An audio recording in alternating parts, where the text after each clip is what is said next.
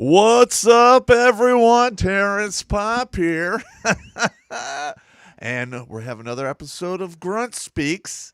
And our guest today is the Sandman. Not to be confused with the Sandman from Punch-Out on Nintendo. Hopefully I won't put you to sleep. I'm already there, man. I could go to bed right now. All right. Man, usually I'm the one pounding the margaritas like it's my job. And then I look up and yours is almost gone. What is up with that? They're good. Well, I'm glad that you appreciate And, my wiles as a bartender. You know I like food drinks. Yes. So there you go. Oh, speaking of which, I have acquired a copy of 50 Shades of Grey. That is going to be our Christmas gift to all of you next week. Yeah, Our Friday episode is going to be Popp reading one of the Schmecks scenes from 50 Shades of Grey in his Army code speak. Here's the backstory. So I get a lady friend of mine. I pick her up today, and I'm like, "Hey, you need to do me a favor." And she's like, "Well, what's that?" What? And I'm like, we have to go to Barnes & Noble, and you're going to buy a copy of 50 Shades of Grey, and I'll just give you some cash on the back end." She just starts laughing. It's like you were a 16-year-old buying condoms at the drugstore. I know. And you try to get like a bum on the street to go in and get them for you because you're too embarrassed. No. That's exactly what I felt like. I was like 15 and a half again. I'm trying to buy condoms at Perry Drugs. Oh my God. But yeah. So Perry Drugs. You just aged yourself back to the Stone Age with that one comment. Perry Drugs. That's okay. Is it bad that I know exactly what you were talking about? Yeah. I It think used to be Rite Aid, right? No. Rite Aid used to be Perry Drugs? I'm not sure. I think they bought out Perry Drugs and they just snuffed out the name. Snuffed them out.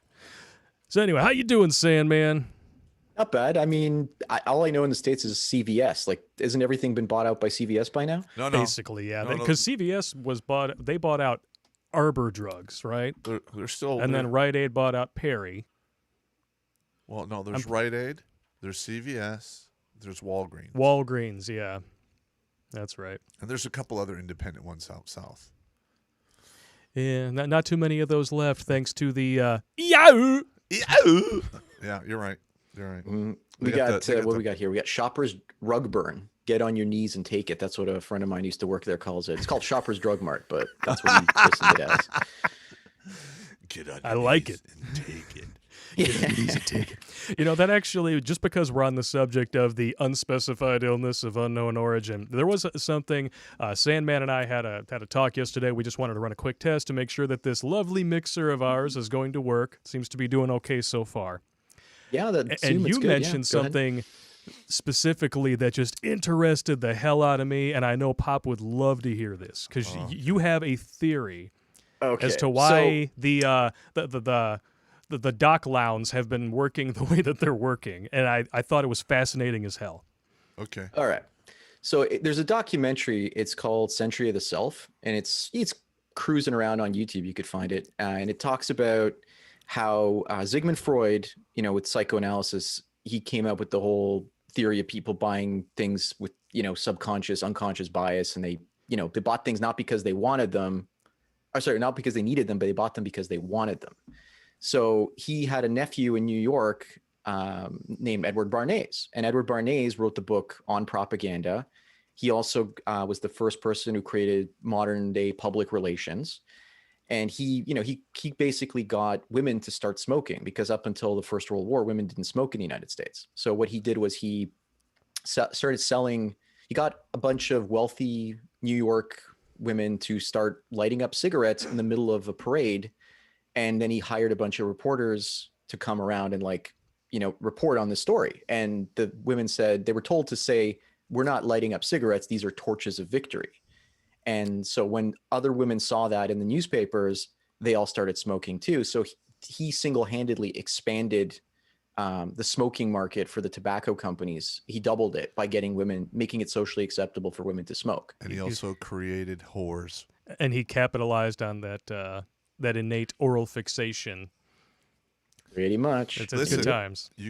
I go to the bar sometime, and I can always tell a woman who smokes Because they always have those lines around their mouth. You're like, there you go. Oh, yeah, just like in my Toxic Male episode, I talk about how Julianne Moore's mouth looks like a puckered butthole. Yeah. There you go. Yeah, so either there's either one or two things or both things going on. They smoke, they suck dick, or they like both. Probably both. Yeah, probably both. But you were saying, Sandman, sorry. Yeah, no worries. So what happened was he created the modern day advertising industry. And so back in the day, people bought things because they needed them, not because they wanted them. So he created the demand for things that people didn't even know they had a demand for. So what's happening now is 45% of people are using ad blockers. And the less we see advertising, the less we are influenced by advertising. We have to constantly be reminded of the products we're consuming so that we keep consuming them. But I would say that's the advertiser jingle theory then, right? Sorry? The advertiser jingles. That's got to be where that comes from. Because I can remember commercials that used to play over and over again when I was a kid. I got to be like an odd man out when it comes to this because I shop everything at night when I zombie shop. And it's always like swords, knives, equipment. True story. Ninja masks. I was sorry to interrupt, but it's like as soon as you mentioned that, like the first thing that popped into my head is all these freaking things, like the Flintstones vitamins song. I heard that over and over again in the 80s and 90s. Yep. Yeah. The Snuggles Bear. The jingle. So what's happening now is people are seeing less and less advertising as our world, we're downloading things on Netflix, we're blocking ads. Ad blockers, yeah. Corporations have a harder time reaching their audience. So how do you force people to consume the products that you have if they don't know those products exist and they can just go to a mom and pop and buy some new product that they've never seen before? And then they're like, oh, well, I'm going to try this, down to earth, organic, clothing potion, whatever, detergent. I'm going to try that out instead. So how do you get people to buy the shit you want them to buy if you can't advertise to them and trick their mind into buying it? And so I thought about it. I'm like, well, if there's a global thing going on and you shut down all the small stores and the only stores remaining are the big ones that distribute your product and only your product, then it doesn't matter if you can't advertise or not. They still have to buy your product because they have no other option. And that's also de facto socialism. Moving closer, man. That's also de facto socialism. Sorry. So Costco has basically become, like the department store in the Soviet Union now. People go and they, before it was like you had to wait, an hour to buy bread. Well, now you have to wait an hour to pay for bread when you go to Costco instead. Do they have a BJ's in Canada other than at the strip club? That's some false advertising. Yeah. I go by a place called BJ's. I know what I expect when I walk in the door. I know. Well, first of all, they built that thing in 2 months. I used to have a membership at Costco, but they were too KGB for me. So I went over to BJ's when they've just literally opened like a week. I walked up to the security guard. And I'm like, hey, do I get a BJ at an end cap or is there a special room out back? And he goes, oh, I love this, man. You're hilarious. But yeah, it's basically the same setup as Costco. It's called BJ's. It was very common. We had New England. Sam's Club, and those kind of failed in Canada. We had Target for a while, and that failed in Canada. All we have is Walmart and Costco. That's pretty much it. You can always tell what's successful in Canada because it starts infesting the U.S. And I'm speaking specifically of Tim frickin' Hortons. And I was watching you guys drink it, and I'm like, do they have any idea what they're drinking? That's Tim Hortons, and they lace that with nicotine on the inside of the cups. That's the rumor going around in Canada anyway. Oh, really? That's why it's so addicting. Well, I don't drink their coffee. I just had an orange juice and egg muffin. Well, I know everything from there is frozen because back in the day when I worked in food service, one of my servers had a part-time job also at Tim Hortons. And I was like, yeah, I like their bagels. They're pretty good. She's like, yeah, they're frozen. So everything is frozen. We come in like first thing in the morning, 6 a.m., pull out a bunch of frozen shit and just throw it in the oven. and that's what you're eating. I'm like, I kind of don't want it anymore. Thank you for that. Nice. Break me of a bad habit. I always appreciate that. We only went to that Tim Hortons that one time because they still had hash browns, but now they quit cooking hash browns after 11. What is? Are there hash brown Nazi police out there? Do you deal with that in Canada, Sandman? Like it's okay, we stopped serving breakfast at 10:30. Tim Hortons is an institution up here. It's like if you go to you see the Simpsons commercial or the Simpsons when they show like the Starbucks, everything's turning into a Starbucks. They got Bart goes through the mall and everything. That's literally what happened with Tim Hortons in Canada. Cool. They're literally you could go into like a block and there'd be like 4 Tim Hortons. Some of them are like mini Tim Hortons. Some of them are full-size Tim Hortons. A mini like Tim back from Hortons? 2000 Mini to 2005, there was literally a Tim Hortons popping up out of the ground everywhere. It was insane. That's I've never kind of how seen it anything feels like here. And each one was like $1 million to buy the franchise. So they cleaned up. $1 million. Wow. I Yeah. almost bought a Del Taco franchise before I got the gig You to and go your back Del in the Army. Taco, man. They were just as popular as McDonald's here. Really? So like they were giving McDonald's a run for their money. And I mean, McDonald's since then is, it's doing their coffees. And so they were able to take back some of their market share. But Tim Hortons is just like, people will go to work. They go 3-4 times a day to Tim Hortons in their work breaks. I can't do that. It's just insane. Jimmy Bone says, Tim Horton, any relation to Amy Wharton? If so, better go get checked. Get yourself Tim Horton's a Canadian hockey player. And Yes. he played for the Toronto Maple Leafs, who and they can never win, so that's kind of funny. But Shameful. like so he basically started the chain in Hamilton. There's actually, if you go to Hamilton, Ontario, you can actually go and there's a museum and you can see the first Tim Hortons. I haven't been there, but I'll probably make a video and put it on my travel channel at some point. You have a travel channel? Yeah, That's cool awesome. buildings.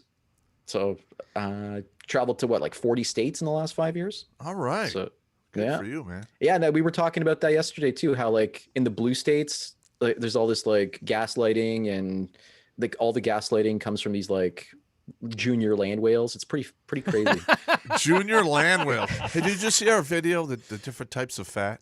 He saw the thumbnail I saw because that, he but, told me I, that I yesterday. went blind because it was just too much squid. And just for you guys, watching on YouTube, of course, check out the Alt Tech channels if you want to see these videos in advance. And especially because that one's never going to YouTube. that one's never going to YouTube. No. It would get to 12% upload, and YouTube would be like, denied, delete, strike, hate speech. Blah, blah, blah. Do you ever get videos you put them on YouTube, they're private, and then all of a sudden there's like views showing up, and I'm like, what the fuck's going on? Like, who's watching this video? It's probably and usually it's the most controversial ones that I do. It's the KGB. And I'm thinking that YouTube is like policing them before that's even being released. I think It's that's ridiculous. quite Go ahead. possible. Yes. I'm pretty sure that there is a select group of us that are on a little list, and they send that over to their to their flunkies in Bangalore, India, and then they have Vishnu Taj Mahal read it, watch it, and then report back after watching about a minute and a half and say whether or not it's suitable for all advertisers. Yeah, like the only reason where Donkless has lasted as long as it has is because I remember when it started getting crazy, I put up the Grunt, Live from the Lair, talk about the Army stories. Yeah. And then it is a comedy channel, and we make fun of anyone. Mhm. And I think that saved us thus far, but probably not much longer. Knock on wood. Yeah. Junior land whales are protected class. And we call them. Let's see, the Junior land whales. Dependapatapai, Hemelos. the Hemelos. Yeah. And Brimelos was a new one. Well, those are the fat women from Bremerton Naval Base, which was north of Fort Lewis. Okay. All right. Yeah. Sometimes I drifted up there to hammer on a few of them. So which base was it where you got the BJ from the chick, and you was were at like, Fort- I don't want to talk to you, and was then and then ran down the hill. That's top at Fort speed. Lewis, man. That was at Fort Lewis. Okay. Noble Hill, which is right behind Second Bat at the time. We're at the top. It's raining. And I start sobering up, and I'm like, I think I'm done here. Run down the hill. It sounded like a champagne cork firing out on New Year's Eve. But the funny thing is, like, my ranger buddy was standing next to me, and her friend is sucking his dick. And I start running, and he instinctively just starts running too. And I remember we're like halfway down the hill. He looks over. Why are we running? I go, those chicks are fat. Oh, okay, yeah. Oh, okay. Totally makes sense now. Then we have a junior land whale and senior land whale. Film at 11. I gotta ask, Sandman, though, what is junior land whales? Is there a difference between like a junior land whale? You got sophomore land whale. Like what do we got going on here? I don't know. It just came out, and a friend of mine just started laughing. He's like, "You got to use that," and I'm like, "We don't know what it means, but it sounds funny, so we're gonna throw it around." That's I think the junior land whale is like anything above full German, but yet below forklift fat. That's when you require an engine puller just to get from your bed to the toilet. Or anything. Or anything. because gravity has locked you in, man. Mocking Moniker just signed in and said, "Have I missed anything?" The answer is yes. Yes, you have, brother. We're talking about. Apparently, we are sat faming, so we really need. Well, first of we all, should probably back off a little. I bit. was drunk off my ass when I came up with that list because I remember I gave it to you. The first thing he does is like, "Were you drunk when you made this?" Because these are like very similar. I'm like, I think I was. Well, I remember. This was one of the few times when I'm like, I know you don't like to do this, Pop, but for this particular episode, you're going to have to do some work. So I want you to scour the internet like a pervert and find photos that actually line up with all this gobbledygook you're talking. Yeah, and actually I came up with even more categories when I did that. Well, yeah, and then we were talking about it on the way to Donovan Sharp's interview. That's when you started reading all these off to me, and I'm like, okay, these sound really funny, but how are we going to make an episode out of this? And the answer, booze. Lots of booze. Yeah. And the next thing you know, we're talking to Sandman, we're talking about junior land whales. Junior land whales and forklift fat. Now I'm just imagining I have a to steal whole the forklift fat part. That's pretty funny. Now I'm just imagining a whole land whale high school. You got freshman land whales and sophomore land whales. You got the land whale that was held back 3 times because she has to do math. Well, the last one on that list is chainsaw fat. And that's after you're so fat you die, they got to cut you up to take you out of the house. Bury you in 3 separate piano cases. You don't live in a house at that point. It's like it's a trailer, right? They just they knock the walls down. And No, knock the wall down fat. And that's when they bring the forklift in. No, knock the wall down fat is actually above forklift fat. Yeah, that's while you're still alive. Chainsaw fat is after you're dead. You're not worth tearing down a wall for. Yeah, while you're still alive, they can like your family, the people who care about you, can convince themselves that you are not too far gone. But after you're gone, they're like, well, I don't want to cut down the walls because you're at this point you're screwing with my inheritance. Screw it, cut them up into pieces, bury them in the yard. Tearing down the wall and putting it back up, that's like 10 G's, bro. A little bit. Mm-hmm. It costs what, $300 to cut you up and haul you out. And now just listening to you and I go back and forth on just complete and utter grunt tangents with the face, could do the face. Sandman knows how we can talk for 2 hours, sometimes 2.5, because it's just, there's an idea of a straight and narrow path, but that's not interesting. So we just we always have to go off in the weeds. I can't help. It's kind of entertaining banter back and forth, Yeah. Well, you're welcome to come on with us anytime, man. You should hear us talk on the phone. I'll have to come up with a list of like funny new sayings like queefed out a cooch critter and stuff like that. Wow. He went to 11. Wow, that was one good. comment. He went up to 11. I approve this message. Yes. Yeah. When I said that on a video, people were like, I don't think I've heard that combination of words written anywhere. I don't think anyone's actually putting those words together like a puzzle before. So I was like, all right, I'm going to do that. So my thing is, you guys talk back and forth, and you throw these funny things back and forth. I just sit there and I write, and this shit just, I don't know, it just comes out of the ether and like drops in my head, and I just put it down. That's the way it's supposed to be, though.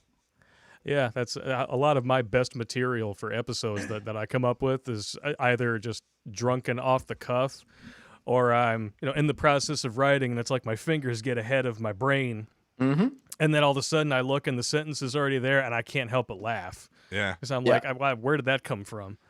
Yeah, that's the thing. The alcohol shuts off your conscious mind, and then your subconscious or unconscious takes over and just writes all the funny stuff. You do come up with some damn good jokes, bro. The best ones are where I, just you can feel the lump of vomit coming up. Yes, I can feel it right now. Break out your drinking straw. Through everything, now I'm at the, you can shake, wiggle, and you can dance, but the last half a gallon, it's going in your pants. It's going in your pants. That's the leftovers from the butt sex. And he, without missing a beat, he's like, break out your drinking straw. And then I got this horrible image. I'm like, it was terrible. No, that wasn't that episode. That was the cuckolding episode. That was bad, too. Which I'm sure that word is going to be banned on Twitch soon, too. So maybe we should talk about that. I know that was on your list. Why are they banning, I got a list here of words they banned. They banned simp, virgin, and incel. I can get the incel and I can get the simp. Why would they ban virgin? Like all of a sudden they're banning. Well, the reason they're getting rid of simp is Like, for instance, like if I run into somebody and they're acting like goofy around women, I call them a simp. And it's kind of like a shaming tactic coming from a masculine man. Okay. Since I no longer talk to my sister, right? Why don't you talk to your sister? Because there's no more room in my back for the knives that were put there. So, are you sure she's not hidden under the bar when you do no, your shows? No. I mean, it's a pretty big bar. I no longer talk to my sister, but I would not have her killed. You know, that's just that's a faux pas. We went there. There. So anyway, like she gets divorced. She's got 4 kids. You know, I let her live in my house for like 5 years rent free. She dumps a lot of weight, and then she meets this blue collar guy who was living in an apartment because he got divorced and divorce raped. Oh. And what does he do? Oh, she loves me. She loves me. She's different. And I know that she would never have looked at this dude 15 to 20 years earlier, and she's only marrying him because he makes good money, and you know, and he's a total simp. A cuck and a simp. So you think they're protecting the simps on Twitch from the actual men, so that they stay there and they continue to give away the pay piggy money? Yeah, they're going to throw away money at these women hand over fist. Oh yeah, the vast majority, from what I have seen on Twitch, is scantily clad women who really want to be models but couldn't hack it, so they pretend to be gamers. And of course, they don't wear underwear, but they'll wear like the romper things. It really does look like just somebody decided to try to make a potato sack out of a floral pattern and failed, so they cut arms and leg holes out of it and decided to sell it to really gullible chicks.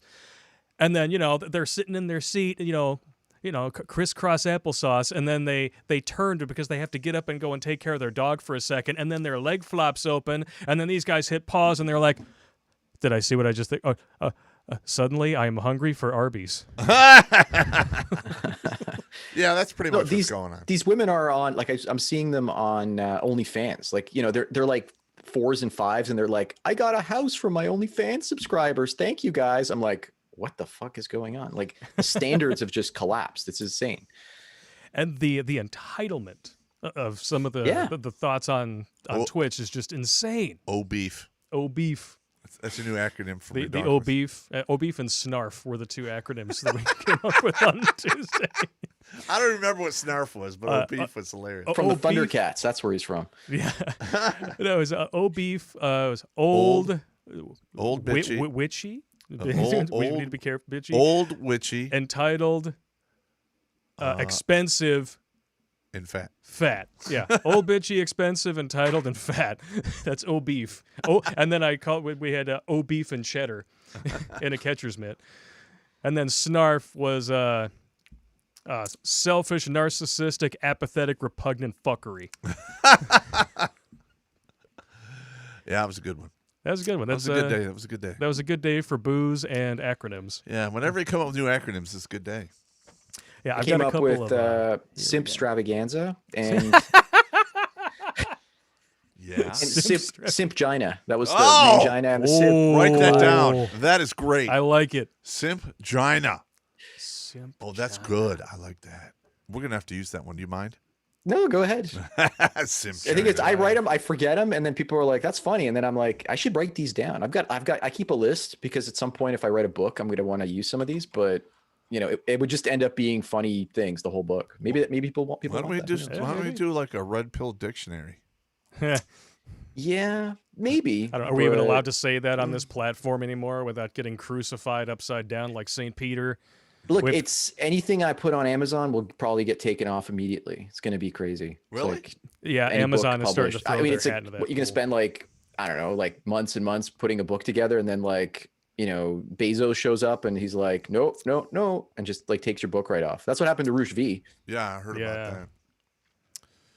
Yeah, Bezos is a little touchy since he lost half his pesos, but then the EIU gave him all that money back. But I'm wondering, would they ever take my books down, even though they're not about red pill or anything? There's like fiction.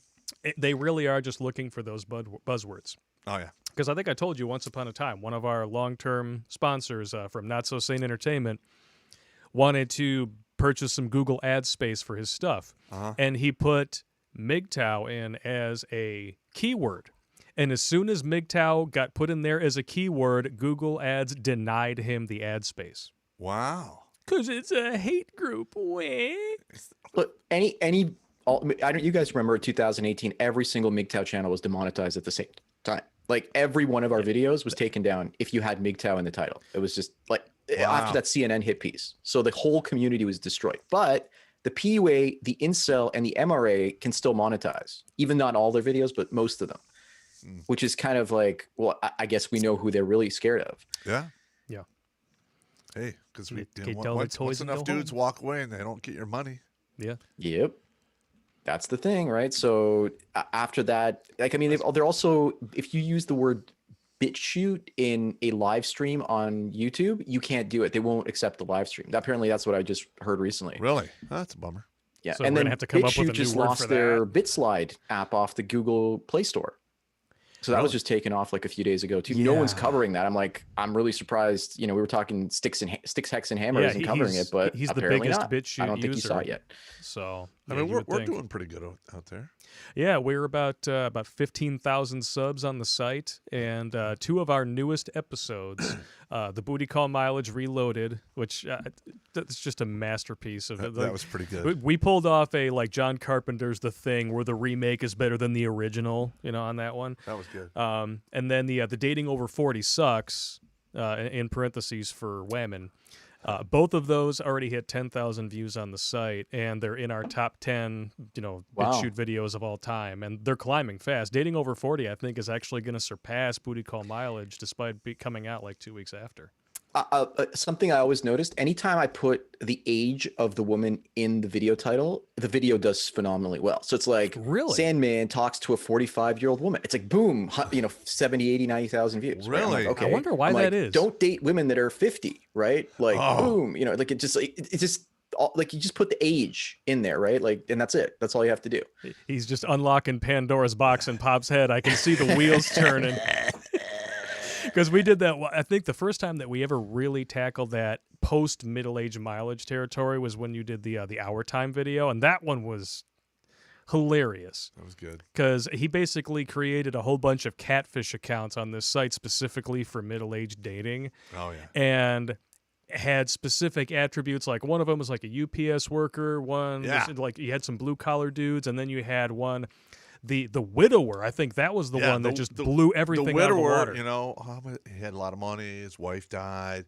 And there was just an insane amount of women just like, I'm going to move right in and take my place in her dead spot where she slept in that bed. And how long did you have these profiles up for? About 3 months. About 3 months. 3 and to that 6 that months. one widower account got over 400 messages. Yes, it was insane. That's wow. nuts. Like the UPS thing, I got I think 36, 50 messages. Half of them were actually I felt sorry for the women because they sounded quite genuine. Yeah. And genuine. Yeah. Man, I knew a guy, his wife was dying of cancer, and like all the women were already like swooping in while she was on her deathbed to like take him away. Do you know how many times I've heard that? It's crazy. Like you wouldn't, unless you actually saw it, you wouldn't believe it. Because and they have no shame. A woman, if a man gets sick, they're gone. But if a man is married and the wife gets sick, there's a whole laundry list of people just waiting to take her place. That's crazy. That is crazy. Well, they also they think to themselves, well, he's not damaged. He's going to have all this money from both sides that they can have access to. And he's vulnerable because he's hurt. Vulnerable. Well, that too, and he's needy, right? He's gonna be, he's gonna want the golden V because his current one is dying, right? The golden V. And we all know it just is what it is. But you can't call women out on it, right? You can't say anything about it. No, we're going. You're not allowed to tell the truth. I don't care. No, it's like, well, I'm just supporting him in his hard time. Yeah, as she's throat slamming his ding dong until her mouth touches wedding cake and that stuff stops. This is such a touchy-feely issue, right? Yeah. I'm telling you, man, you want to inoculate your woman about throat slamming a ding-dong, you just throw some wedding cake in there. It's over. Not always. Shut up. I speak from recent experience. I speak from experience. I'm just telling you what I hear from dudes. Listen, when I was in New York, I actually went to bars and interviewed people. And that's what you do. I can't tell how many times I talked to dudes, and I'm like, so when's the last time you got a blowjob? They would just turn and look at you and go, I think it was like New Year's Eve or my birthday. And I'm like, how long you been married? So that's where that joke came from? Yeah, like 6 years. Oh. So did you notice the blowjobs dry up after you got married? Well, yes, they did. I mean, I'm probably about 50, 60 responses like that. One guy was married 20 years, and I asked him when the last time he got a blowjob. He laughed in my face. He thought it was funny. He's like, blowjobs? Something you see on TV, man. I don't know what you're talking about. Wow. Was this in New York State or New York City? New York State. Yeah, gotcha. the red trash section, right? Upstate New York. Well, it's actually like the middle of New York, in the middle of nowhere. The butthole of the world. The Catskills? Yeah, around there. Butthole of the world. Yeah, it was like right outside Utica, New York. Utica, isn't that where the prison is? I don't think there's a prison. No, it's Attica. Attica's where the prison is. Attica.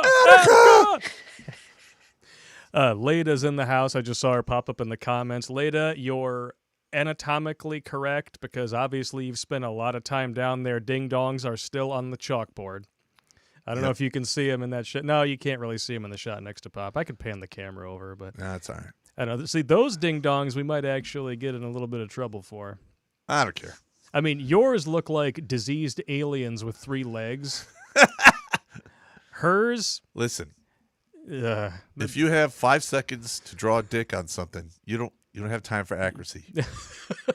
3 pubic hairs in the corner is it. That's just the way it is. Well, Terrence Pop, somebody says, where did you get that light? Are you talking about the one on the bar there? Amazon. Literally, like, I was looking for ways to light this new set. All of a sudden, the 2-tier shelf with the booze on it there pops up in my feed, and then I'm looking around in there, and I'm like, I didn't know that they made this stuff. This is awesome. So I spent like $200 just lighting the freaking bar. You sent me a text, and you're like, this is great. And I'm like, okay. You're like, okay. Hey. Yeah, if you text Pop expecting a meaningful answer, it's just spoiler alert, you're not going to get one. Yeah, cool. Okay. Funny. Yeah. I need to, like, I issue to let them know, like, hey, make sure that you bring this, and this. Okay. I'm a grunt, man. That's the way it is. Okay. And then you usually forget it anyway because you got drain damage. Yeah, I do. Oh, okay. So I'm looking at the set because you guys changed the set. When did you change that? Like this week or the week before? Just recently. We finished it about 2 weeks ago. There's still a couple of things that I want to finish up with it.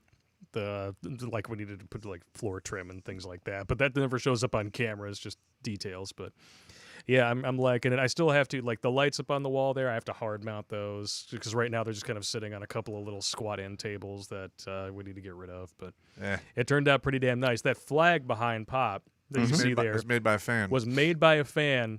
Wow. That is a wooden flag. It kicks ass. There's like a little inscription on the back and everything. Yeah. Now you're like Joe Rogan. Yeah, I forget the name of the dude, but the set and everything, a couple of buddies of mine, and we all built this. Got the brick paneling over at, I think it was Lowe's. Was it Lowe's or was it? It was Lowe's. Yeah, because I went to Menards thinking like, yeah, Menards is great. It's like that place is cool. It's like redneck paradise in there. I love Menards, but it turns out that for a hardware store in their lumber section, they don't cut paneling. Yeah, you got to buy the whole thing. No, yeah, you got to buy the whole thing, and then you got to cut it yourself. And I was like, well, I mean, I just need these trimmed like 14 inches off the top. So, and then I went over to Lowe's and they'll do it for you. Boom, done. Yep. I'll cut up some shit. This is the new Popp Culture set. Yeah, it's quite a glorious thing. I like it. Sounds better in here. It's warmer. Yeah. Are you guys both in the same room, or is it like you're in a different place? No, we're in the same. We're in the same room. Yeah. Oh, okay. Same area. Yeah, I got one camera pointed at him off to the left here, and then I'm just about 5 feet away from him. It's more like with 8. the mixer and everything. More like 8. What cameras do you guys use? Like, I've got a bunch of Canons that I use that are DSLRs, but like, what do you typically use? Sony A7 III. Got I have 2 of them, and then I also have an A7S III and an A6400. Eventually, I'm going to figure out a whole wire rigging for this set where I can have another couple cameras or everything else. So plus show the whole wide of the room. We have the GoPros for the ride and roast. Yeah. And I have the GoPro for the lair. The ride and roast are so much fun. Yeah, I was using an original GoPro for years. I just liked it. It's good stuff. There's two guys that do this. They used to do ADV China, that's their YouTube channel, and they would drive on motorcycles throughout China and put GoPros on their helmets, and like they would each ride a different motorcycle. Nice. So I mean, with the ride and roast, if you guys put the cameras on the front facing out from where you were in the car, then people could actually see what we're looking at. Yeah. And then you can like talk about the different areas, and I don't know what you would talk about in Michigan, but you could give us a tour of Detroit or something. Oh shit! not nowadays. You get shot. Hell, you get shot in the 80s. You get shot in the 90s. You get shot in the 2000s. Yeah, you get shot anytime down there. A little bit. I heard. I just saw like blocks of just like empty land now. Like they've got full streets and streets. Yeah, everything's they're gone. there. But like back in the day, there was Beirut. They were burned down and destroyed. And they're burned down for decades. Yeah, and now you can drive down whole stretches of Detroit where every piece of property is just abandoned and has been left to rot. Yeah. It's really sad because you can tell that, back in the 60s, they called it the Paris of the West. Yes. And then the riots happened and everybody cleared out, and it's just been a cesspool ever since. And the same thing's going to happen in Philadelphia, Minneapolis, Seattle, L.A., San Diego. It's coming. You think LA too? Yeah. Why LA? The property's like $1 million houses in LA. If everyone you know what? I'm going to tell you this right now. There are mansions that were going for $400,000, $450 back in $1960 that you can literally get now for 25 G's. That's and it's sad. Yeah, I mean, these are huge. They're all haunted, don't get me wrong, but they're huge houses. And what's really funny is that when you actually take a look at what big tech is doing to their own platforms, because they're all going the same way. Because we've seen exactly what happened with cable news, right? Oh, yeah. It got fanaticized. It got oversaturated. They all started competing with each other, but only in name. It got boring. So everyone started migrating to the internet because the internet is where the exciting stuff was, right? So just like the white flight, people moving out of the cities and into the suburbs. Now the same people who ruined television now want to ruin the internet, and we're migrating off of the big tech platforms. It's just a never-ending circle that happens in real life, on the internet. I mean, it's everywhere. Insane. Yeah.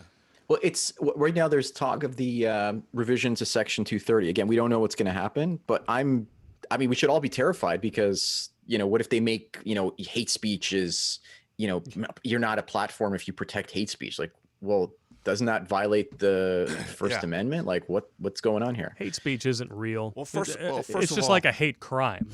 Okay, yeah, a crime I hate doesn't. What you say, so it's hate speech. Yeah, that's pretty much what it is, right? A crime doesn't become worse. Like if somebody gets murdered, they're dead.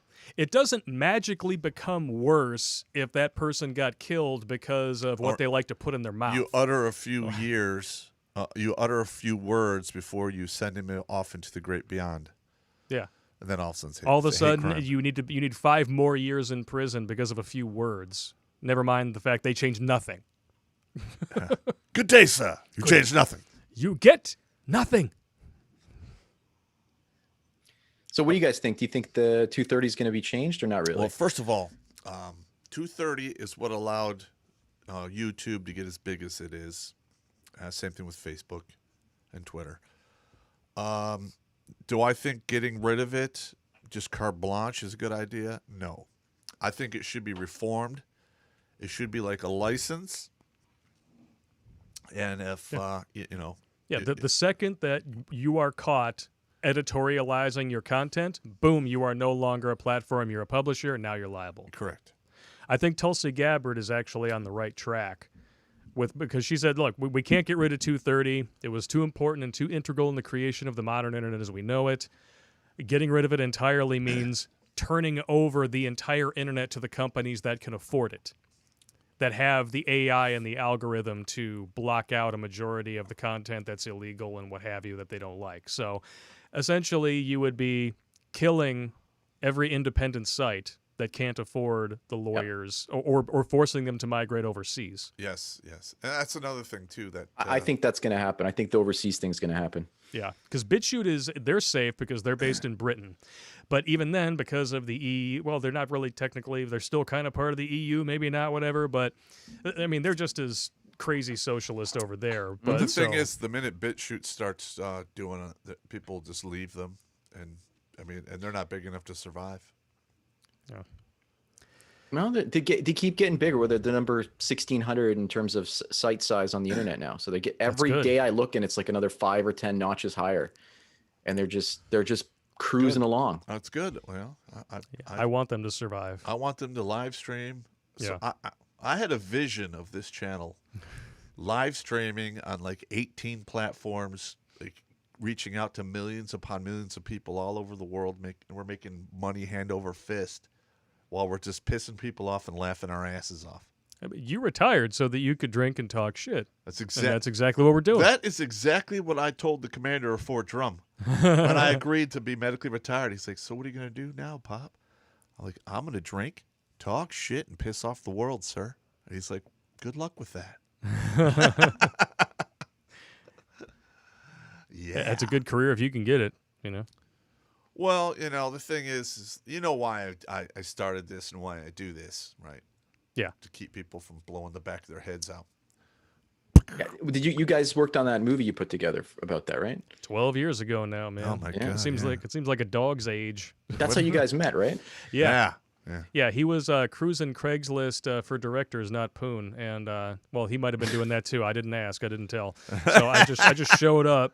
And he tells me what he wants to do. I was like, yeah, I can do that for like 500 bones. Because at that point in time, I was... You just got done with OU. Well, I just got done with OU, and the job that I had went tits up because of poor management in the office. So I no longer had consistent money coming in. And I was like, well, you know, but it's like, I'm not going to take that out on somebody else. Like, well, you know, I'm going to have you pay my bills for a month. Yeah, I'm going to do what I feel I got to do. And yeah, it was just like a 2 or 3 day shoot. And then I did like 2 weeks of sound design, edited it together. And we won a couple of film festivals with it. Yeah. I remember. How's the freelance business going these days? It's taken a hit. Yeah, obviously. I'm doing the same thing. So I'm kind of just like, I always talk to people and they're like, I'm not doing any weddings. I'm not doing this. I'm like, okay. Right. Yeah, weddings are essentially in the crapper. At least now. They were too bad you can't do consistent. video for divorce. That'd be great. Woo! She's leaving the cunt behind. Woo!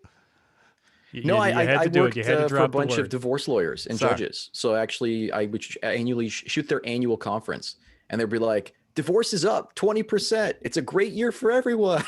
Oh shit! Well, at least they're telling the truth. Yeah, they're honest about it. And then I'm like, well, what are you guys going to do when people just refuse to get married? It's like, don't worry, we're going to fix it. Just like we fixed it in BC. I go, what do you mean? It's like, well, in BC, if you're common law for a year and then you break up, you're as good as married. And we're trying to change that here in Ontario too. I'm like, oh God. Those guys need to be hung. Well, wasn't there that dude in Canada who has to pay alimony to a chick he was never married to?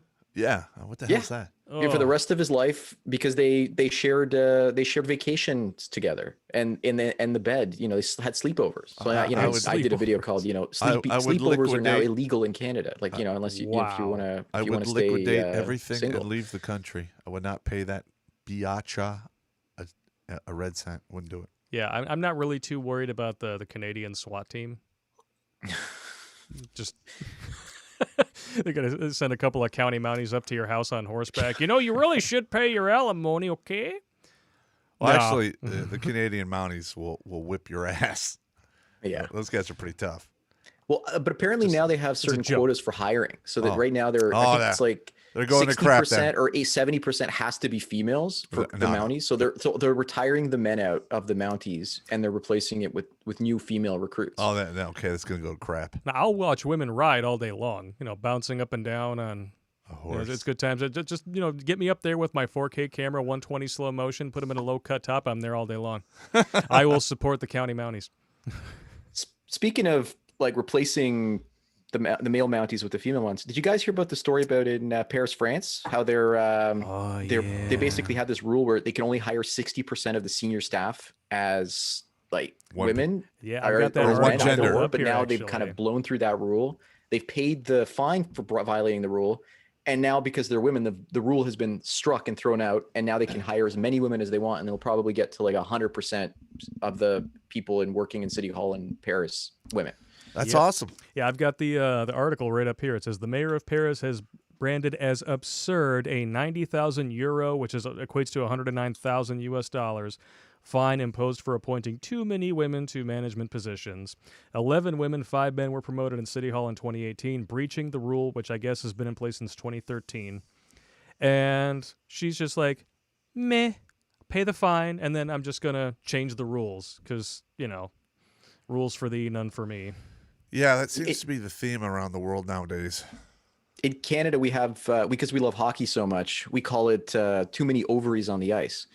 And we put some of them in the penalty box. But apparently now they've destroyed the penalty box, so we can't even do that. Too many men on the field. NFL dating. If you ever watched that video, check it out. It's on the backup channel. And some of my friends saw that and were laughing their balls off. Yeah, too many men on the field. When you take that penalty and out of football and apply it to dating, then you got all kinds of problems. Oh, yeah. Ugh. We got gay sex with a witness.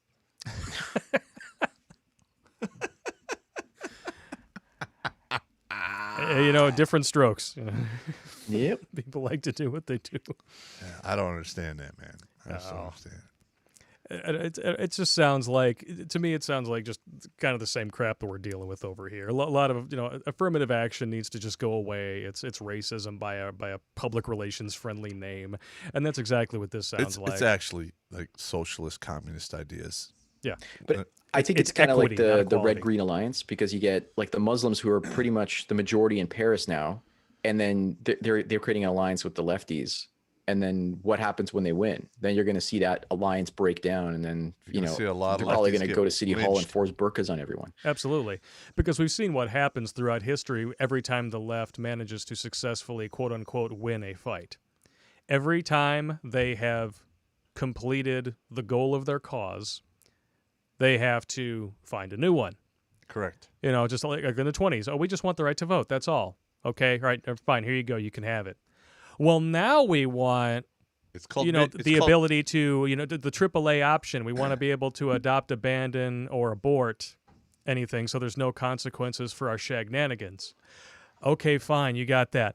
Well, now we want more money for the same job. Well, you're getting paid the same. That's all you get. Well, now we want no, because not enough of us are working for the overall average income to equate. So you need to pay us more so that it equals all that out because of centuries of oppression. Yeah, right. Yeah, so oppressed.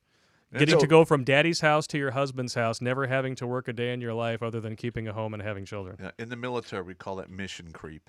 Mission creep. Yep. I mean, I just see the money printing, and it's just getting out of control.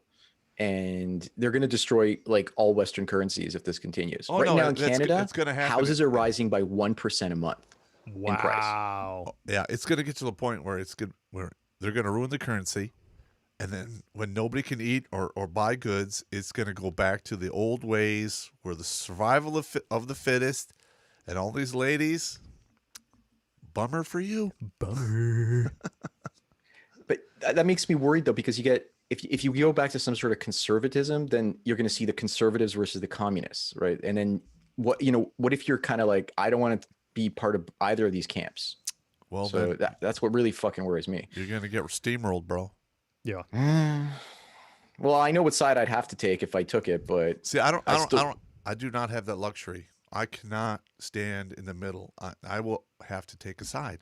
Yeah, it's like, in the land of the blind, the one-eyed man is king.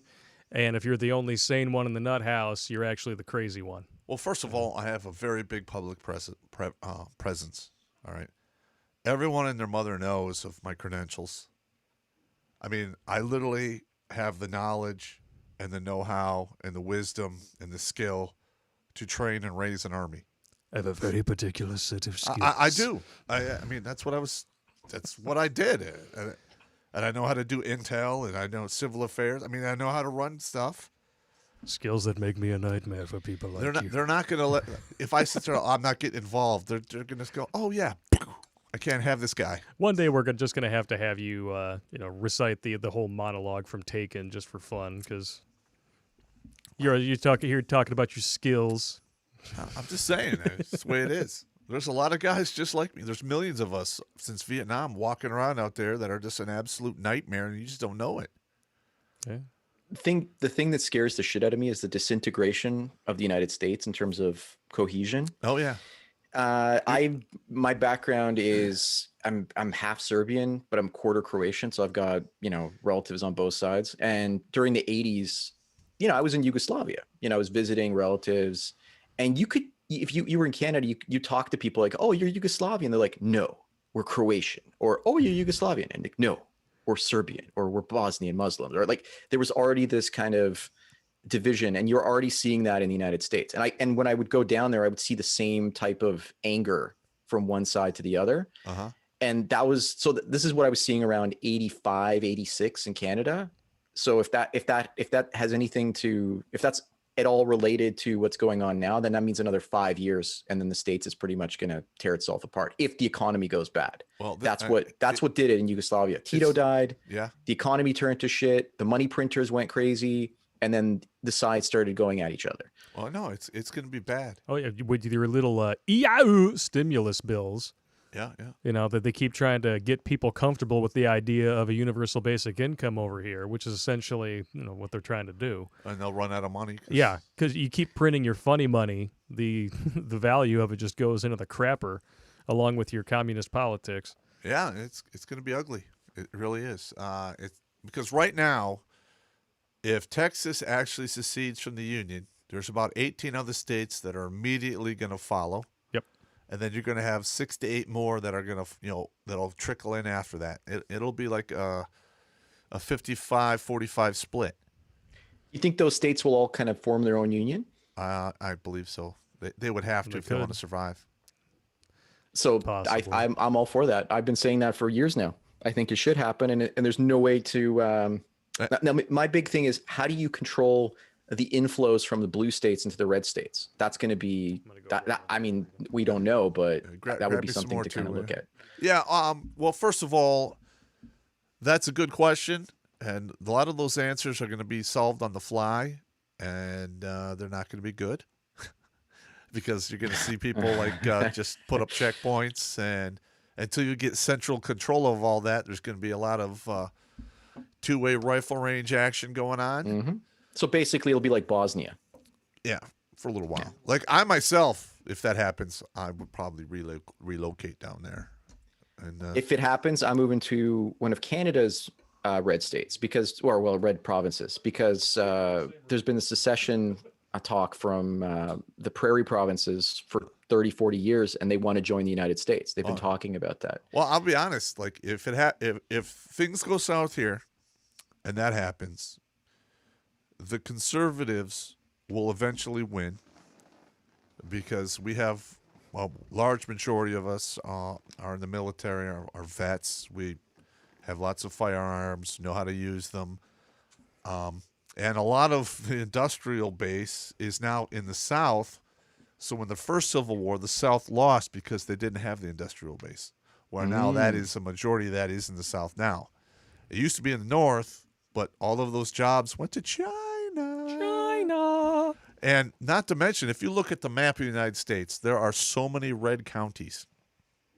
Yep. That as these blue states run out of money and disintegrate, you're going to see a lot of these red counties surrounding these big cities just basically block them off and go, hey, F off. You can stay there and starve in your socialistic hellhole.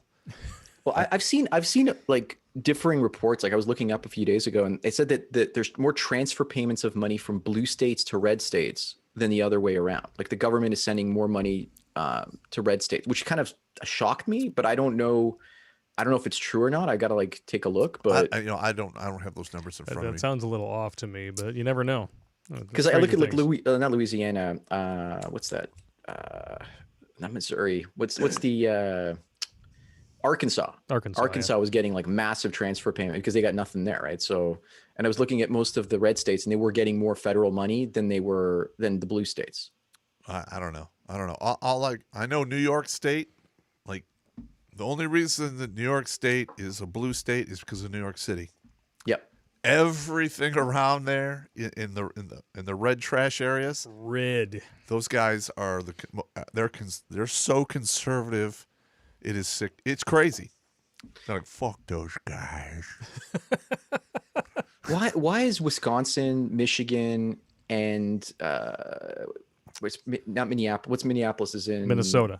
Yeah. Why are those blue? Like I couldn't figure it out. And I would drive through there and I would interview people for videos, for my travel videos, and they were all very Democrat. And I was like, what's going on? Like, it doesn't make any sense here. In Michigan, you have Detroit, Jackson, Grand Rapids. And there's one more. It's Kalamazoo. Kalamazoo and Lansing. Yeah. Essentially, if you have a densely populated enough area or you have enough of them within a state, they can swing the entire state in an election. And that's just because they're so densely populated. Yeah. And that's what happened in Wayne County. Maybe it has something to do with, their cities falling apart, so they flee into the countryside, and then they turn that blue too in some ways. I don't know, but I mean, when you actually look at the layout of the elections, I mean, if you just looked at a map of the United States and saw how it voted, the country looks like it's bleeding to death. Yeah. With just a few small blue patches here and there throughout of just densely populated area. But really all that does is just prove the point of mass hysteria. You get enough people together, you corral them into a small enough part of the world, and they start to feed off of each other's paranoia, and I just don't understand it. They live behind the 5 fences. We did a whole video about that.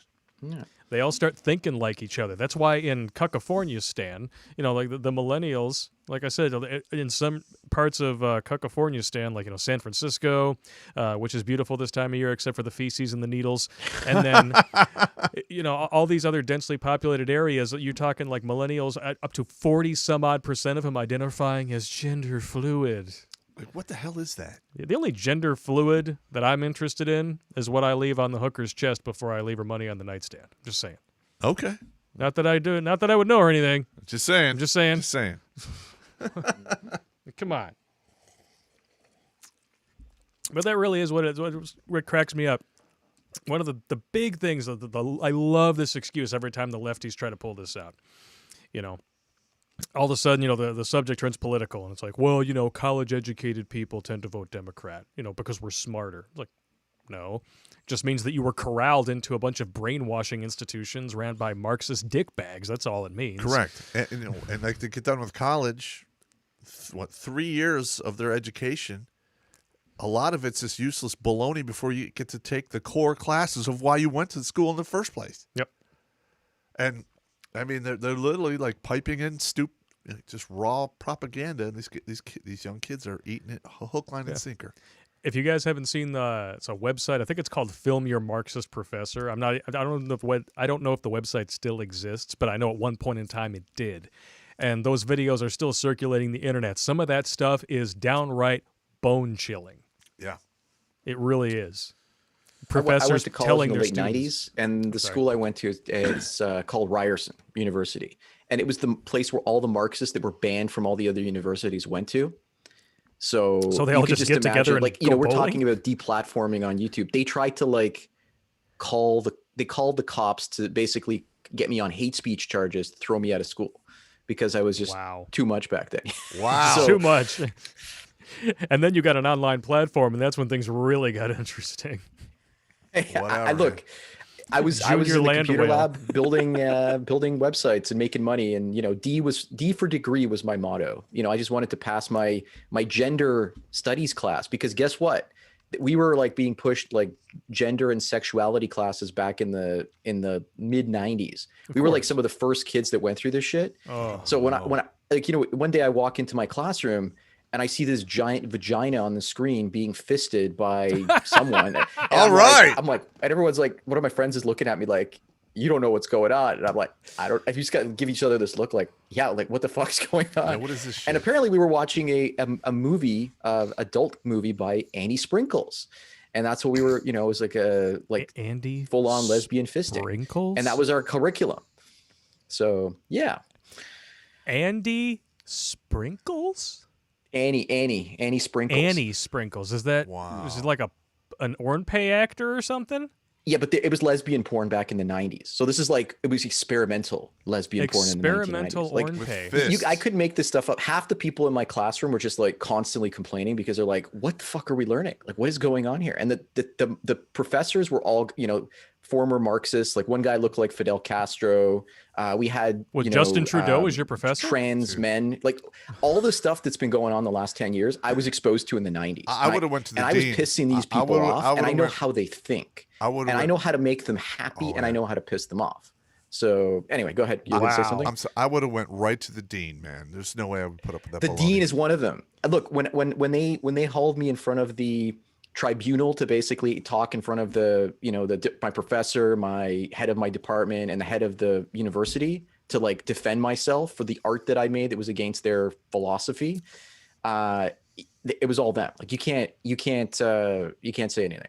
Wow. But the fact that they went to the cops to try to get me arrested was just like, again, crazy. Did the cops laugh?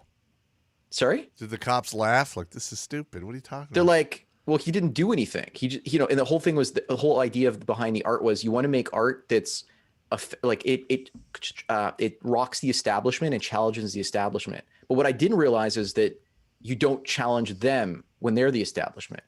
But that wasn't something they taught in the classroom. So I guess if they did, then I would have known, right? So I mean, I got a bunch of friends from that. They were like, "Holy shit! Like you fucking like hit this hornet's nest. Like what happened?" That's exactly what happens every single time. Like the people who fight the establishment become the establishment. You're like talking about like the flower children of the 70s are now the Nancy Pelosi's and Chuck Schumers in Congress. Yeah.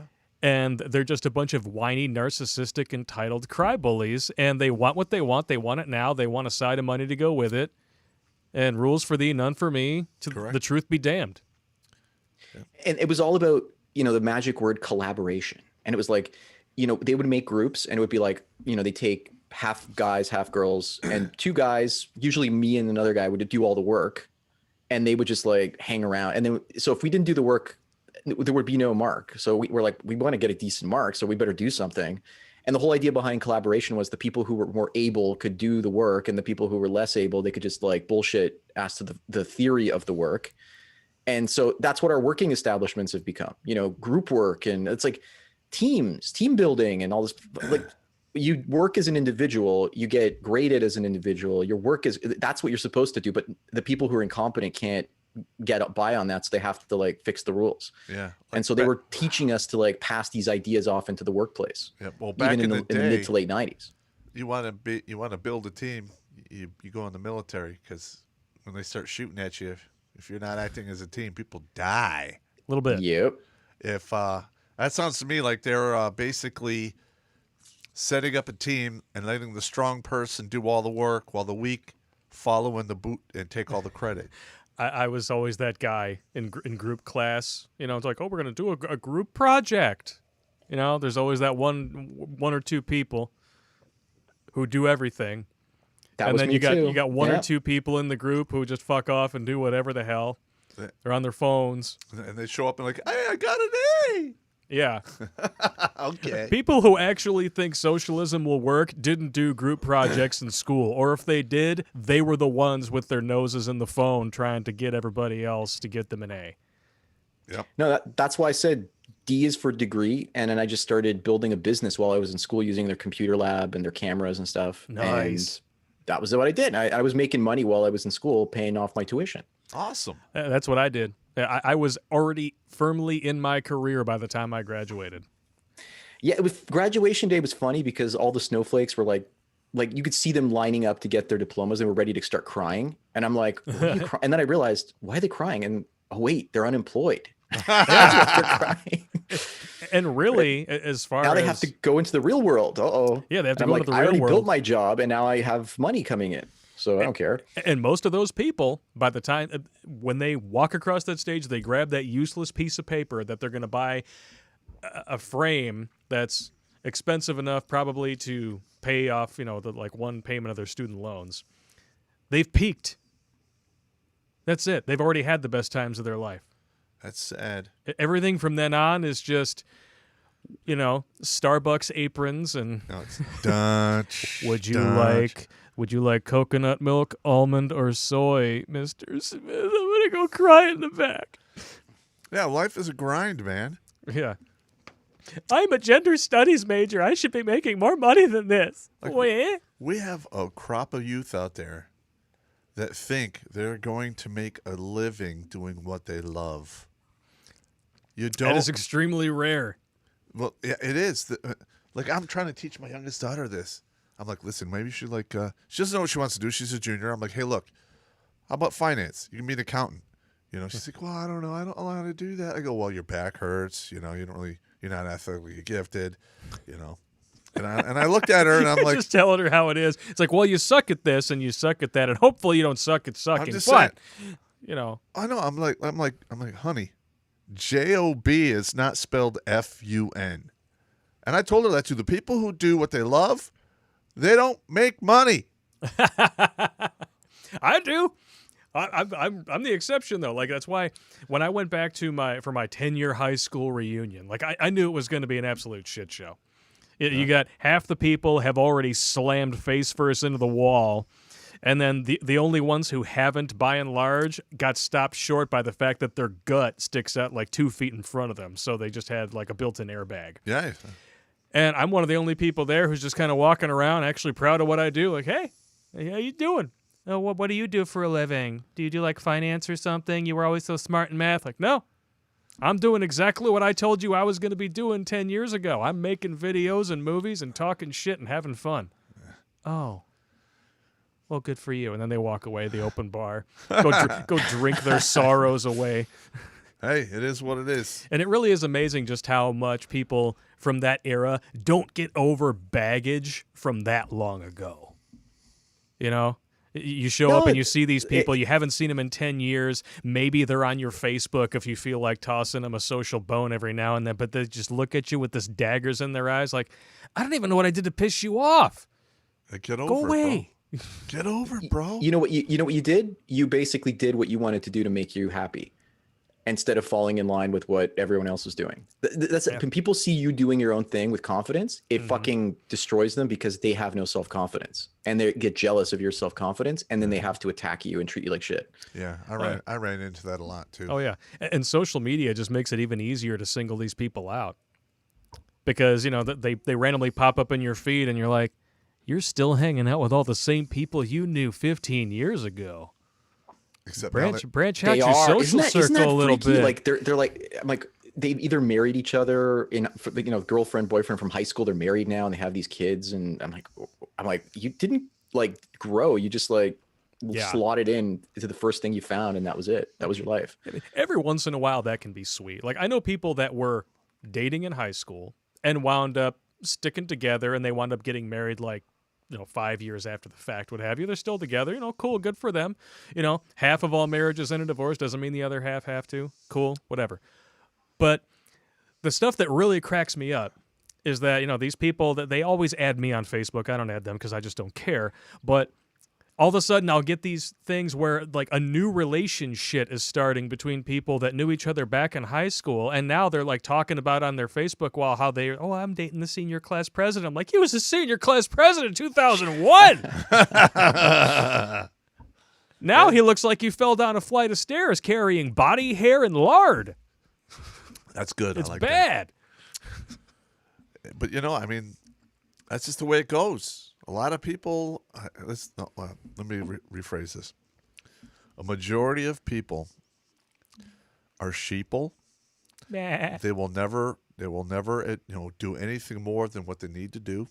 Yep. All right. Most people just kind of do the bare minimum to get by, I've noticed. That's absolutely correct. And they get mad when people in their group excel, because that makes them feel like they feel left behind. Have you ever had a family member that felt like that about you? Me? Yeah. Like, what if your sister felt like that about you? No. My sister's just a we should call him coons, because maybe it skirts the algorithm a little better. I don't know. While we're stuck live streaming on here. No. Like the thing with me and my sister is, it started out as my mom has always played horrible favorites, Ah, and it just caused a huge rift between us. that'll do it. Yeah, I've seen that in my own family. And it's getting to the point like once my mom dies, I'm a free agent. That's it. I'm done. I wish I could talk, because the thing is, my sister-in-law found out about my YouTube channel through my brother, right? So How did that go? it was complicated. I had a book sent to my grandmother's address, and he intercepted the book. He found it there, and it didn't say my name. It said Sandman on it. So he's like, "Sandman, is that you?" I'm like, "Here, just give me the book." and then he looked it up, and for like 2-3 years he teased me about it, but I didn't know. Like he didn't tell like the wife, and then when he did tell the wife, it was a crazy story. So, and I can't really say anything about it because I've had to basically keep my mouth shut about whatever goes on. So I understand. I don't have those limitations. Because I shared personal stories online, right? So, and that's and the personal stories were heard, and then the explosion happened. The explosion. Oh my God! That sounds like fun. You're dirty laundry on the internet. Oh my God! I don't care. I really don't. How dare you tell the truth? No, I could care less. I really don't. Well, it's not like I'm using names or anything. It's just like, keeping it. But anyway, well, my ex-wife actually like resigned one position she had at and moved to a different job because like all of the cops were coming from the 3 counties and like firefighters to drop off patients at her emergency room, and they point at her and go, "That's her. That's her. That's her." See the redhead with the fun bags? That's her. Oh no! She's the one who got hosed out by half the fire department. This is what I heard. I mean, this is all allegedly. Allegedly. Allegedly. Allegedly. Is this what you heard from her, or did you hear this from some other staff member? I don't talk to or your daughters? I heard that from the rumor mill. I did not hear that from my daughters. Rumor control. Okay, gotcha. Yeah, it's like, I mean, if you become bigger and bigger and people like, oh, there's Popp, and they'll become public figures whether they like it or not, right? It's just that's just what happens. I don't care. Whatever. What are you gonna do? And if when they ask me about him, I'm like, yeah, like allegedly my ex-wife had a forest of cock run through her. So she allegedly had a whole forest through that wood chipper betwing her thighs. Hey, allegedly. Allegedly, she got hosed out by half the fire department. If I ever get dragged into court, I'm like, I said allegedly. Oh, hey, I don't know. Well, they call redheads fire crotches. It only stands to reason that they would need to get hosed out by the fire department. No, and like a lot of the videos I do I try to educate people so they don't make the same mistakes I made, because I ignored a lot of red flags that I shouldn't have. That's what cracks me up about the people who love to, send you hate mail and things like that. I love Who the hell are you to tell, to try to advise, man? You're not a real man. You're gay. You got a small penis. Blah blah blah. Like, lady, all the stuff that we're talking about on this show, I did myself. I'm just trying to keep people from being as stupid as I was. Yeah. Or when I get that, like, you're not a real man. Like, I led men in battle. Yeah, like Braveheart style. That's pretty much I led from the front by example. I really don't. Your argument is invalid. Our words and our philosophy. I basically think of it as the male mind time machine, right? So like you get like a 50-year-old guy, and he's just passing the mind down to a 20-year-old guy. It's like a time machine. It's going back in time. I want to be the crazy uncle. Crazy drunk uncle. Because, like when I was a little kid, my father's brother showed up for like 2 weeks. All right. And he was the E7 in Vietnam. And he told me all kinds of his army stories. And he actually fragged like 3 lieutenants. And he told me all about it. Of course, he was a drunk, but what are you going to do? And I never saw him again. But I learned, like, in that 2 weeks, I was just like, holy crap. I learned so much from that dude. Yeah. But that's just and he was single, never married? Yes. Well, no, he was divorced. Oh, okay. Yeah, he got divorced while he was in Vietnam. So where'd he go? You just lost touch with him? He died shortly thereafter. Agent Orange. Okay, gotcha. Yeah. All that's required to pass wisdom down is to have an audience that's willing to listen, who knows that they don't know everything. Yeah. And an open mind. Oh, here's another thing that I get a lot. I'm actually considering like taking my DD-214s and taking out my social security number and putting them on the Redonkulous site, because I get a lot of guys who are like, I tell my friends about you, and they're like, oh, you're just stolen valor. Nobody can do all that stuff. Like, what? Okay. Well, in 33 years, you could do a lot of stuff. A little bit. I don't know. What do I know? So we've actually had some requests to do lair episodes and whatnot about stolen valor. Yeah. Well, the thing is technically, these individuals are not committing a crime, and they are allowed to do this. So for me to like put the pictures up or talk about them on the internet, we could get popped for, no pun intended. Yeah, for doxing, and then we can get sued and stuff.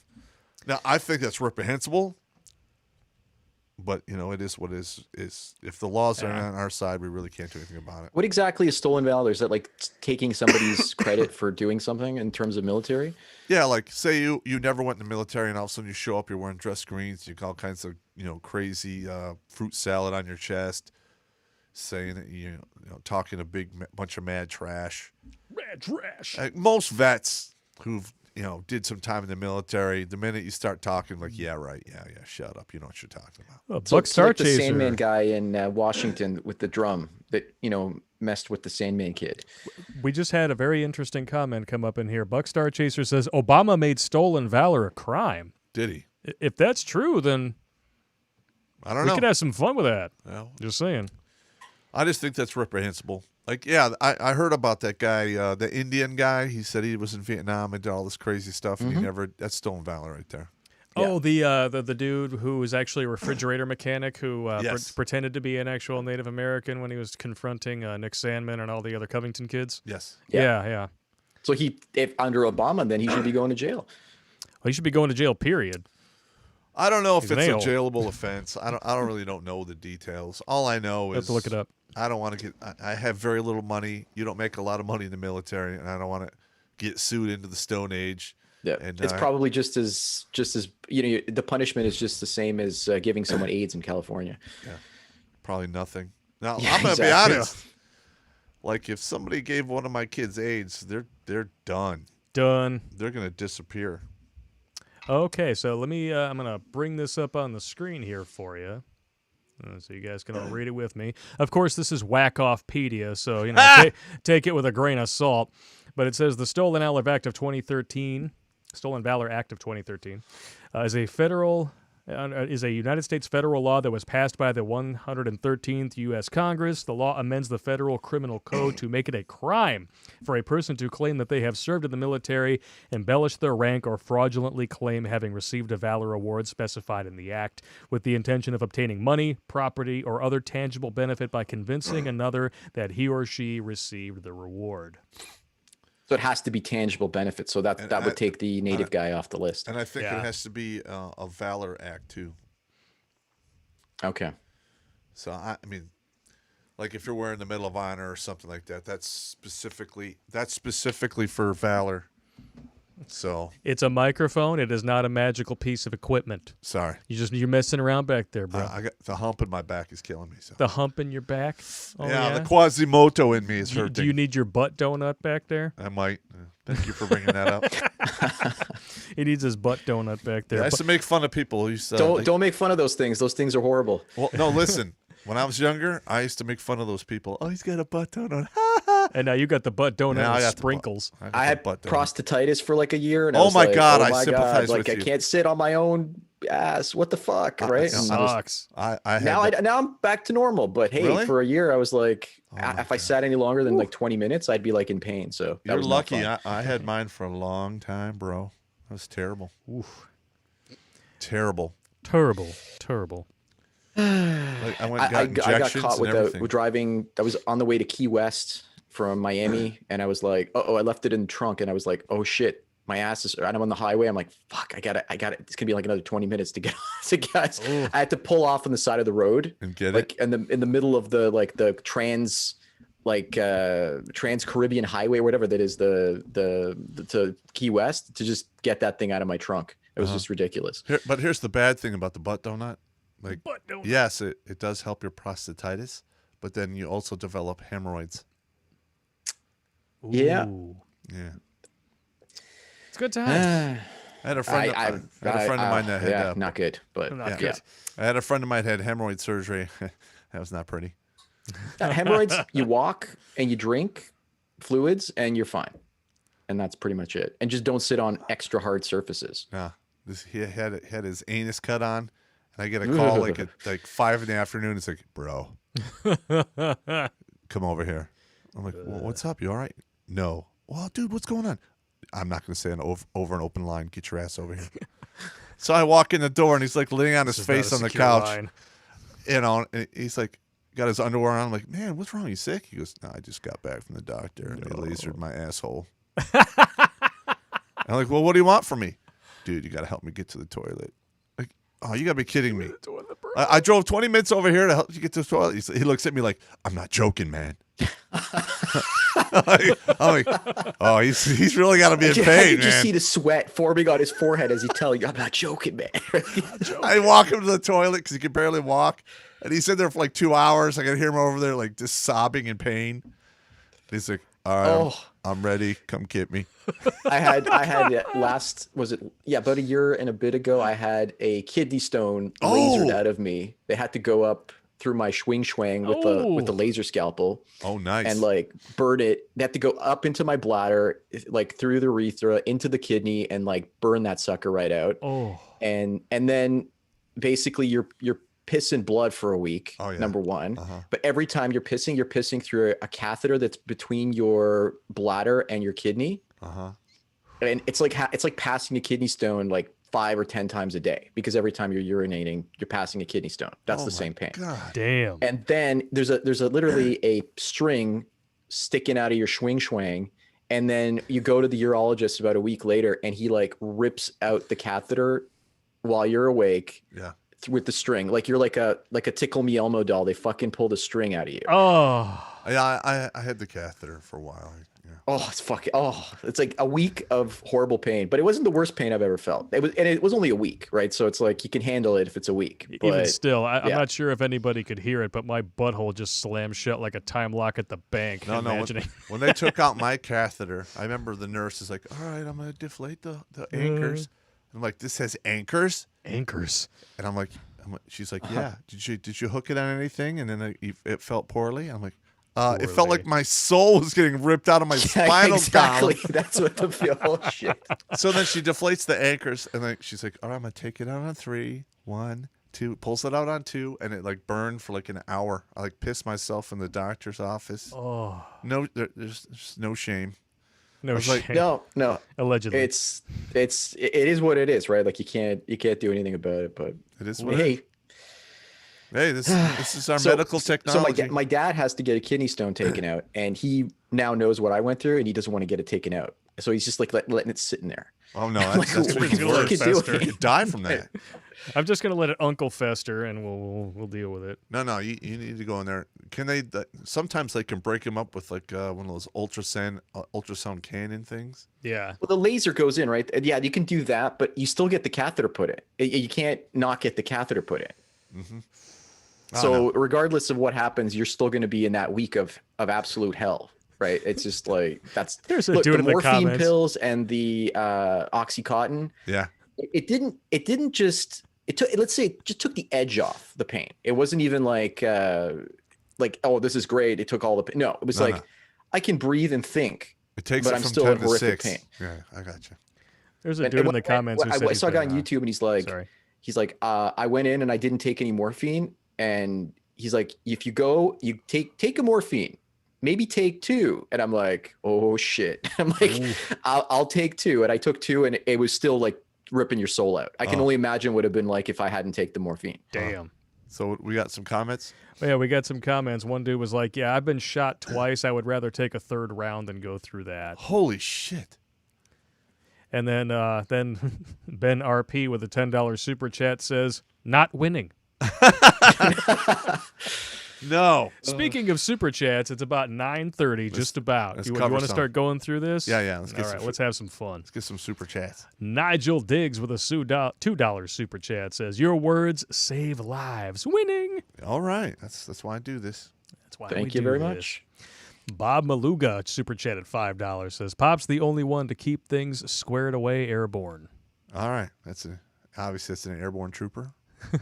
Oh, this is a good one here. Let's Play PC with a $5 super chat says, did you hear that Eric Swalwell is starring in his own James Bond movie? It's called The Spy Who Loved Me Long Time.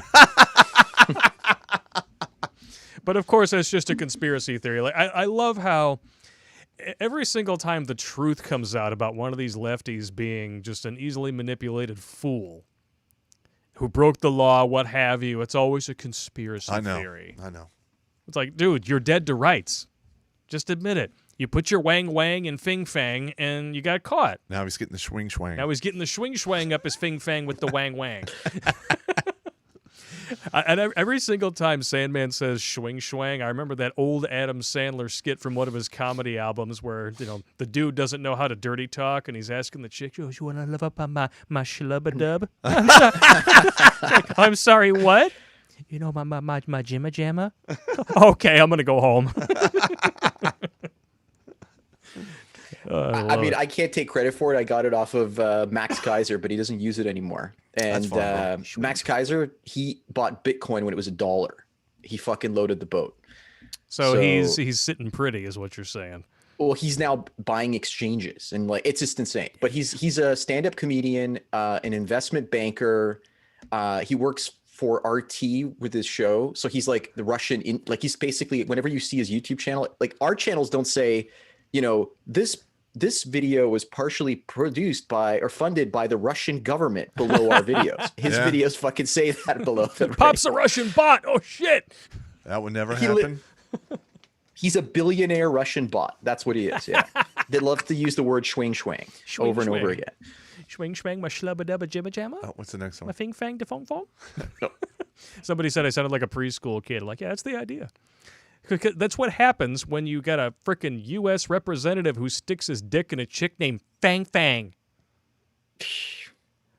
Well, he was dick thinking, obviously. Obviously. Because, that little head doesn't really have a lot of IQ. So you're like, sounds like a good idea at the time.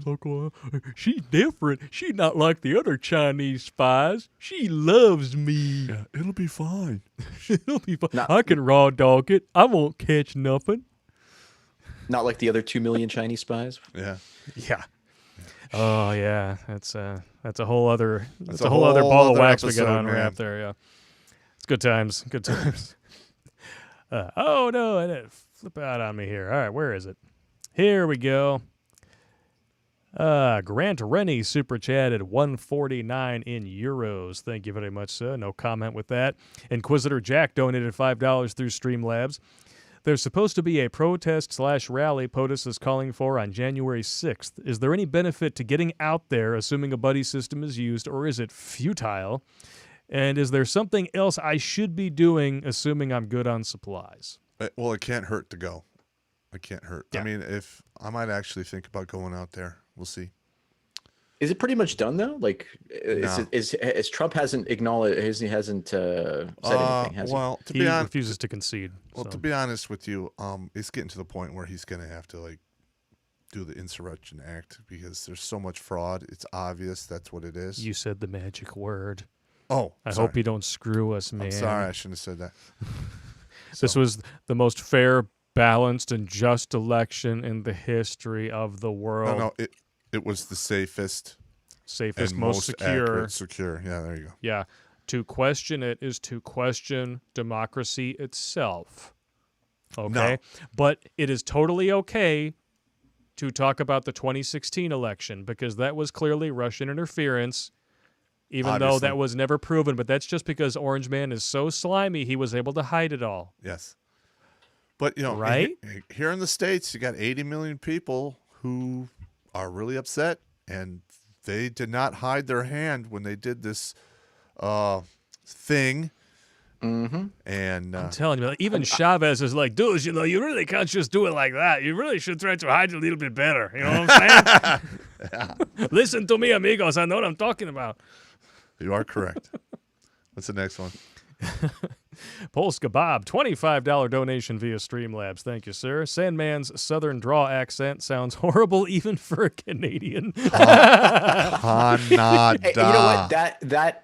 a video, like you guys were running that ad for me, and that thing actually could have actually been what got me kicked off of the Brave referral program.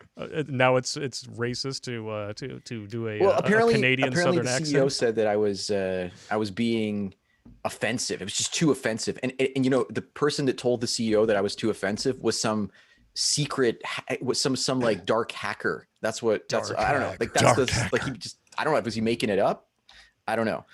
And then I was worried about the fact that in the beginning of the Yahoo, Doc Lounge, I did the one where I was standing in front of the TV, which I had a green screen on the TV behind me, so I could put whatever behind me, and then I had a safe for work version, and then I had a not safe for work version that was only broadcasted on BitChute, and one had boobs, the other had bikini. It was all good. And then as soon as you told me that, like, oh crap, they just screwed him out of all this freaking monies. They've been referring the Brave browser forever. We've been running these ads.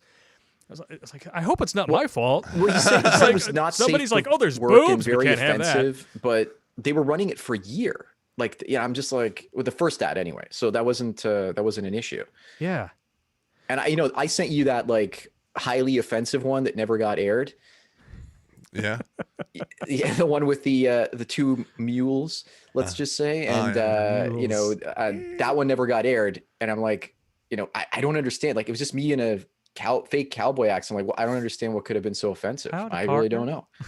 I just think they're shutting down their referral program. They need reasons to keep the money and do whatever they want with it. So just put it right up their swing. Well, so I'm glad I never got involved with them anyway. I was thinking about it, and since they hammered you, I'm good. Hammered. Well, in the slot B. It is what it is. Look, it's like TFM always says, like, you can't look at internet money as like stable. You just have to look at it as like found money. And once you take it, it could disappear at any moment. And I told my friends, I'm like, oh, I'm doing this with the Brave thing. And they're like, oh, that's great. You're doing great. And it's like, no, could be gone tomorrow. They're like, oh, don't think so negative. And then I give them a shout. Hey, it's gone. They're like, how did you know? I go, because it always happens. Same thing with YouTube. Same thing with Brave. Yeah. So you got the peg D to the slot B. All good things. Yeah. ... You know the rest. Hey. I expect betrayal from corporations. It's just, I don't even get upset anymore. It's a shame, but you are accurate. You are correct. It is. Oh, what is that? Michael Guevara says, like PayPal shutting down my account and keeping my money. Yeah, kind of like that. That's messed up. It is pretty messed up. I used to keep money in PayPal, and then I heard about that happening to a few people, and then I just started taking all the money out of PayPal, and I keep a minimum balance there now. That's what I do. It's good times. So they really they keep your money? How can they keep your money? I don't know. Maybe they have something in their TOS about if it's in escrow, when the account is terminated due to violation of terms of service or something. So now think about PayPal is allowing people to buy Bitcoin. So if they just don't like you, they take your Bitcoin? Well, I don't use them for Bitcoin. I use Coinbase. But Coinbase is left leaning as all those other companies. Yeah, you're probably right. Yeah, bad things. So, I mean, I've slowly been, well, it's not in my. Well, it is. Well, I'll tell you what. I don't use the Sandman as Coinbase. So why don't we do this? I would like to talk to you offline in regards to the cyber currencies, cryptos. The crypto stuff. Yeah. Yeah, we could talk after the show if you want. Yeah, that's fine. Yeah. And just for the record, the only thing that leans left on me is my swing. So the next one here, Dynaside13 is back with a $10 super chat. I'm getting back into writing and need advice. I have an idea for a woke dystopia crushing a blue-collar dude. Should I make it a modern 1984 or the backstory for a protagonist hero like the Odyssey? I would do something current. If the closer you are to the current times, the more it's going to sell. Yeah, I think 1984, we're actually watching this Orwellian BS unfold before our very eyes. Yep. And it's fucking scary. It is really scary. And the fact that they've managed to convince half the country that it's not only necessary, but stunning and brave, that's even scarier. That people are stupid enough to fall for it. And they're not going to wake up until it's too late. No. Well, it's never really too late. But when they do wake up, it's going to require to pay a fine in blood to get back to normal. Yeah, I just hope they don't have a Palestinian alarm clock. Yeah. Troy the Man with a $2 super chat. Screw Tim Hortons. I cook my own breakfast. All right, good for you. I'm lazy. Yes, you are. That's why, you go to McDonald's. It's 10:35. Well, we stopped serving breakfast at 10:30. Damn it! I just want a hash brown. I'm going to go, oh, thank you. I'm going to go with a big fuck off and then drive off. Have to go with the big fuck off. My health conditions over the last few years, like I've gotten them under control, so I'm doing pretty good. But if I eat grains or carbohydrates, I'm almost on a what do you call it? Carnivore diet. So I eat meat, but I also eat olive oil. If I have, say, McDonald's fries, last time I had McDonald's fries, like a small bag of McDonald's fries, I was sick for 2 weeks. Wow. My body goes into shock and my throat produces so many the phlegm and antibodies that like I start puffing up. Like my face starts puffing up. It's bad. Wow. And that includes potatoes, rice, corn, wheat, all grains. I'm so glad I have been blessed with like an insanely tough body. Well, you've also been injected with probably more crap than people would ever care to. Yes, it will kill me early. I understand. But it is what it is. Like I heard one. I remember I was listening to one of your shows years ago when you were talking about your health conditions. I forgot about them until now. Well, my throat, I used to constantly get phlegm, like it was nonstop, and it would eat away at the lining of my throat and then cause like bleeding, and I would like get throat infections, and I'd have to go to the hospital to get abscesses cut out because it could have killed me, right? Wow. So. Yeah, no, this is going on. I had to go like 2 times to the hospital. So over the last 5 years, I was like dead almost like 2 or 3 times. Like it was just crazy. Like you heard my voice. Like it was just like, and every day I keep producing content. Like it was like, just kept going. I'm not letting this shit stop me. I'm gonna keep going. Do what you do. So that's awesome, bro. That just is what it is. My diet is now very few nuts, meat, about 12 or 13 tablespoons of olive oil a day. I get most of my calories from olive oil, about 2/3 of them. And some salad, like bok choy or like a little bit of spinach here and there, and broccoli, and that's it. If I eat anything outside of that, I'm gonna be fucked. Damn, dude. For the longest time, I couldn't eat it. Like anything I ate was causing problems. So I was losing weight. I was losing like 5 pounds a month, and I was getting like really badly skinny. And I was like, I'm gonna die if I don't have something to eat. And if I eat anything, I'm gonna get sick and go to the hospital and get shit cut out of me. It's like, what do I do? Statistically speaking, people who experimented with foods until I found what worked. Yeah, I'm sorry you're going through that, bro. I really am. No, it's done. The problem is solved. I just eat like if the food has any more taste than a piece of cardboard, then it's not. I can't eat it. So it's like imagine eating pizza, but you can't eat the pizza. You can eat the cardboard. That's what my life was turned into. But look, I'm alive and I'm healthy. And that's all that matters. And even if I have to eat the shit I don't like to eat, it's a chore. That's it. I am a walking garbage scow when it comes to eating. Yes, you are. I just eat whatever, man. Just don't let it catch up fat. You know, it might be doing something, but you don't even see it, right? 65 and out plan. 65 and out plan. Next one here. Double Helix 23 at Super Chat at $5 without a comment. Thank you, sir. John Conti Super Chat at $5. Guys, it ain't much, but Merry Christmas and Happy Holidays. Same to you, bro. Thank you. Yeah, I hope everybody has a nice Christmas. We may possibly have another guest for... It'll probably be the day after Christmas. Christmas is next Friday, right? I don't know. So we're not going to stream Christmas Eve because, it's Christmas Eve. You guys should be with your families. We should be with our families. It's a dick move to do that. So, but day after Christmas, everybody's taking stuff back to the store or, at the very least, initiating the Amazon return. In England, it's called Boxing Day. Boxing Day, yeah. Same thing we in could Canada. do it on Boxing Day. We'll do a Boxing Day stream. All right. There you go. Next one, Alex Patino, Super Chat at $5. Check out Gabriel Iglesias on his levels of fatness.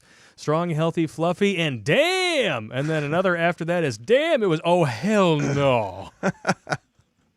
We had, 4 categories of fat. You had functional fat, problematic fat, unhealthy fat, and then impossible fat. Yeah. And then within those were different subcategories. And I just realized this after the episode went live. I'm up in my room and I'm like, folding clothes and stuff, and all of a sudden I'm like, damn it, we totally forgot to record the line for "Where's your tit fat?" Oh. It's like, damn it, that was a good one too. That's when the stomach comes out and creates so many rolls that if you're a woman and you have boobs, it kind of gets lost in the shuffle. It just kind of looks like... Especially if it's dark. It looks like Homer Simpson's face being inflated as a helium balloon. And we totally call forgot that one. Fatty McFat Pants. jail. Skipski 100 super chatted $5. The picture of Popp and his buddy running down a hill to escape a fat chicks after some sookie is priceless. I agree. That is one of my favorite stories. And I remember the first time you told it to me, and I about lost it. I was laughing so damn hard. I was like, you have to tell that story in a Lair video. And I think you did the very next week. Although the way you told it to me was even funnier, because it's like, I'm leaning back, she's bobbing up and down, and all of a sudden I look down and I sobered up, and I'm like, I don't want to talk to you. I just tick off into the darkness, man.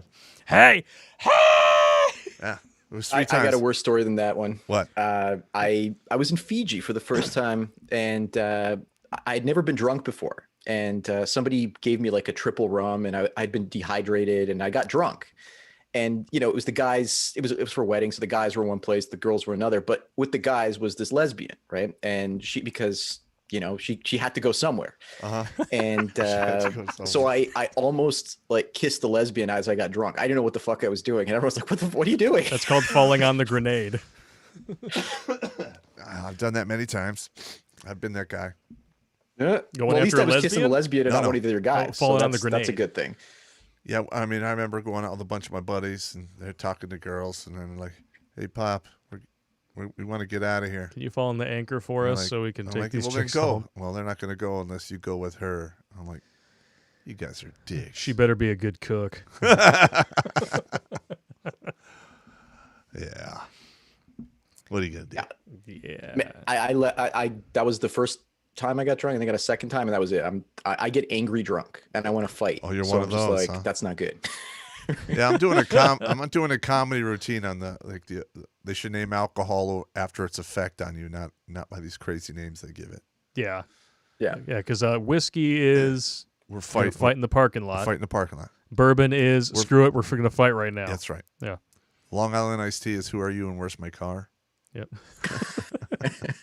Which So I just one haven't is found the stick right your drink dick in a yet. fat chick? That's tequila. It's tequila. No, okay. that's stick your chick in a fat chick and stick your dick in a fat chick and fuck the police. Because that works out well. But it is tequila, so you should end that with a mang. Yeah, maybe. Just saying. Bob Maluga super chatted $5. Like I said before, women have more DNA than Ancestry.com these days. Amen. Especially my ex-wife, allegedly. It's called the Chimera Effect. Yes, that's an actual scientifically proven fact. Google it or Bing it and look it up. Bing. Patriot of the West super chat at $5 Australian. Odin bless you, gentlemen. Merry Christmas.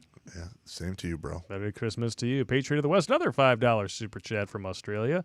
Sergeant Popp and Sandman, thank you for taking me off the plantation. Amen. You're welcome.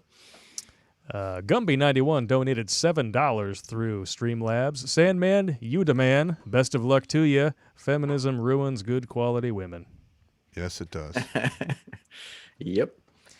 Have you ever seen, I don't know if it was Return of Kings or one of those sites, they actually did a before and after feminism photo. Those things are disturbing. Oh, my God, yeah. I remember seeing some of those. I'm just like, oh, look, she looks so nice. Oh, my God. What happened to you? It's terrible. I knew someone like that. She was this sweet little girl, and this about last time I started was about 5 years ago, and then she went to literally gender studies for the gender studies program in London, Ontario, and so I saw her. Her hair was short, buzzed, and half purple, like Ruined. Peacock, whatever. And then I'm like, what do you think of the men's rights movement? Right in the middle of the meal with everybody, right? And she's like, like literally, she just like stopped and like looked at me. It's like, what do you know about them? And I go, well, I don't know, just they're fighting, like they're fighting feminism. And what do you think of that big red? This is back when all that shit was going on, right? Oh yeah. And she's like, oh, she doesn't speak for us. She doesn't speak for all the other feminists out there. I hate. And I'm red. like, And then I go, well, and then her mother asked me, so are you involved with the men's rights movement? And I'm like, no. Just fucking keep your mouth shut. Don't say anything about MGTOW. And the fact that I was involved with the men's rights movement, like I had one foot in both camps. So I don't know. I just found that kind of interesting to see what she had transformed to this like sweet girl into this like Marmaduke. You know what? I mean, have you tracked her? Do you know what happened to her after she got done with college? And Probably she got a rich daddy, so she's basically been traveling Europe and America and like the North, and just that's all I see. I just see Instagram photos of her like traveling everywhere. Yeah, you should keep tabs on her, because sooner or later, I bet you she's going to all of a sudden show up with a man next to her and be Mrs. Conservative. So let me get this straight. The hair grew back. So she's definitely looking around. So but she's I don't know, I don't know what happened. I was just like, why would you? Who the fuck would pay for gender studies as a degree? I don't know. So let me get this straight. She's living and traveling on daddy's money. Mm-hmm. All the while, she has a degree and an ideology that says fuck the patriarchy. Mm-hmm. Strong, independent and she's literally surviving because of literal patriarchy. Mm-hmm. Wow. Yeah. That's the awesome. irony is thick enough to cut with a chainsaw. It's chainsaw fat. That is. It's chainsaw fat. Wow. Wow. What do you even say to that? I got nothing. My brain is aching just processing that. Although I've had this conversation with many a person, throughout my life. A friend of mine got married, didn't change her name, and I asked why. Because to me, it just seems like less paperwork for the divorce. That's the first thing that comes into my mind. And it's like, well, I shouldn't have to change my name. It's a patriarchal standard that we have to change our names. And I was like, oh, okay, so it's a patriarchal standard, so you want to keep your last name. Don't you mean your father's last name? Ooh. And then you just watch it dawn on them. You're thinking this. You're overthinking it. Think about if you're a woman. I think I'm just you don't thinking want about all the guys from your past to know what you're up to. If you change your last name, they'll never find you on Facebook. They'll never find you ever. So it's advantageous for them to take the man's last name. That's the only reason it hasn't changed. Yeah, now that I hadn't thought about. That is very perceptive. Like my mother hyphened her, my last name. And my mother, when she got married, she hyphened her name, my father's name to her name. Yeah. And she got divorced like 6 years later. Never remarried. So, I'm sure it worked out great. They can disappear. Like, look up those girls from your high school reunion. You can't find them. No. It's just impossible to find on social media because their names are gone, right? So all the creeps just disappear when they get married. All right. Yeah. There's 3 stages of your life when you find out who your real friends are that I've discovered. Okay. When you get engaged, you're going to lose a lot of friends. You get married, you lose more friends. You have a kid, you lose more friends. That's when you find out who your friends are. And just wait. You find out who your real friends are when you get divorced. I've got another stage to add to that. You tell people you're going your own way. Yeah. I lost friendships of 20 years because I said that. Really? Well, yeah. But when you're a woman and you're going your own way, it's stunning and brave and feminist and progressive, and you're moving forward, and you don't need a man. But when a man does the same thing, well, you must be an incel. You can't. Yeah, well, it's what the problem is. You tell the wrong guy, and he'll tell his wife, and then that's it. You're done. Your friendship's over. Yeah, that's right. Well, that dude's weak anyway. If that's the case, jail. But here's the thing. Like, I've seen guys who were like strong and intelligent, and like lost weight, got a job, cleaned up his life, got everything in order. And then he's like, I'm doing this so I can get married and find a girlfriend. And then he finds the girlfriend, and he just goes right back to who he was, and even worse. Yeah, like, I've seen that. You're before. Like, what the fuck? Like, and I didn't realize the brain changes when you get into a relationship. Like, you basically, you become that simp gina, and that's it. You're done. Simp gina. And so everything you say gets passed down to her. She filters it, and then his behavior gets altered depending on her mood and what she thinks, and that's it. Damn. That's got to be some real powerful poon, man. 'Cause I'm not doing that. It doesn't have to be. That's the thing. Like, for me, it was just like, it didn't matter what like quality was. It just, it all affected me no matter what. So if I fall in love, I'm like, my brain is toast. It doesn't matter.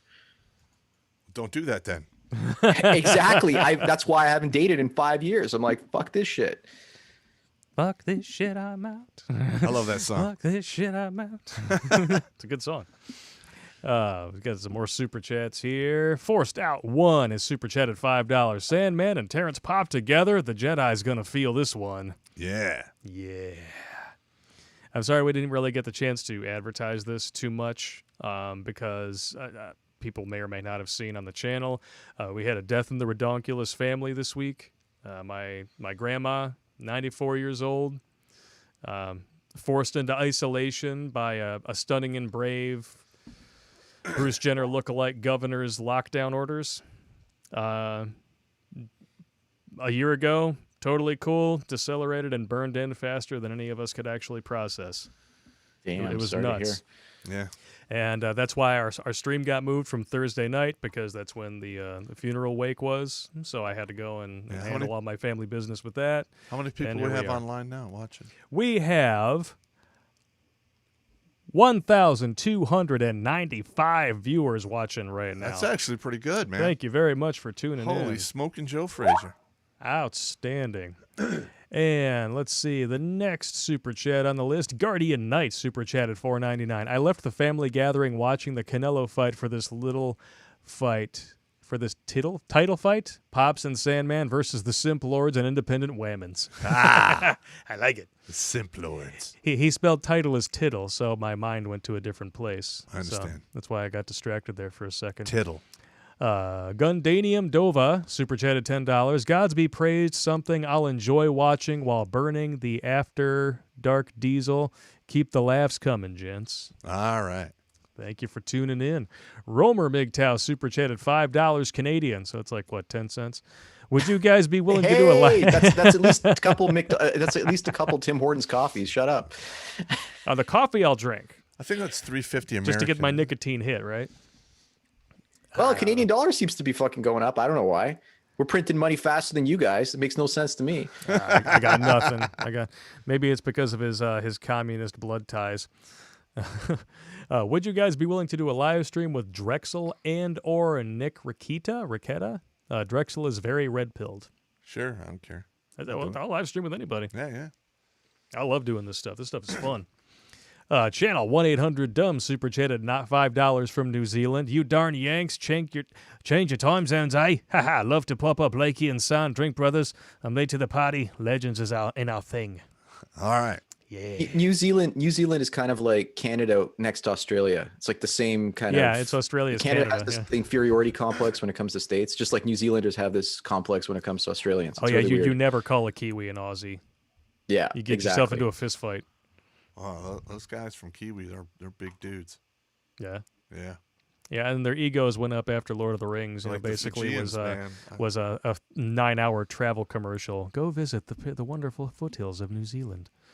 Smooth Criminal super chatted $5. To One Sierra, place is coming out nice. All you need is a SOCOM 16.2 for the flag. To Sandman, longtime listener, my 7-Elevens around me have closed down. Really? 7-Elevens closed down. How the hell's that happen? 7-Elevens are like cockroaches, man. I thought they were going to because survive the the apocalypse. franchises and the people who bought the franchise license can't afford to keep it anymore. Oh, wow. Because Jail. the 7-Eleven, like by my house, just got robbed 2 times in the past month. They're still open. We're getting Circle K's all over Canada now. I'm like everyone's like making Bill and Ted jokes again. Yeah, something's amiss really at the weird. Circle K.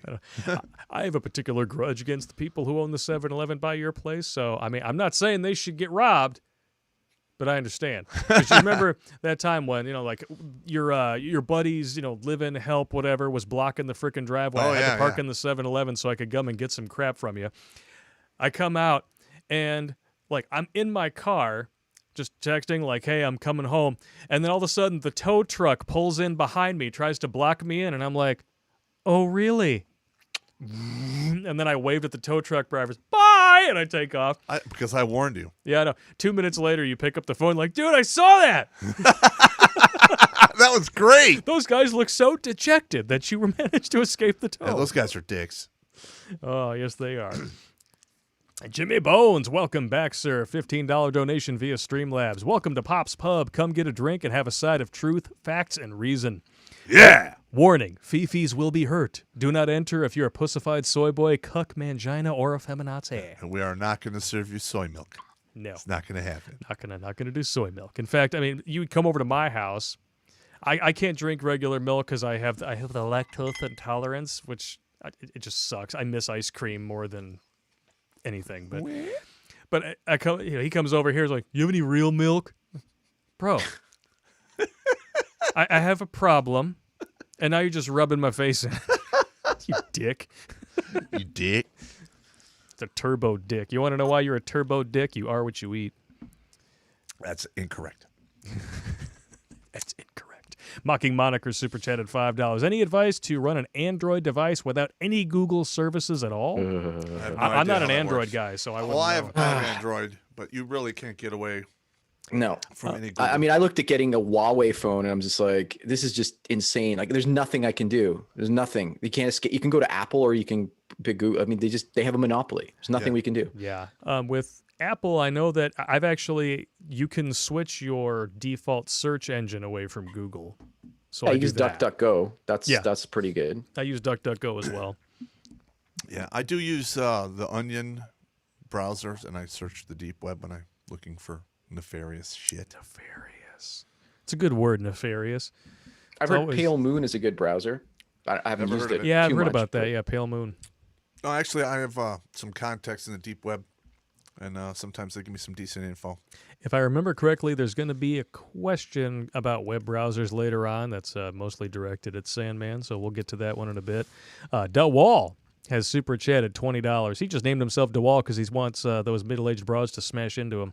All right. Big tech is only ones can afford to pay for algorithms and AI to censor from one moment to the next. Getting rid of 230 serves them by eliminating their upcoming competition who can't afford to do it. Yes, 100%. Absolutely correct.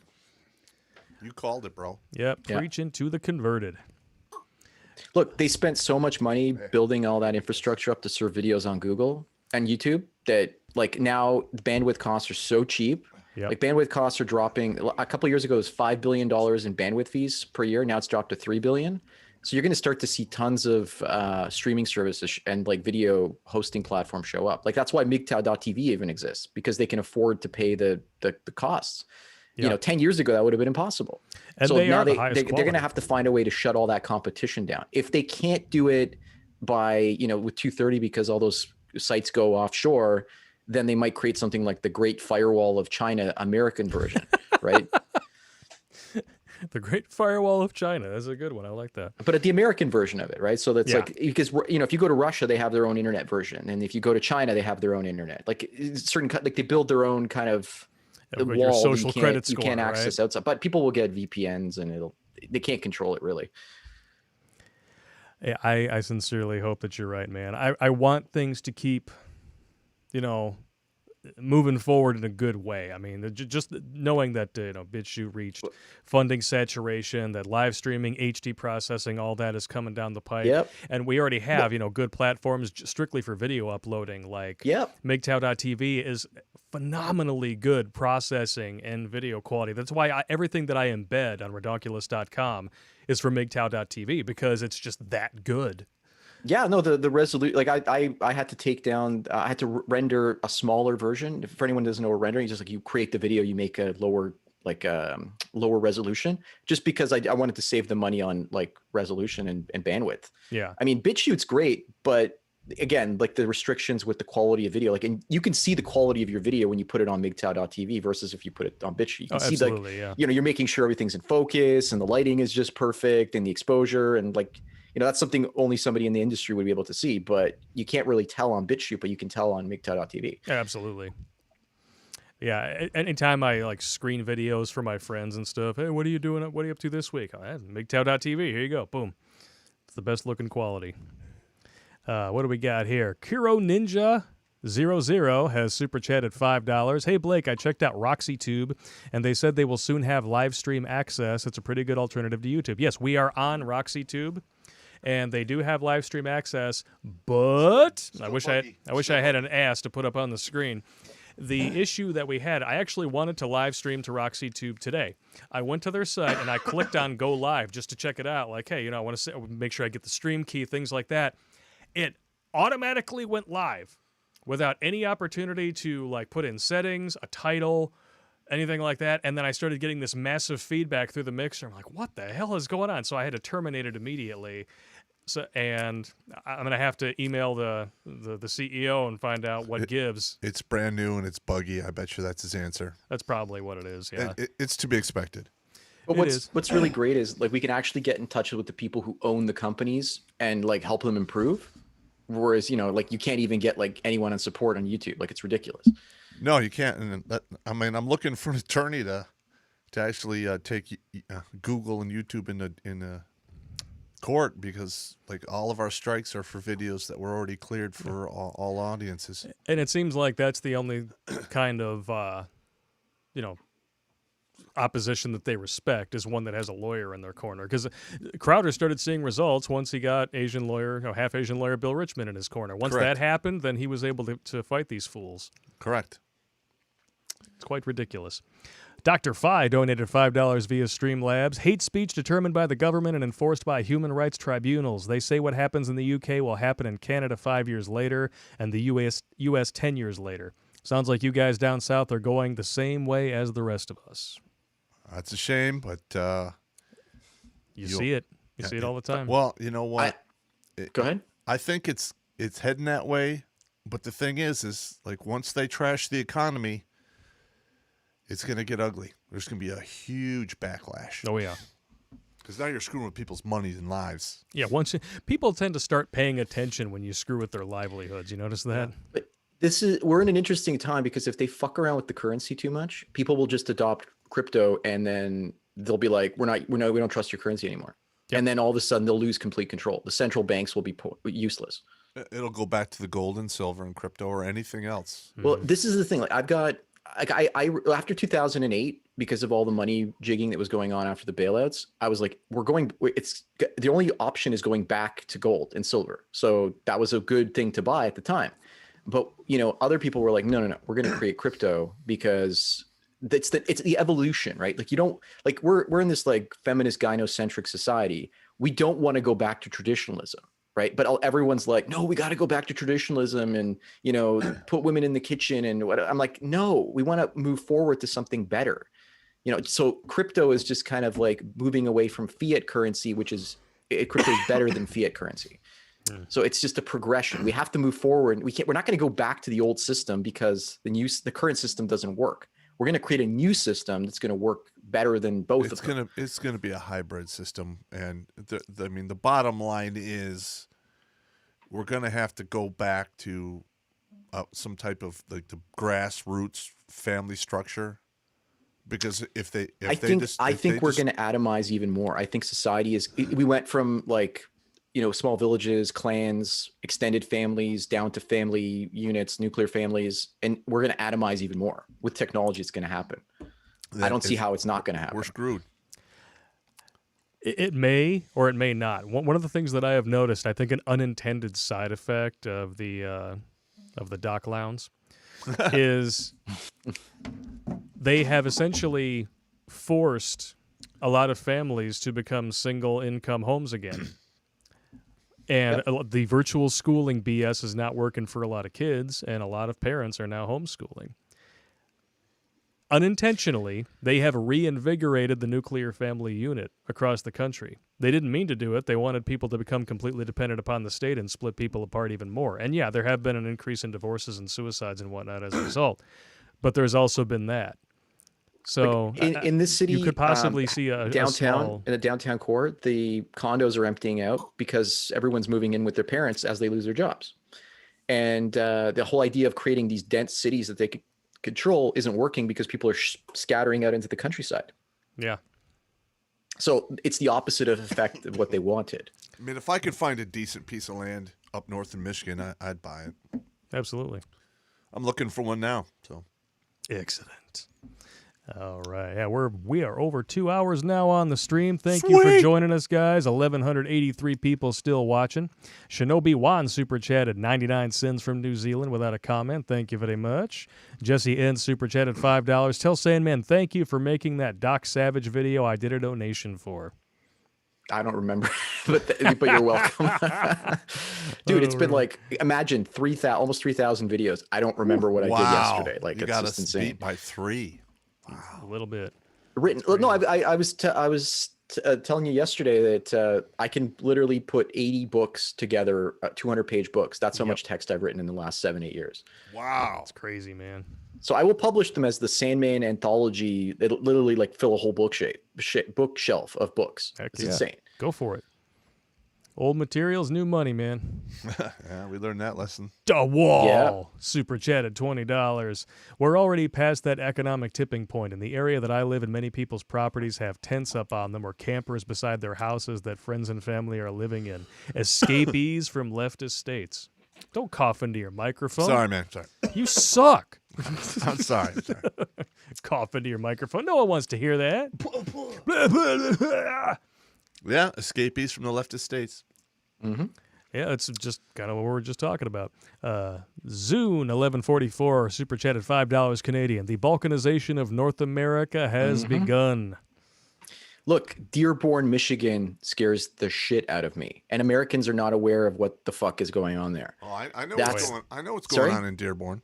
Yep. Yeah, you do, because you understand it. But like, you know, as somebody with like half Serbian descent, there's Kosovo, and most people are like, what the fuck is Kosovo? It's like, yeah, it was a Serbian land for like 1,300 years, and then it basically slowly the demographics changed, and then now it doesn't belong to them anymore. So that's just what happens. Yep. It's like, imagine like, you know, Philadelphia or Boston becoming like Dearborn, Michigan, and you can't go there anymore, and it becomes another country, and that's it. That's just it. And you're like, but I want Boston back. It's like, no, it's too late. It's Negative. gone. No, I remember back in the day there was a couple boxers that I used to spar with all the time that turned Muslim, and I remember this one guy comes in. He says, "Oh, my name is now such and such," and I look at him and I go, "I'm sorry." He goes, "Why?" "Because I'm going to have to kill you in 20 or 30 years. He just looked at me with this look on his face, and I'm like, totally serious. Look, my parents were like, "We're leaving the country," and they said, "We're leaving." Like, I was too young to understand what was going on, but they're like, when I was 3-4 years old, we left, and they said we left because we didn't want you to be in the next war. And I'm like, what? And then, yeah, in 1999, my uncle and, you know, a few other male relatives went into Kosovo, and they were basically pushing people out. And there was, you know, that's pretty much when all that shit started happening there. And I would have been the ripe old age of 20 at the time. You'd be and right I would have there. been, you know, instead of getting hate crimes charges thrown at me by the Toronto police, I would have been getting NATO bombs falling on me. So, you know, I picked the better choice. Slinging the seed like an old bird feeder. Slinging lead. It just, look, my parents are smart. They saw what was coming. So, but I don't think they're really seeing what's coming in North America. I don't think they can really believe it's going to happen. Like, it's just so unbelievable. Is when it comes down to that here in America, there's not a lot of people who are going to run away. No, they're not. No. Like I had one of my dad's cousins, like originally my father was supposed to come to Michigan. So I could have known you guys in a parallel reality and been like hanging around in Michigan, but he fought in the Battle of the Bulge, and he got shrapnel in his ass. So he had to come back. So he didn't have to go get marched back into the battle. Ass wounds are the worst. Hey man, it saved his life because you know, Popp knows all about the Battle of the Bulge. Nice. Battle of the Bulge. No, I ran into a guy after Panama. He got his ass canoed. Well, he was a Navy SEAL. He was a bubble butt, right? Because they lift weights all the time. And literally, like, he was assaulting across an airfield, and they just were, you know, were shooting at him, and he's just running across the airfield, gets down in the prone, bullet misses his head, and canoes his right ass cheek. Oh. Canoed it. So I get wounded, you know, jumping into Rio Hato. And, you know, the next day, all I had on me when I went there was my ID card with a $20 bill taped to it and my ID tags. They cut all my clothes off. I was just naked as day long. So I went out and I gave me one of those little paper, you know, bibs you wear. Yeah. And I need a Coke and a Snickers bar. And I know I had the $20. And I remember I'm like, I'm going down there to the PX. Sergeant Popp, ice cream. Sergeant Popp, you want some ice cream? No, I literally, like, I'm walking out, and I walk by the SEAL, and he's just sitting there moaning. And he's got this, like, there's this cotton hanging out of the hole. And I'm like, yo. Oh. Yo. You gonna pull on it? You got something hanging out of your ass. He looks back. He's like, "Oh, thanks, man." He starts packing the canoe with the cotton. And I'm like, "Hey, he looked really bad." I'm like, "Hey, I'm going down to that little shop at. You want me to get you anything?" He's like, "I need a Snickers bar and a beer." Okay. You wouldn't really think those two things go together. I literally go down in there because I'm on crutches because I'm tore up pretty bad too, and I have this like box of stuff and I can't bring it back with me, and like there's this guy in a wheelchair. He Just got bounce wounded it on there your too. head. He's just like, "All right, Ranger, just throw that box to me. We'll wheel it up there."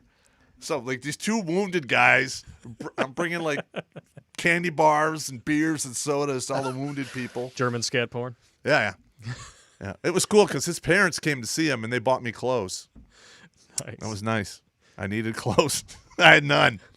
Wow. I've had to stuff wounds with cotton. It sucks. It does suck, yeah. Yeah. I dated a half Sicilian chick who wound up with not a chronic case of appendicitis, but not an acute case, but a chronic case, where it was actually leaking in her body for about 2 weeks before they figured out what the hell it was. And because it was leaking, it was diffuse pain, so she couldn't localize it. They finally took her in, ultrasounded it, realized what was going on, took her in for the surgery. But because the infection was so widespread and it affected her whole gut at that point, they had to leave the wound open. So she had this gaping thing that went through all the fat in her belly that down into her appendix. It was about 3 or 4 inches deep.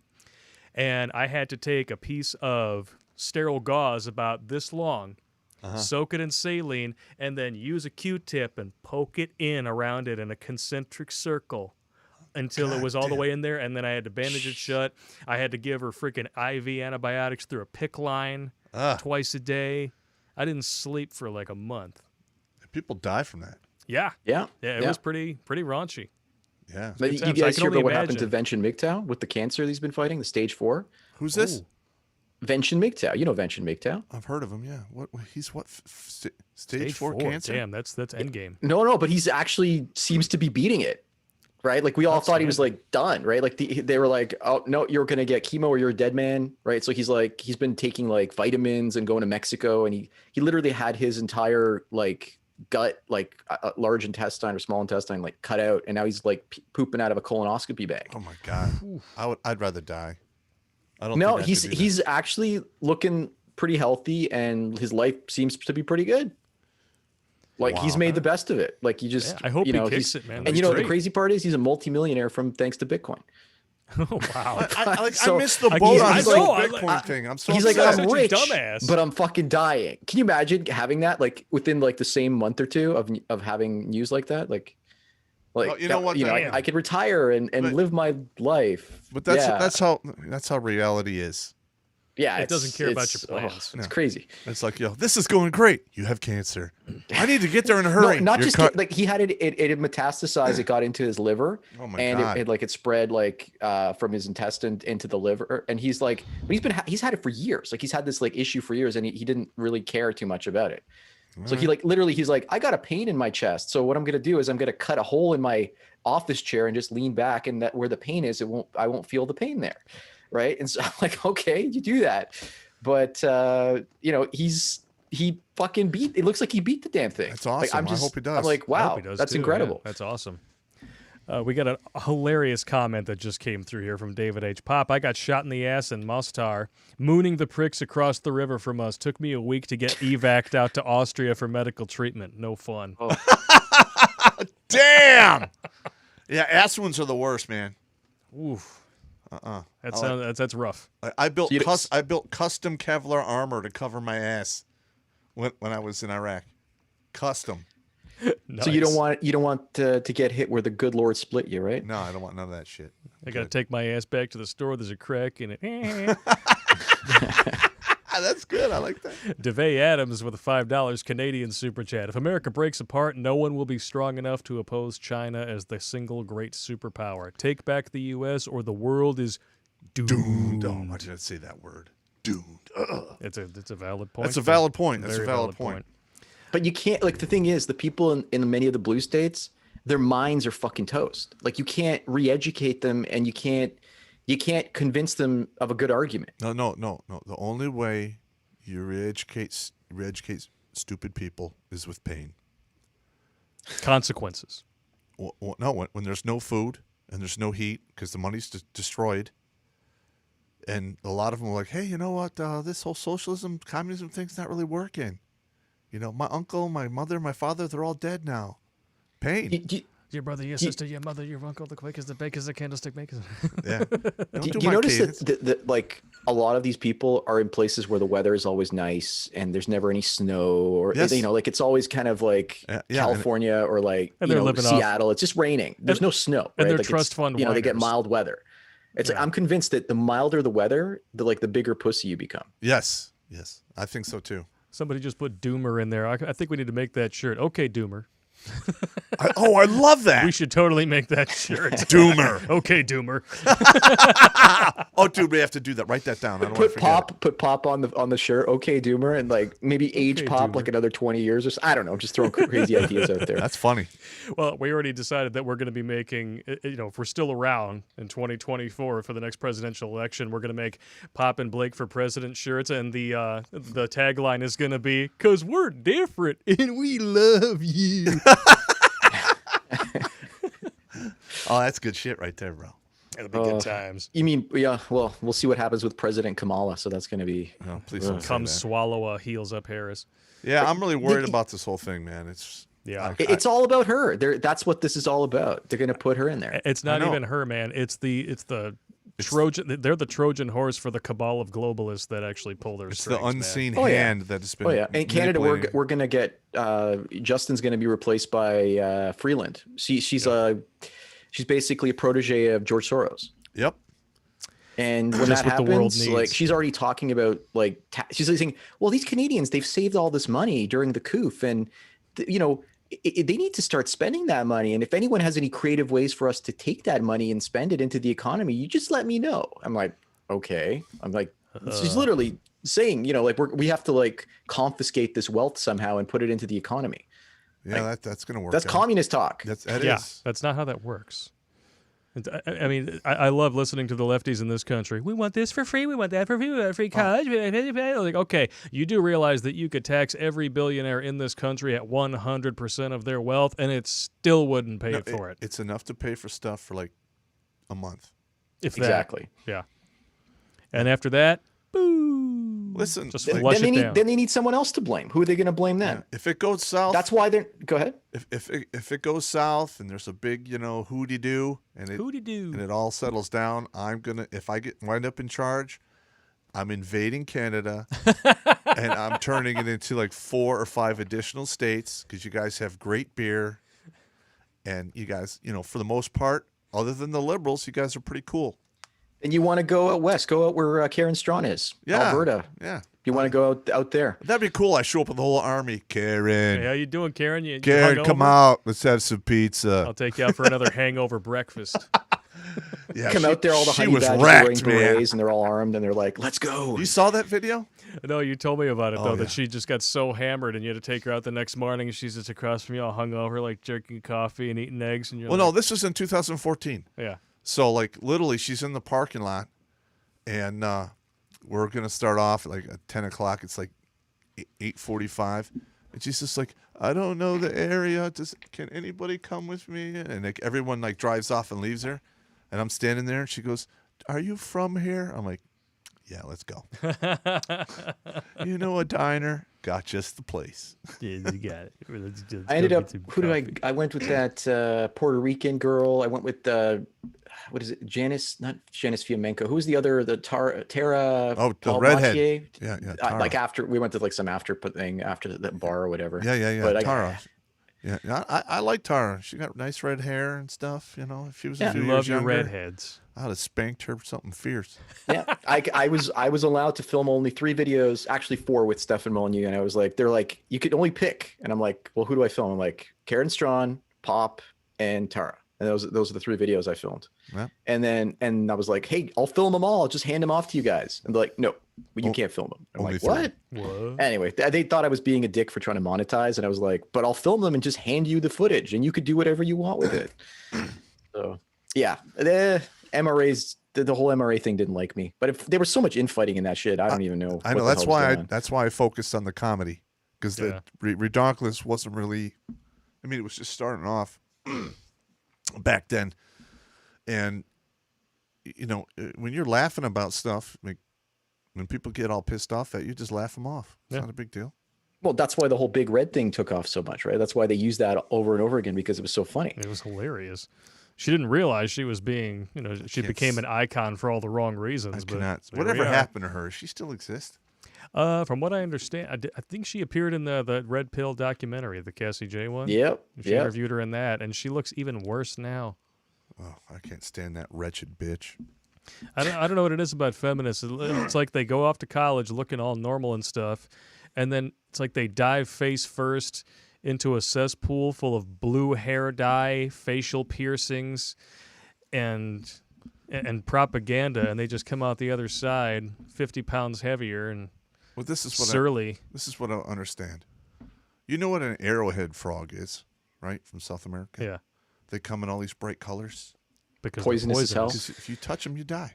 Yeah. Poisonous snakes, a lot of them have crazy colors. Because you fuck with them, you'll die. All those bright colors on these feminists, they're warning you. Stay away. We're poisonous. Mother Nature, if it's dangerous and you shouldn't mess with it, it's all kinds of crazy colors.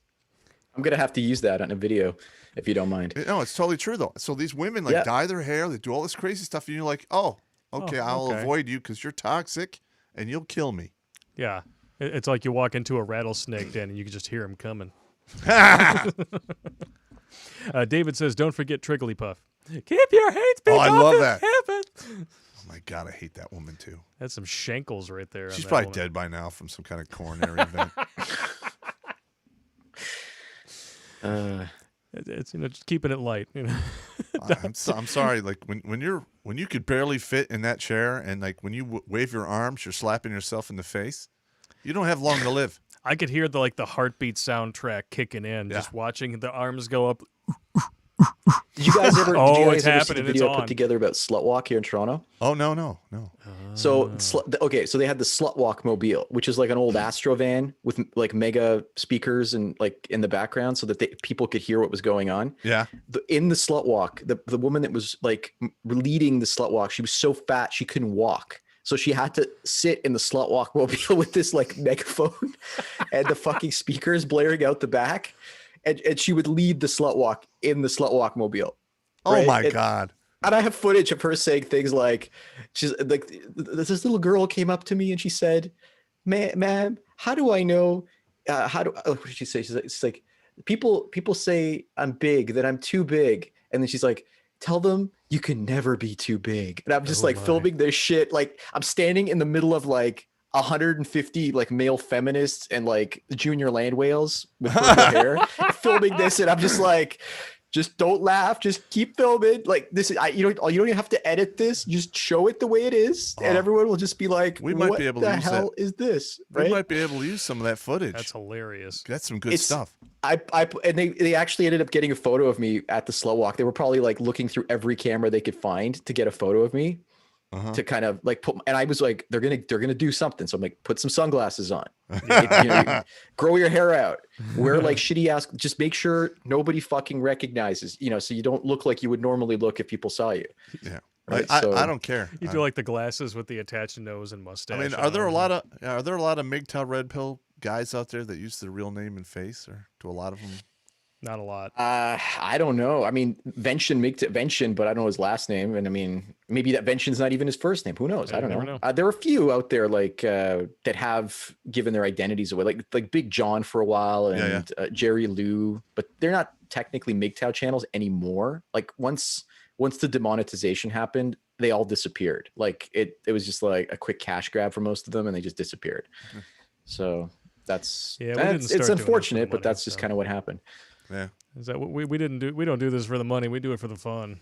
So, well, I mean, look, people like if you're making jokes and you're having a good time, like the money is just a bonus. Yeah, you're right. You're absolutely correct. That's really what it's all about. Dr. Phi with a $5 Canadian super chat. In Canada, our deficit jumped up in 7 months from $34 billion to $342.3 billion, and the national debt is now over $1.2 trillion. And these numbers are from months ago. That's just some rookie numbers, man, compared to the United States. Rookie numbers. You need to pump those numbers up. You got to look at it. Okay, so Ontario per capita has 3 times more debt than California. Okay. And we don't talk about it. It's like, no, just keep fucking spending money, giving those land whales their just desserts. I don't know. It's ridiculous. That's all they want is just desserts. Like we're walking bankrupt, yet somehow we just keep going. I don't understand.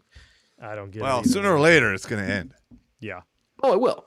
And $100,000 salaries to teachers, and when that happens, $130,000 salaries to cops. When that happens, I want to be on a farm. I used to make fun of my friends for being like, "Hey, why are you becoming a teacher? That's ridiculous. Why don't you go in the?" And no, they ended up making way more money than everybody else. Yeah, but when that happens, I want to be on a 10-acre farm, self-sufficient, do my own thing, and just watch the world burn.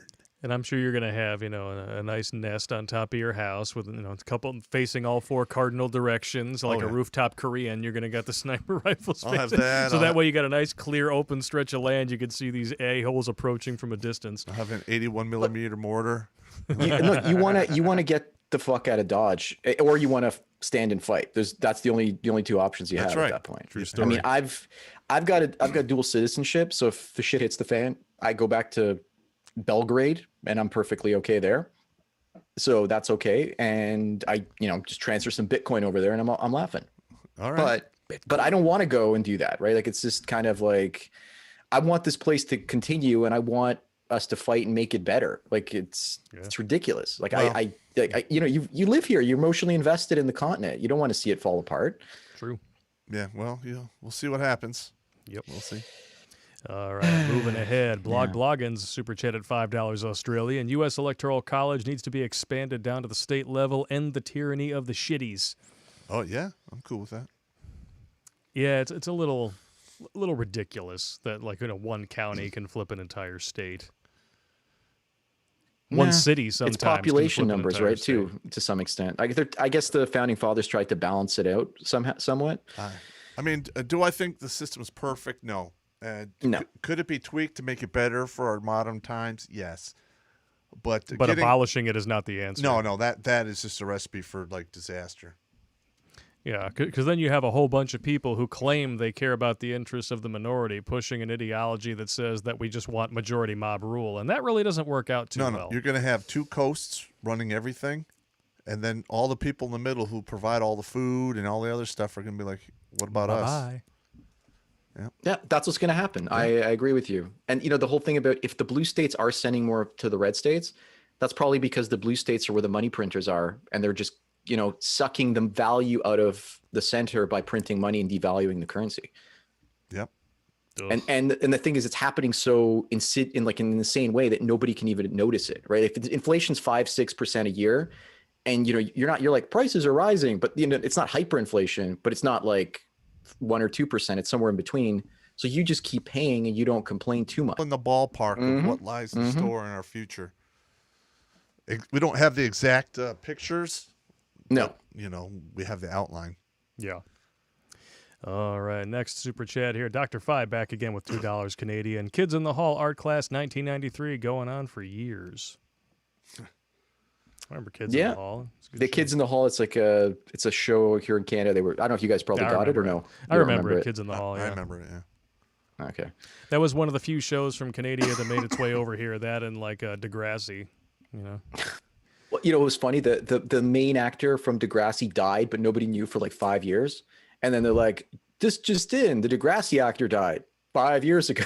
Wow. Shit. He was famous Canadian, but we didn't know about him and what happened to him. It's like, all right. I knew you win. He burned in. What are you going to do? Yeah. Pulse Kebab donated $5 via Streamlabs. For Sandman, how many subs does he have? Somewhere in between 188 and 189,000. But I get up close to 189 and then they knock it back down. Just 300-400 get deleted all of a sudden for no reason. Yeah, we can't get over 126. I don't understand. Yeah. Speaking of which, to the people watching this, definitely check, talk with other fans of the show. People have been getting unsubbed from our channel by the hundreds for the last month. Yep. Yesterday morning, I checked it, and it said, you lost 74 subscribers in the last 28 days. By the time Sandman and I were doing our test call last night, it was up to 370-something. I was like, really? I highly doubt that happened in the span of a day. And we both agreed that our subs are growing on all other platforms. Oh, so yeah, something fishy is happening. Yeah, hundreds of new subscribers on BitChute every single week. Yeah, but the thing is the Redonkulous main channel has been getting shadow banned before it was even a thing. The thing is, and I was curious about this, so I decided to look it up. We are not technically shadow banned. Shadow banned means that you cannot search for our videos publicly while not logged into YouTube. Okay. But they are algorithmically throttling us. We are not showing up in recommendeds at all. Okay. And they're deliberately unsubbing people from our channel by the hundreds so that people cannot like and share the content. And, if you do a search for MGTOW, my channel appears, but none of my videos appear at all. And all it is anti-MGTOW videos. Like there's Jordan Peterson calling MGTOW weasels, and there's other people just MGTOW as a cult. All just fucking crazy videos. I think my personal favorite was men groping their own wiener. I actually had to give props for that one. I thought that one was pretty clever. I think that was Paul Joseph Watson came up with that one. Oh, that's a good one. We should use that. It's like, it's like I disagree with the whole philosophy of his video, but that was a solid 8.5, 9 burn right there. Yeah, no, that was a good one, right? But then you see the other guys who attack MGTOW. One guy's half his face is missing from cancer, unfortunately. Another guy's wearing a gay sweater, and then it's just funny to see the types of people that are taking a shot at it and that actually get up there. Then you get who's that other guy, the Bulldog Mindset. He's also, I don't know, there's all these haters that just kind of exploit attacking it so that they get a bigger following. What's really weird though? 2 weeks ago, I actually jumped on Google and I searched for my name. I'm in 30 pages. I show up all over the place, all over the internet. Yeah, it's amazing. And I love finding the blog post dedicated to calling you an overgrown man-child of stolen valor and shit like that. It's like, wow. Yeah. Not a lick of research done. You got hundreds of videos at your disposal where you could find out anything you want to about this dude, and you just screw it up. I know. I spent 2 years talking about my life. Yeah. It's like Jenny in Forrest Gump. She gets on stage and she's supposed to be a stripper. She tries to play music instead. You can't even get naked right, woman. The hell's the matter with you? Yeah. So I'm just wondering why we can't get over 126,000 subs. We hit 125, and then they started unsubbing people from our channel after making sure that we could not broadcast election week and 2 weeks after. Yep. You're not gonna. No one can convince me that is just a coinky dink. Yeah, I know. Well, BitChute was taken down the election day too, right? Yep. Was it? I don't even know. Oh, my Lord. There were a lot of DDoS attacks on a lot of the alt-tech sites during election week. But once again, of course, these companies are totally private. They don't coordinate with each other to take down, people like Alex Jones. There's no monopoly. All at the same time. Yeah. No monopoly. It's not a vertical trust. Wham. No, Never mind. At this point, we don't even have to talk about it. Just look, they're the enemy, and it's just ignore them and try to build off a platform and just start building other stuff out and just forget. In the beginning, it was how the fuck are we going to build an alternative to YouTube? How is that going to happen? And we did it. We have alternatives now. I remember talking to you about that years ago. And what happened? I sent you an email and you're like, they're too big. It's not going to happen. Again, if I was skeptical about that. I was skeptical about cryptocurrency 3-4 years ago. Yeah. I was we change our mind over time, right? If you could find that email and be like, hey, you said that, and it's oh shit, I did, really, wow. I don't think I still have it. Really, all it takes is the right idea and the right people to get it out there. Perseverance. Well, it's just it's. I mean, if something seems impossible, we'll be skeptical at first because it just seems like such a hard thing to do. But then when you see other people doing it, you jump on the bandwagon and you help them out. Well, by the way, on BitChute, shout out to BitChute, they gave us both a verified check mark on our pages. Oh, nice. We're verified? Are we? Yeah, we're verified now. All right, cool, whatever. I didn't see this. That's amazing. That's amazing. I saw it 2 or 3 days ago. I was like, we're verified. Now we have the green check mark. We're the green check mark mafia, and then there's the Twitter blue check mark mafia. I still want my my BitChute plaque. They're supposed to send us one for 10,000. We're over 15,000. Well, they only gave out 2 of those. and they were given to Styx Hexenhammer and I think Paul Joseph Watson. I can't remember if I know Styx got one, but like you're on I camera would right now totally scratching pay your for back one if with a they had it in Viking like, axe. hey, you sponsor us and we'll give you a plaque. You know, if you've got over 10,000, we'll send you the plaque. Just sponsor for $20 a month. Yeah, I'd do that. I totally pay for that. Yeah. I don't need any more plaques. I don't have a green. We don't have a green check mark on ours. No, you do. I see it on when I'm looking over here. Oh, but I don't. I see a green on dollar BitChute. sign. Yeah, I'm on BitChute. I don't see it. Okay, so I go onto BitChute. If you guys haven't seen the title card for the new video on Alt Tech, oh no, here you go. Wash your eyes. See, you get all the good stuff in here, man. No, Redonkulous Popp. Click on it. It says rewards, and then it says achievement, verified user. Okay. Oh, so it might be in like the profile. Click on the actual name, Redonkulous Popp. Click on that. Redonkulous Popp. Up, there up. it is. Okay, yeah, we got a reward. Verified user identity. Okay, gotcha. Yeah, we've been around for 3 years on BitChute, 10K, and then 1 million views. Wow, 1 million views. I mean, BitChute. That's pretty good for an alt platform. Absolutely. No complaints here. Well, I mean, it's probably replaced about 20% of my YouTube traffic. Really? Nice. That's so good. the idea is get enough alt text so that even if you get deplatformed, you're still the same. And we get actually far more audience engagement per capita on BitChute than we do on YouTube, because we have 125,000 subs on YouTube. We get, on average, maybe 10% of that audience watching a video within the first weekend, whereas on BitChute, we'll have like 30, 40, sometimes almost like 75% that's good of our audience share watching a video within like a weekend or the first week. It's pretty good. Also, what's really interesting is if you look at the videos, I can compare to see if you're actually being algorithmically suppressed. If your video does really well on BitChute, but it does horrible on YouTube, then they're not sharing it in the recommended sections. Dude MGTOW is commenting, be active on MGTOW.tv too. Have you been sleeping, bruh? We're on there. We're on there. We are the #1 subscribed channel on the platform. We're all over that. There are links to every alt tech platform that we are on in the description of every video. If you haven't subscribed to us on at least one of them, you have not been paying attention. You're sleeping. You're sleeping. You're sleeping, bro.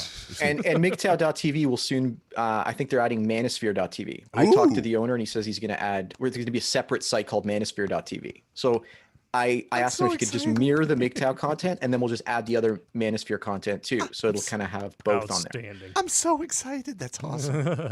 Well, the thing is, we need to get more channels on there. A lot of channels just don't want to post on there. Like I've asked like 10 different channels. I asked you guys are like, yeah, we'll post. Okay, great. And it's a platform that works, right? Yeah. Absolutely. But we need more people and then to grow that network effect so we can actually grow more sustainably and faster too. I'm down cool for that. DeWall super chatted $20. Conspiracy theory. Democrats are trying to get legitimacy to garner military support for a fight, so they cheat. Pensacola and West Point graduates might support. Common soldiers and sailors they underestimate as usual. Well, I mean, Popp can answer that. Like, Popp, what do you think?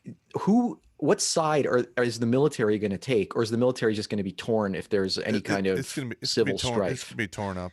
It's going to be torn. But I could be like in the Army. I know 70% of the grunts or the dudes are not going to be Democrat supporting. So then the rest will just have to go along, or they're pretty much toast. There'll be some splintering. There'll be some craziness. But what about the brass? Well, a lot of the officers are probably gonna, because their culture is a bunch of knee pad wearing cocksuckers. So that's the way it is, and there's a lot of officers out there that if worse comes to worse, and I run into them on the field of battle, they're not making it. The beat on sight list is a real thing. They're not making it. I'm just saying. No, they're officers. They're not leaders. That's the difference. The Army does not produce a lot of officer leaders. They just don't. Yep. All right, we got Technomage B5 super chat at $10. Hey, super chats are enabled. Here's some money. Salute, guys. Here's some money. Thank you very much. Yeah, super chats have been enabled on this channel basically since the beginning, but the live streams are still kind of a new thing. We've been doing them since what, October? Yeah, we've been doing them weekly since October. We want to start doing them more because I think it'd be cool if Live from the Lair was actually live. Yeah, I know we've been calling it Live from the Lair since the beginning, but it's never been guilting live. me for years over that. I understand. I'm not guilting you about nothing. I'm just saying, do some work, bruh. Okay. Do some work, bro. Do some work, man.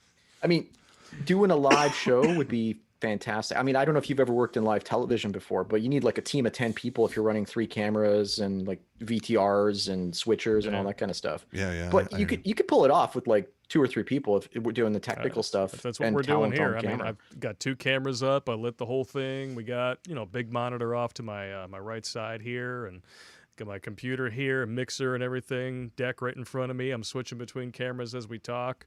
Yep. I mean, nice. I would like to put together like a video game Twitch thing where. Crazy Drunk Uncle. Yeah, I'm working on the brackets for that one for you. Or I just like play the video games and like, oh god, balls, War Thunder. I love that game, man.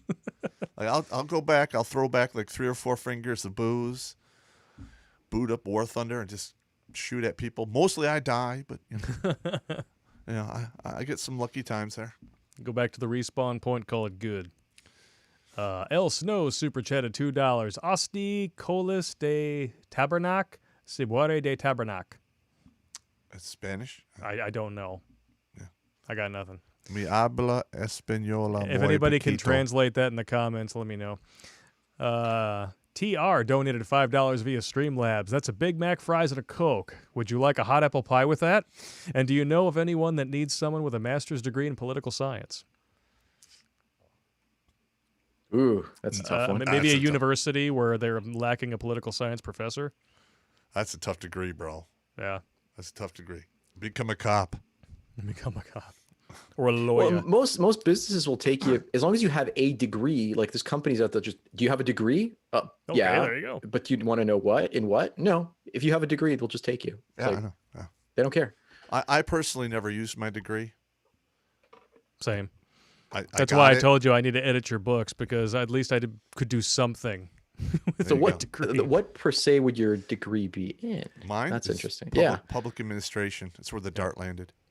The dart. Okay. Yeah, I hung up the OU like majors, and I was working at the bar, and I threw 3 darts. I'm pretty sure that's how most weathermen on the news work too. They just have like a dartboard up on the wall. It's like mostly sunny, partly sunny, rain. One was a math, something or other, theoretical math. The other one was biology. I'm not doing any of that crap. The other one was, I'm like, I'm public administration. Okay. There you go. I did it. Why? I mean, the main reason I went to college is because I was that guy in high school. Like, college isn't for everyone. Yeah. And you, Blake? English.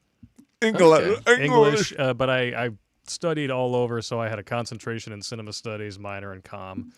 So I learned as much as I could about what I do at the college that I could go to and could afford, and then taught myself the rest with YouTube tutorials and got a job doing what I do. He's the English major who works with a dyslexic. It's a match made in hell.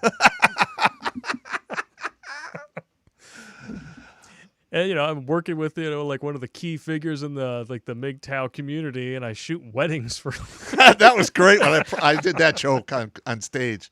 Everyone was laughing. That was great. Although not so much this year. Yeah.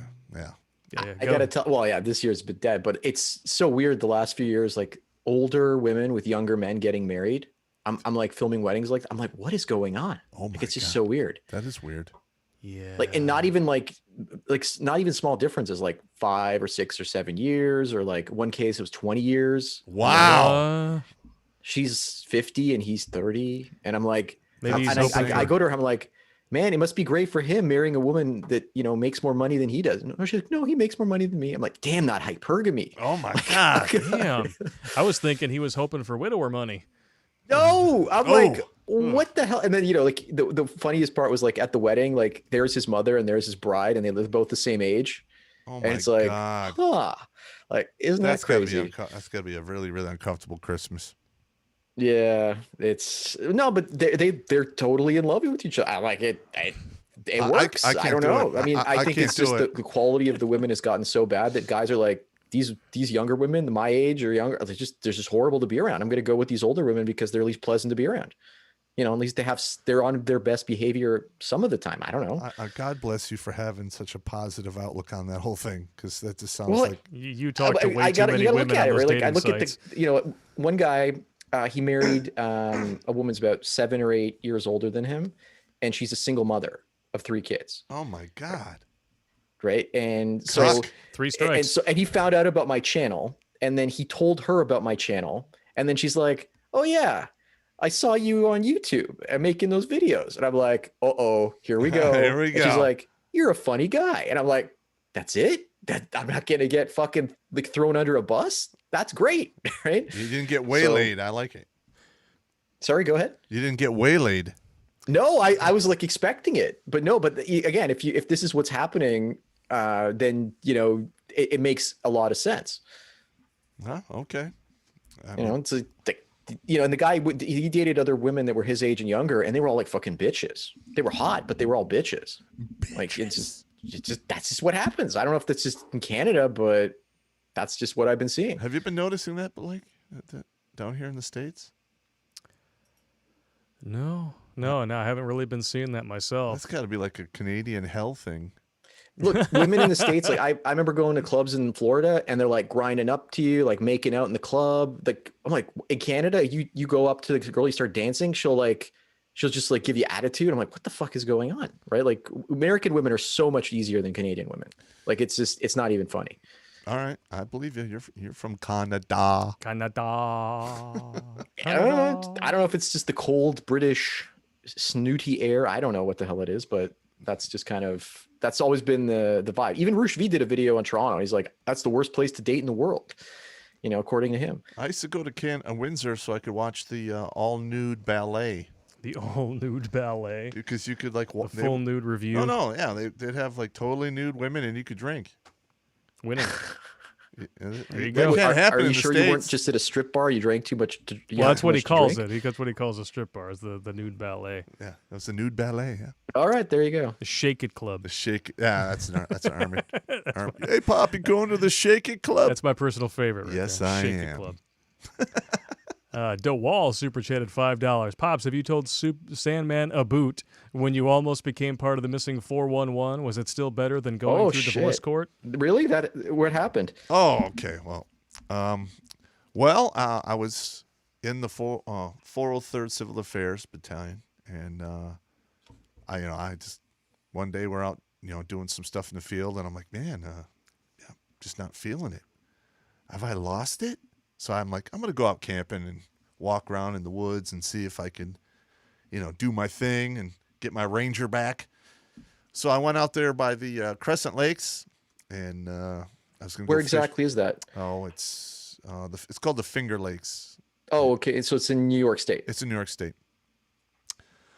And walked out there, and I just had my rucksack. I had a 12 gauge with me because I'm not walking around the woods without a gun. And, camped out that first night. And then all of a sudden, like literally, I just got the hair on the back of my neck stood up, and everything went quiet, including the insects. It was like dead. Shit. So I remember pumping the shotgun, put my back against this big ass tree, and I'm like, yeah, whatever's out there that's coming for me is going to eat like 9 rounds of double odd buckshot before I die. I stood there all night long until it calmed down. And then it happened a little bit the next day, and I just said, you know what, I'm done. And I walked out and never looked back. But that was a creepy night, man. Creepy. Well, the fact that everything went fucking quiet. Yeah. That like even the mice, they're like shit. Like there was nothing. I don't know. I've watched the documentary, and I don't know. I do know that UFOs are real because I've actually seen one with a witness. So I was over the lake. I was out by Lake Ontario, and there's these things called orbs, and they fly into the lake, into the water, and they go under the water. And there's all kinds of weird government buildings along the water that you can't get through, and they have like barricades that pop up. This is Canada, right? So like this is unheard of, and I could document these buildings and put videos up online, but I'd like to, keep alive, let's just say. Okay. But anyway, so one night I look over the lake and I see this orb, and it's like flying over the lake. All the other planes are moving. So there's airplanes going in and out of the airports, but there's this amber light, and it's just stuck there over the lake. It's not a boat. And the moment I'm aware of it, I'm like, I tell my girlfriend at the time, I'm like, that's not an airplane. And the moment I say that, the damn thing flew all the way from over the lake, right over our heads. Wow. And it was just like this amber light, and it was right over the tree line. And I'm looking at it for about, I don't know, maybe 3, 4, 5 seconds. It's so bright. Like, I'm just looking at it. And I look over at her, and I'm like, where the fuck did she go? And she's like fucking bolting for the car. She's just taking off. Like, she just could. And then I get to the car too, and like, we're like breathing like heavy, like, oh my God, what the fuck was that? Right. And she's like, that's gotta be human. That can't be something else. It just like, she couldn't, like, the brain couldn't process the fact that it might not be something human. Right. Yeah. So that freaked the fuck out of her. And when you see something like that, you're like, nothing moves like that. It's in the middle of the lake, and then 2 seconds later, it's like hovering over your head, fully stationary. Right. So it's fucking creepy. It's really fucking creepy. I was in Phoenix when the Phoenix lights went down in '97. Are you talking about that giant triangle thing that flew over? It flew right over. Everyone's like, what is that? Everyone's freaking out. It's gotta be jets. I'm there drinking a 40. That's a UFO. Yeah. But the thing is it our UFO or is it someone else's UFO? I have no idea, but I watched it for like 25 minutes before I went inside. Look, if what I saw was government, then they can read your mind and they can just fly right over you. Like, that is fucking terrifying. Yeah, if it's government. Yeah. If it's aliens and they can read my mind, I'm okay with that, because I would expect them to be able to read my mind anyway. Well, first of all, I'm not really cool with the government being able to read my mind, because there's some dirty ass shit that goes on in this thinking meat, man. Exactly. Shocker. But I just think that like, if it's something else, I mean, it could be. I don't know. I've had there's this book called Eve Lorgan. She's the author. She wrote this book called The Love Bite. And I knew about the love bite years ago. And I'm like, if that ever happens to me, I'm going to fight the love bite. There's no way this thing can fucking defeat me. And so I got the love bite. And in this weird dream, this fucking like Medusa-like creature bit me and said, you're going to fall in love in 2 days and you're not going to be able to control yourself.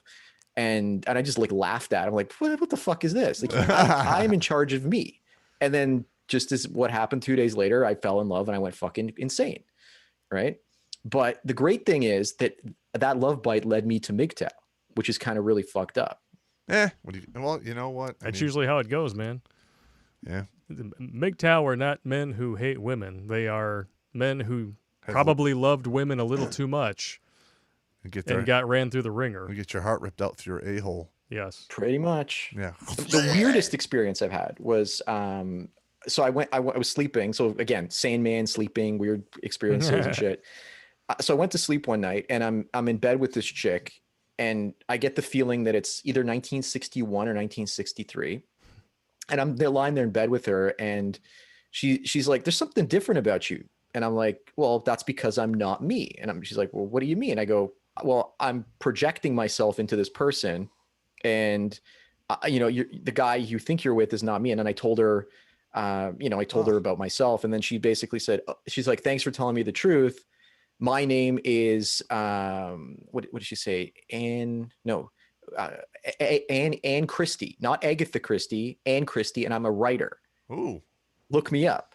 So I get up and I'm like, what the fuck was this? So I look up and I'm like, Anne Christie in the UK, writer. And lo and behold, she wrote like a bunch of books, and she wrote a psychic book too. And I find her, and she's still alive. She's in her like 80s, and she's like she lives out in Scotland. And I connected with her on Instagram, but I still can't get like her to respond to any of my messages. She added me on Instagram though. Oh, okay. Well, that's weird. That's just fucked up. That is like I'm messed just up. like, holy shit, right? So I'm not one of those guys who believes time is a linear thing anyway. it's not linear. It's not. No. It's definitely not linear. I've had all kind of just how we perceive precognitive it. experiences, so I know that time is definitely not linear. But there's more to this reality than we really like. Is it a simulation? Is it something else? Here's the weird thing. Since go we're going in some crazy places. We gotta get to the rest of these, though. After I got my thinking meat ripped apart, I got blown up. Mm-hmm.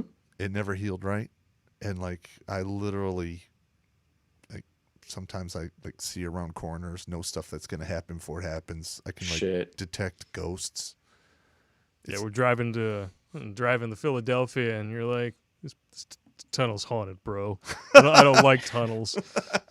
Yeah, we got to get to some super chats, and we got to roll. Yeah, out we here. had a lot of them here to we got to get to, because every single one of them, like something comes up, and it's like, oh yeah, that reminds me of this. But it's good conversation. I enjoy it. DeWall super chatted another $5. $5 more for drinks fund, because I'm drinking and you should too. Cheers. Amen. I'll pour one right now. Yes, I want some too. I think I'm gonna have to get all up in there in just a second. You want here. some caramel? Caramel? No. I think I might go for the fire. Okay. Might go for some fire. El Snows super chatted $2. What is better in 5.56 Pop? L85 or AR-15? Okay. Well, let's see. Are you talking about 55 grain or 62 grain bullets? Because the 55 grain was actually specifically designed for the M16 platform. It performs well in the 1-in-9 twists and well in the 1-in-7 twist barrels.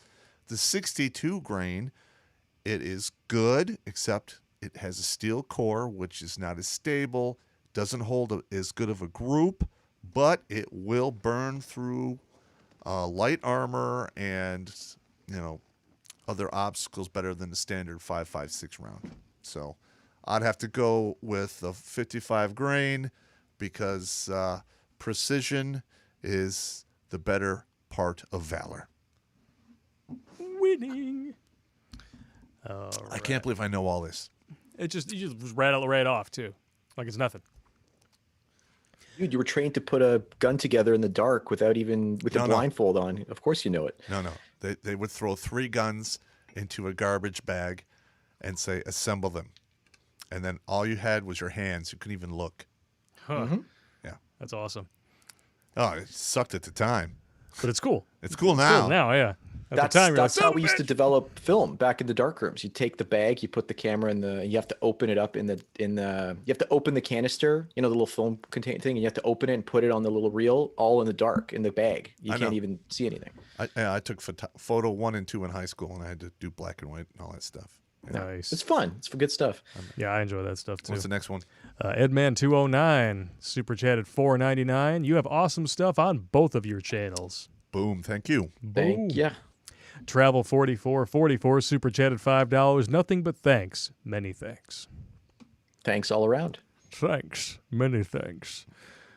Joey Jojo Jr. Shabadoo super chatted $5 Canadian.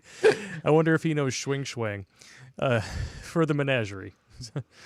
Il Snows super chatted $5 again. You 3 are inspirational, brave, and amazing. You're making the world a more beautiful place when you share your truth with us. Until I have to We're burn the greatest it down. of feminists, right? That's what they usually tell the feminists. I'm sharing my truth. No. Yeah. I'm making a beautiful place until I have to burn it down. Oh, I might get in trouble for this one. Rylos1 super chatted $100. Holy Damn. smoking Joe Frazier. He said, OMG Pop, huge fan, but please, Blake, do your black woman voice. Epic. All right, do it. I know what y'all talking about. Personally, you need to take your house and you need to leave it to a black or brown family because that's just how I roll. I don't know if that's as good as Sandman's southern accent, but... Oh, no, that sounded more like a black man than a woman, so maybe it was a trans black woman. I don't know. The first time I heard that, like, you sent me the video file and I'm listening to it. I can't believe he's fucking saying all I this heard shit. was, howdy, partner, and I took my headphones off and bent over and I started laughing so damn hard. I didn't even get to the rest of it for like a minute. And then I finally put the headphones back on. I was like, okay, well, at least he doesn't say swing swang. And Oh, I almost said horsecock, but that's a different story. You know what's even funnier is we had an interpreter when I was in the Army from the deep south. He was talking Arabic with that southern twang. Twang. That was hilarious watching these Arabic people like. I wouldn't even talk to him. Oh man, I love that. It's an old comedy skit on TV. You know, it's like they're interviewing the Crimson Jihad or something like that over in the Middle East, and the guy's got the thing, and he's talking about we will squash the American disease, and there's subtitles on the screen. It's like, what are those? Are they subtitles? And then his buddy comes over with a really thick accent, and he's like, "Hey, wait a second, talk again. What's his? Hey, how come he doesn't need subtitles?" What's the next one? Just quickly, so when I was traveling, I met this hot 25-year-old Asian girl, probably Chinese. I like her already. And her accent was like thick Scottish Sean Connery accent. Oh, and that's she was awesome. speaking English like that. I was like, I couldn't believe what I was hearing. It was just insane. Oh, that sounds fantastic. I would love to bend that over. You probably would. She was pretty hot. Yeah. As long as she didn't sound exactly like Sean Connery. Yeah, because that'd be a little weird. No, that's but so still, weird. but that's the type of accent, you know what I'm getting, right? Yeah. Could you just imagine that, like a chick who looks like Fang Fang, you know, she's bending over, she's like, yes, please make sure you smack pull the hair and then smack. Yeah, the name is Fang. Fing Fang. God, that's hilarious. Oh shit. Oh man, that's good. That's pretty Make funny. sure you use the newest device from Q. I have a Just watch. my bra. Please, Right? It's fine. make sure you unsnap the bra from the back, not the front. What's the next one? You sick fucker. Wait, what do you want from me, man? This is what I do. That's awesome. This man. is why you keep me around. Dude, that shit's hilarious. Yeah, I should keep going with this voice. Okay, enough. I can't take it anymore. I do a combination of this and the black woman voice here. It's thanks to Pop that I'm no longer left-leaning, so thanks. I just thought I could have convinced my father otherwise before his passing. I'm If you sorry. speak a Lord little Yen bit with faster, $5. it's Eddie Murphy, I swear. A little bit of Eddie Murphy in there, a little Coming to America action. Good movie. Well, I'm sorry your father passed away. Yeah, I'm sorry to hear about that, man. Lord Yin with $5 on that one. Let's Play PC is back with another $5 super chat. Why did Amy Horton's boyfriend say when she gave him an STD? I think I'm gonna reevaluate this relationship. That is awesome. That is good shit right That there. is awesome. Woo! Let's Play PC. Golf clap for you, man. That was great. Right there. Yep, you got it. I'm going to reevaluate this relationship. BB super chatted $4.99. Where should I buy property in the USA to build a bunker? Well, to be honest with you, you'd probably be better off somewhere in Tennessee because it gets cold, but not too cold. There's rain. Like if you go in Texas, it's hot. You know, there's a problem with drinking water, you know, stuff like that. I mean, I like Texas, but Would you say that same longitude as Tennessee, or would, like, once you get out into the flat states, is it going to be a problem for bunkers and stuff? no. I mean, As long as you're not trying to, build bunkers in a state that's below sea level, like, New Orleans or something. yeah, that'd be bad. That would be bad. Like once you get into the flatter states, so you do have a problem with water, though. Yeah. It's flat. Okay. Flat like a 13-year-old So the aquifers gymnast. are starting to drain out there because of farming? Is that pretty much what's going on? Well, I mean, most people can't afford like a $30,000 well. Oh, okay, Yeah. gotcha. And then if it gets poisoned or something happens, it's like, Yeah, shit. like if what you are have a gonna do, right? stream or a little bottle of water, you can just pump it into a tank, then purify it yourself, and you can buy machines that do that and stuff. Nice. BB super chatted $4.99. Oh yeah, that was the one that I just read. Reg Show fan, regular show, great cartoon, $4.99 super chat. The military has said it won't do martial law if Trump orders it. It's over. The republic is over. Well, we'll see. Okay, Doomer. We'll see. Okay. We got to do that shirt, man. That's too funny. Okay, Doomer. We'll see. One Man's Way is super chatted $5. I do carnivore diet too, and I feel great. Yeah, it's to be honest with you, a lot of the health issues I've had cleared up, because and like even Jordan Peterson does it. Although Jordan Peterson's been looking rough lately. I don't know what's going on, even after the drugs. Was coming off of an addiction to, what is it, Xanax? It was like an antidepressant of some kind, or I don't know, but it was, if you take he was on. I think it was. It's like lorazepam, and it's one in that family of drugs, and it's basically it's an not a depressant, but it's like anti-anxiety medication, and it radically alters your brain chemistry. I took lorazepam once, and that's when my precognitive bullshit in my dreams started to turn on. Oh, all right, cool. It's also related to like the family of not psychedelics, but like LSD, and so they're all kind of related to the same group. Gotcha. But imagine taking that for like 2 years. Yeah, it'll mess you up. El Garaje Productions super chatted $5. Sandman, what is your advice regarding Brave browser? Should we delete it? I haven't deleted it. I didn't tell anyone to delete it, and I'm looking for an alternative. I've some people have said.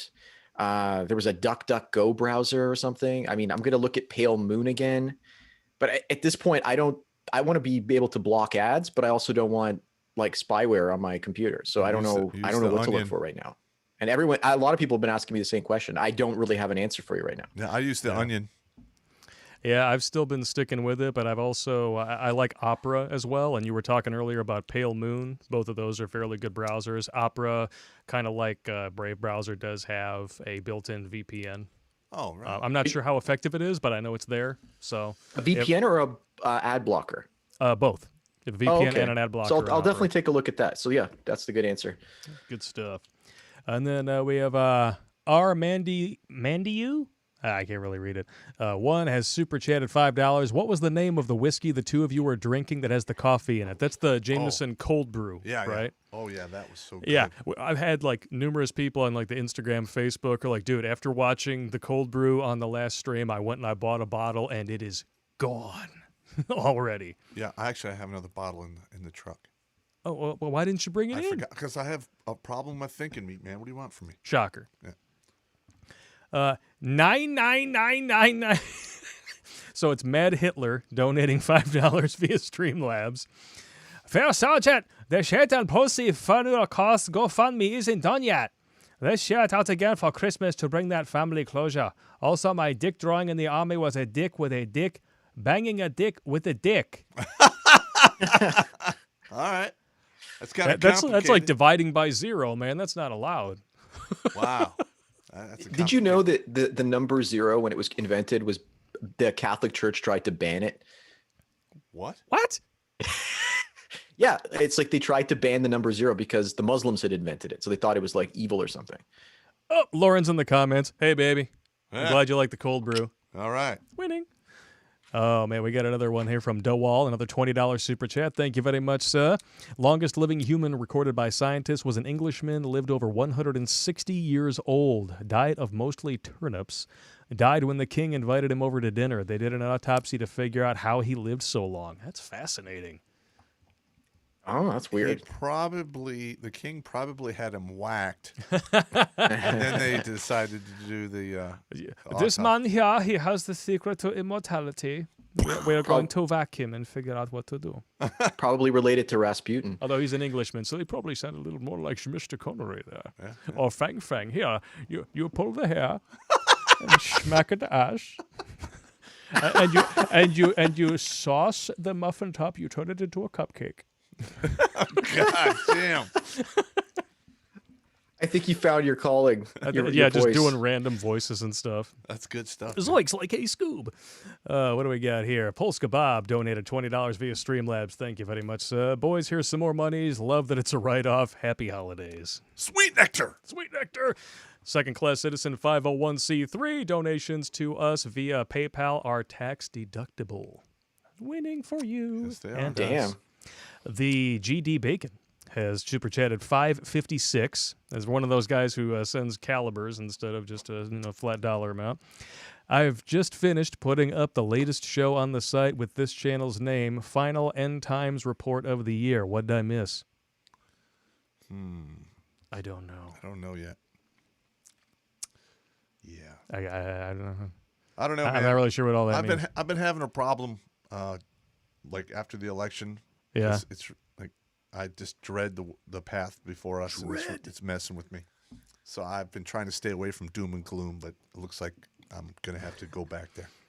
Lauren says hi to all of us. And by the way, Lauren is one of the honey badgers. We're going to have her on the show. Sweet. It's going to be fantabulous. We just got to work out the timing. We're also going to be doing a stream with Mr. James Von Maxwell, the man with the golden voice.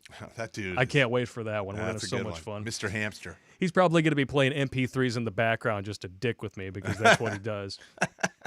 Waddley 225 super chatted $5. Pop, I am trying to submit a DA 638 to request an AAM medal for service at one of my bases, but first try was sent back for a bad address. Any tips? Okay. First of all, when you're filling out awards, they're always going to kick them back for dumb shit. Okay. Dumb shit. So what you do, like the reg states, it has to be written legibly in black ink. Period. If you keep sending your awards up the chain and they kick them back for bullshit, you fill out a DA 1559 about them, denying awards to lower enlisted or whatever, not following the regulations, and you staple that to the award paperwork, and I can guarantee you they won't kick it back after that. Yes. Administrative violence, black belt edition. Black belt edition. We really need to do administrative violence as a webinar, man. It's going to have to be a thing. I know.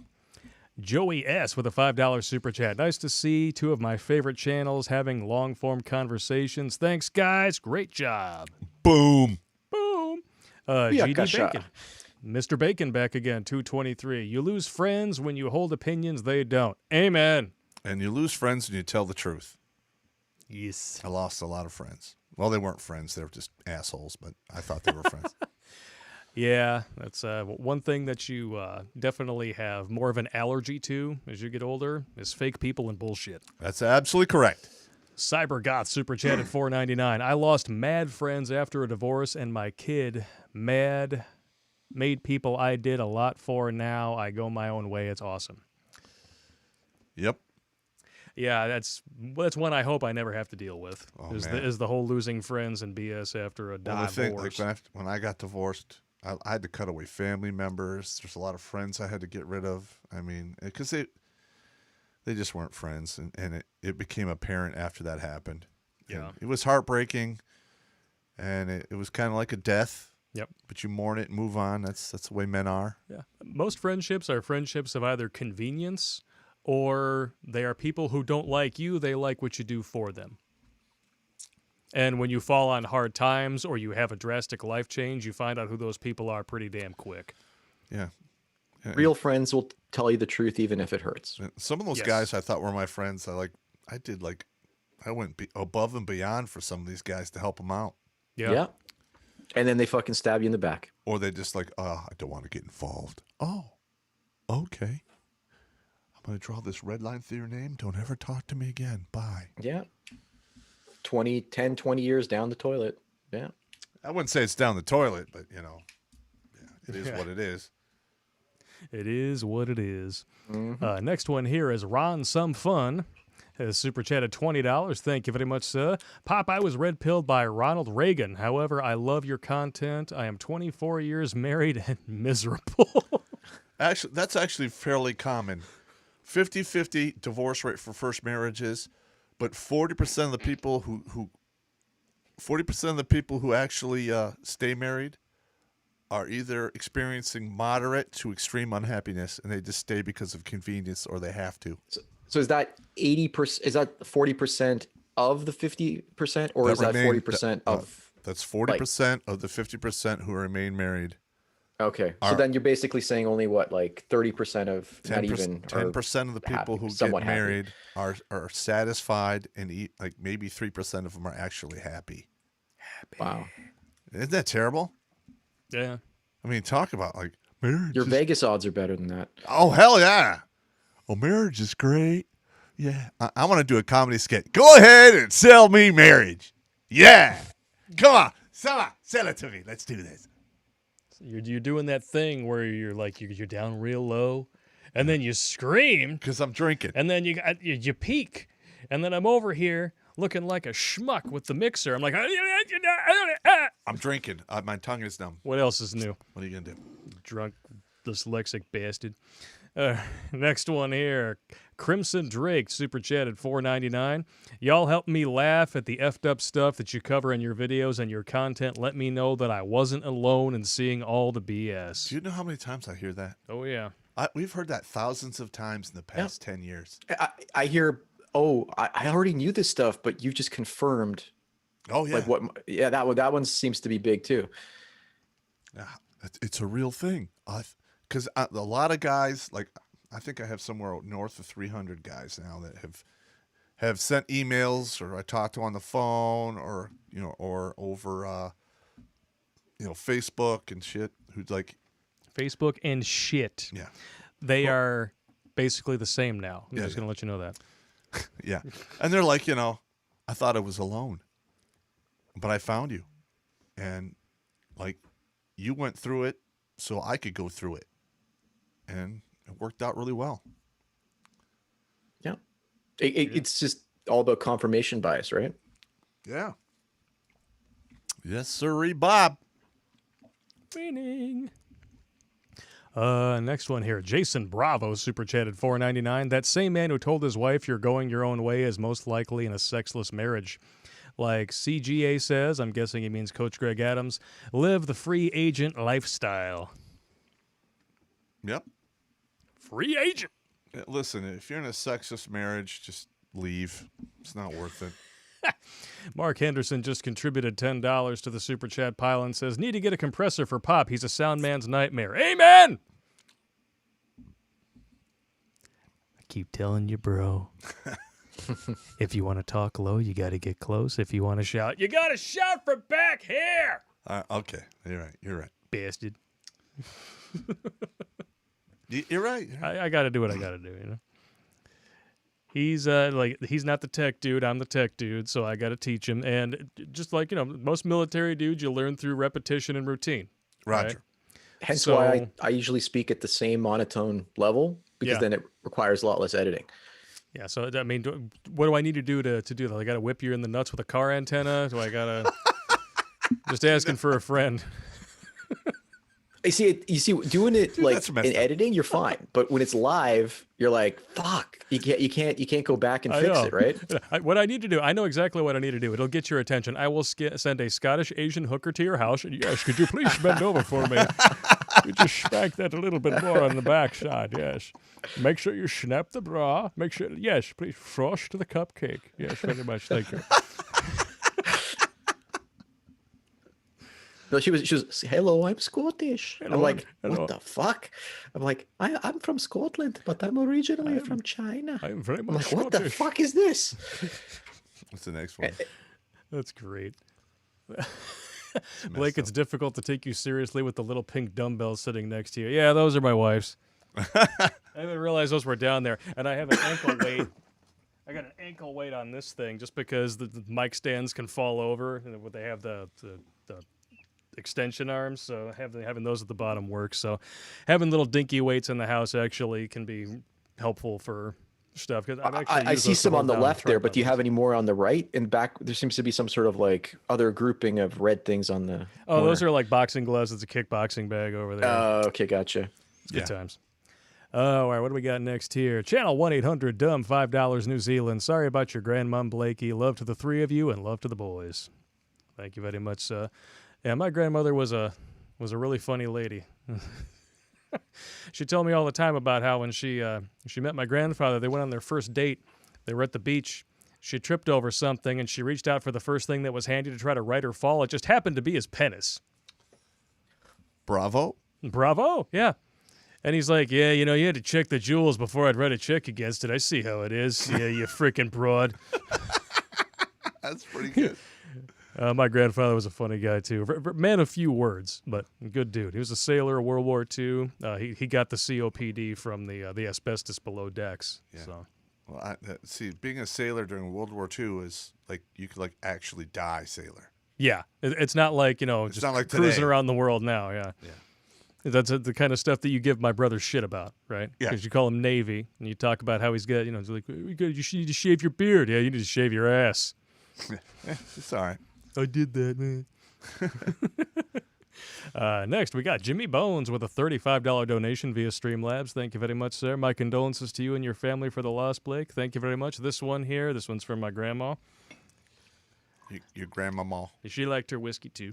She's a Who funny doesn't? lady. Well, you give her like one glass of wine, she'll start telling you the truth about everything, even stuff you don't want to know. My mom's the same way. You give her a beer. Oh, what are you going to give me some grandkids? You mean another one? One's not enough? Go away.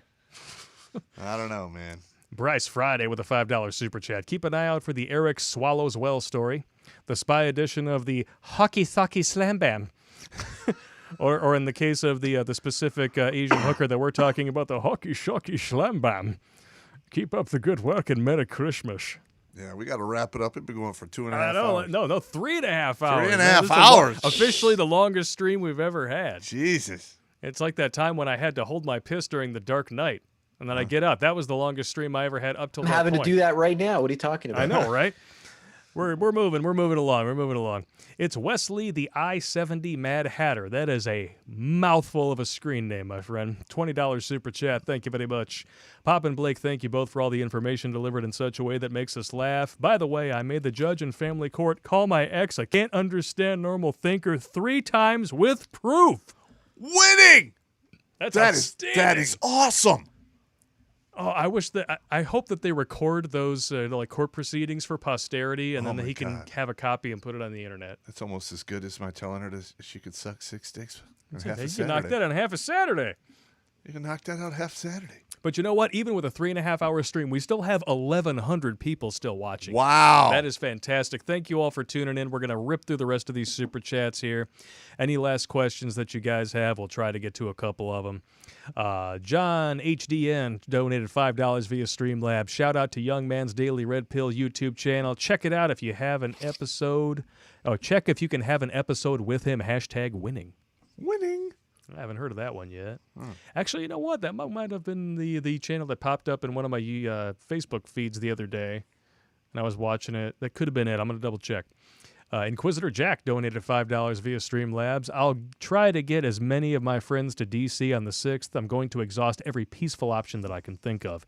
Merry Christmas, and for diet help, I found Dr. Axe and Dr. Gundry helped a lot with my acid reflux and tastes pretty good. Dr. Gundry's pretty good. I read him up. I read up all of his stuff after, but I pretty much did what he did before to deal with the reflux, and it worked. And then I found him, and he's like, "Yep, do this," and I'm like, "Yeah, I'm already doing it." That's the guy who says drink as much olive oil as you can. He says the purpose of olive oil is the purpose of food is to get olive oil in your mouth. Okay. I tried that works. line. Olive oil is the cleanest burning fuel we can use for our body. Really? Oh, okay. I wonder I tried that line in college, and I wound up getting a restraining order. So no wonder the Mediterranean diet is the best. yeah, that's one thing that I've really liked. We have a Mediterranean place that's like spitting distance from my house. That place, they have the best fattoush salad I've ever had. I'll eat the crap out of that all day long, and their shawarma is fantastic. Shawarma. Reaper01 super chat at $20. Just got dark in here. From the 7th grade to this day, I am called the African incubus by chicks that have no connection to each other. The female hive mind is real. Remake administrative violence, please. Ooh, yeah. Well, actually, we're thinking of doing a webinar on that. Yeah, doing a whole thing. Well, it'll probably be like an hour and a half. Well, we could do, because you have 2 different types of administrative violence. Yes, one was for the military and one was for divorce court. Yes. Yeah. But So that I could be mean, interesting. and there's other techniques you could do in the corporate world Yeah. to protect yourself. It's all about that 3-prong fork of doom.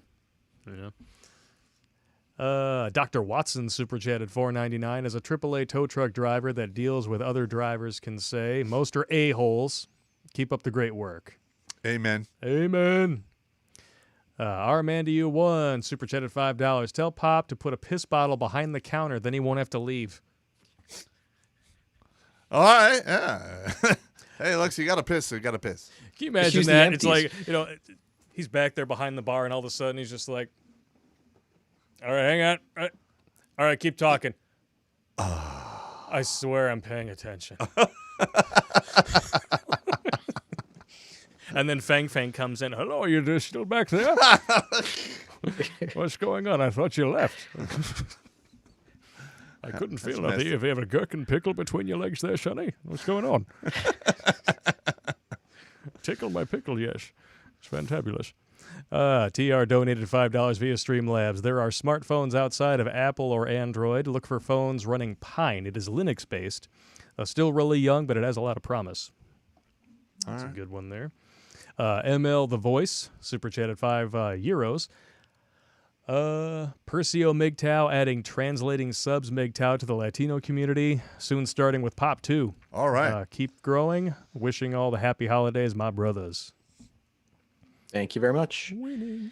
Alex Patino with a $5 super chat. Any suggestions on how to access MGTOW TV when I'm on the road without Wi-Fi? Because at home I can access it, but not when I'm away. That's kind of funky. They do have an app. Where do you find the app? Because I was looking on the App Store. It's not there. Really? That's fun. It's on my phone.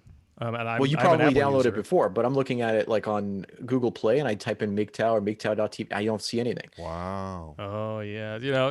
I'm not surprised. Wow, that's messed up. I mean, if they're basically, if Google's blacklisting any, ads, you talking about dudes volunteering to give, Google money to run ads for something, and they won't take your money because MGTOW.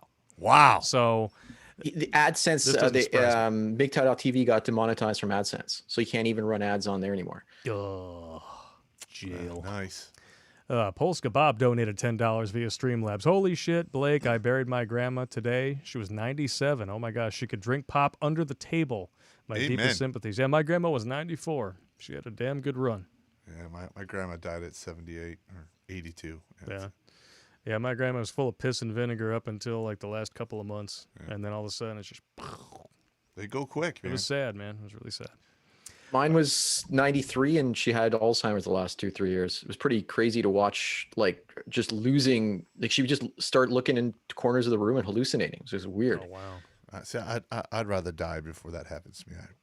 I don't think I could do 65 and out plan. Yeah.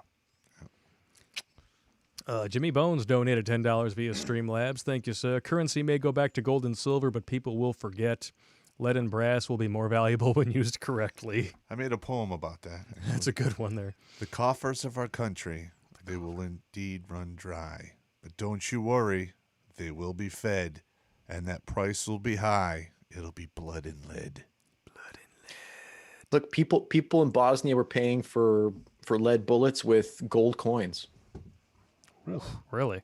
Yeah. What are you doing back when it's there, war, man? They'll dude, take you're your gonna gold. knock over the bar. You could trade bullets for gold. Yeah. So you could trade bullets for gold? One for Good one. thing I have a lot of bullets. Bad enough. Don't knock over the bar, bro. I'm sorry. I dropped my thing. What thing? My thing. What is that? Oh, your phone? My phone. It fell on the floor. His pee bottle. That's his Ornpay. I didn't want to step on unit. it. My Ornpay device. Thomas Christofak has donated $5 super chat. Thank you very much, sir. Smooth Criminal, $2 super chat. I see Popp invading to the theme of the Terminator. Yes. Dun, dun, dun. I'm old, man. There's a lot of younger guys out there that'll do a lot better job than I. I'll just be that guy in the back like, oh, no, you're fucking up. Come on. Move up there. I'll be that guy in the back like, no. I got you. My frontline fighting days, I believe, are over. Now you lead from the rear, just like with your ex-wife. Allegedly. Oscar Dominguez super chatted $10. The crazy color hair has been going away where I'm at. Well, that's maybe they're nice. learning. Maybe they're learning, or they're just learning to hide the poison. Either way. Kevin DeLeo, welcome back, sir. $5 super chat. I understand the health issues. I got an artificial aortic valve 7 years ago. Merry Christmas to you, Popp, Blake, and Sandman. Well, take care of yourself, bro. Yeah, That's take care of serious yourself, stuff, Kevin. man. Wow. Yeah, Kevin is a subscribed star. He's a good dude. Thomas Christofiak again with another $10 super chat. Who was the commander at Drum when you said you were going to drink and talk shit? To be honest, I don't remember a lot of officers' names because I find them fairly worthless. There's like 7 officers I've ever served with in 33 years that I actually respected, and 2 of them are dead now. So I can't. I really. It's not a good ratio. So it's basically like the Aliens film where the officer knows nothing. Yeah, Lieutenant Gorman. Or they're just either incompetent or they're just average, and you don't remember those guys. Yeah. You just don't. I don't remember my commander when I was in the 2nd Ranger Battalion. We jumped into Panama. I don't remember any of my company commanders when I was there. Because, you screw up, they put your foot in your ass. True story. All right, next one here. Dr. Phi donated $8.50 via Streamlabs. Merry Christmas and screw YouTube's 30%. Amen! Yeah, the hell with that, man. Yeah, if you guys want to bypass YouTube and not give them 30% of the chats, there are links in the description to Venmo and Streamlabs. Venmo we can't really monitor unless Pop's got his dumb phone on him. My dumb phone. But Streamlabs comes right through to the stream screen, and we're reading those as we go here. I also have Cash App now, too. Cash App. Yeah, we'll get that up there. One day. Inquisitor Jack donated $5 via Streamlabs. Pop, how important was knife work and demo in insurgent operations? It seems like a lot of cheap, low-tech options for asymmetrical warfare that a superior force would have difficulty dealing with. Well, a knife, to be honest, if you have to put a knife into somebody, it's the equivalent of a mental rape. It's not pleasant. Demo is invaluable. You can do so much stuff with demo. You can make anti-personnel. You can make anti-vehicle. You can, the Iraqis, when I was there, when their IEDs and stuff were causing all kinds of problems. Damn. Yeah, you told me all about those stories. And if you want to learn how to do that stuff, I write about it in my novels. Indirectly, of course. Indirectly. Polska Bob donated another $5 via Streamlabs. Sandman, your second half-hour vid with Black Polaris was awesome. Polaris. Black. Oh, probably Insomatics with they cut the video up in 2 pieces. I'm not sure if that's what they're referring to. Possibly.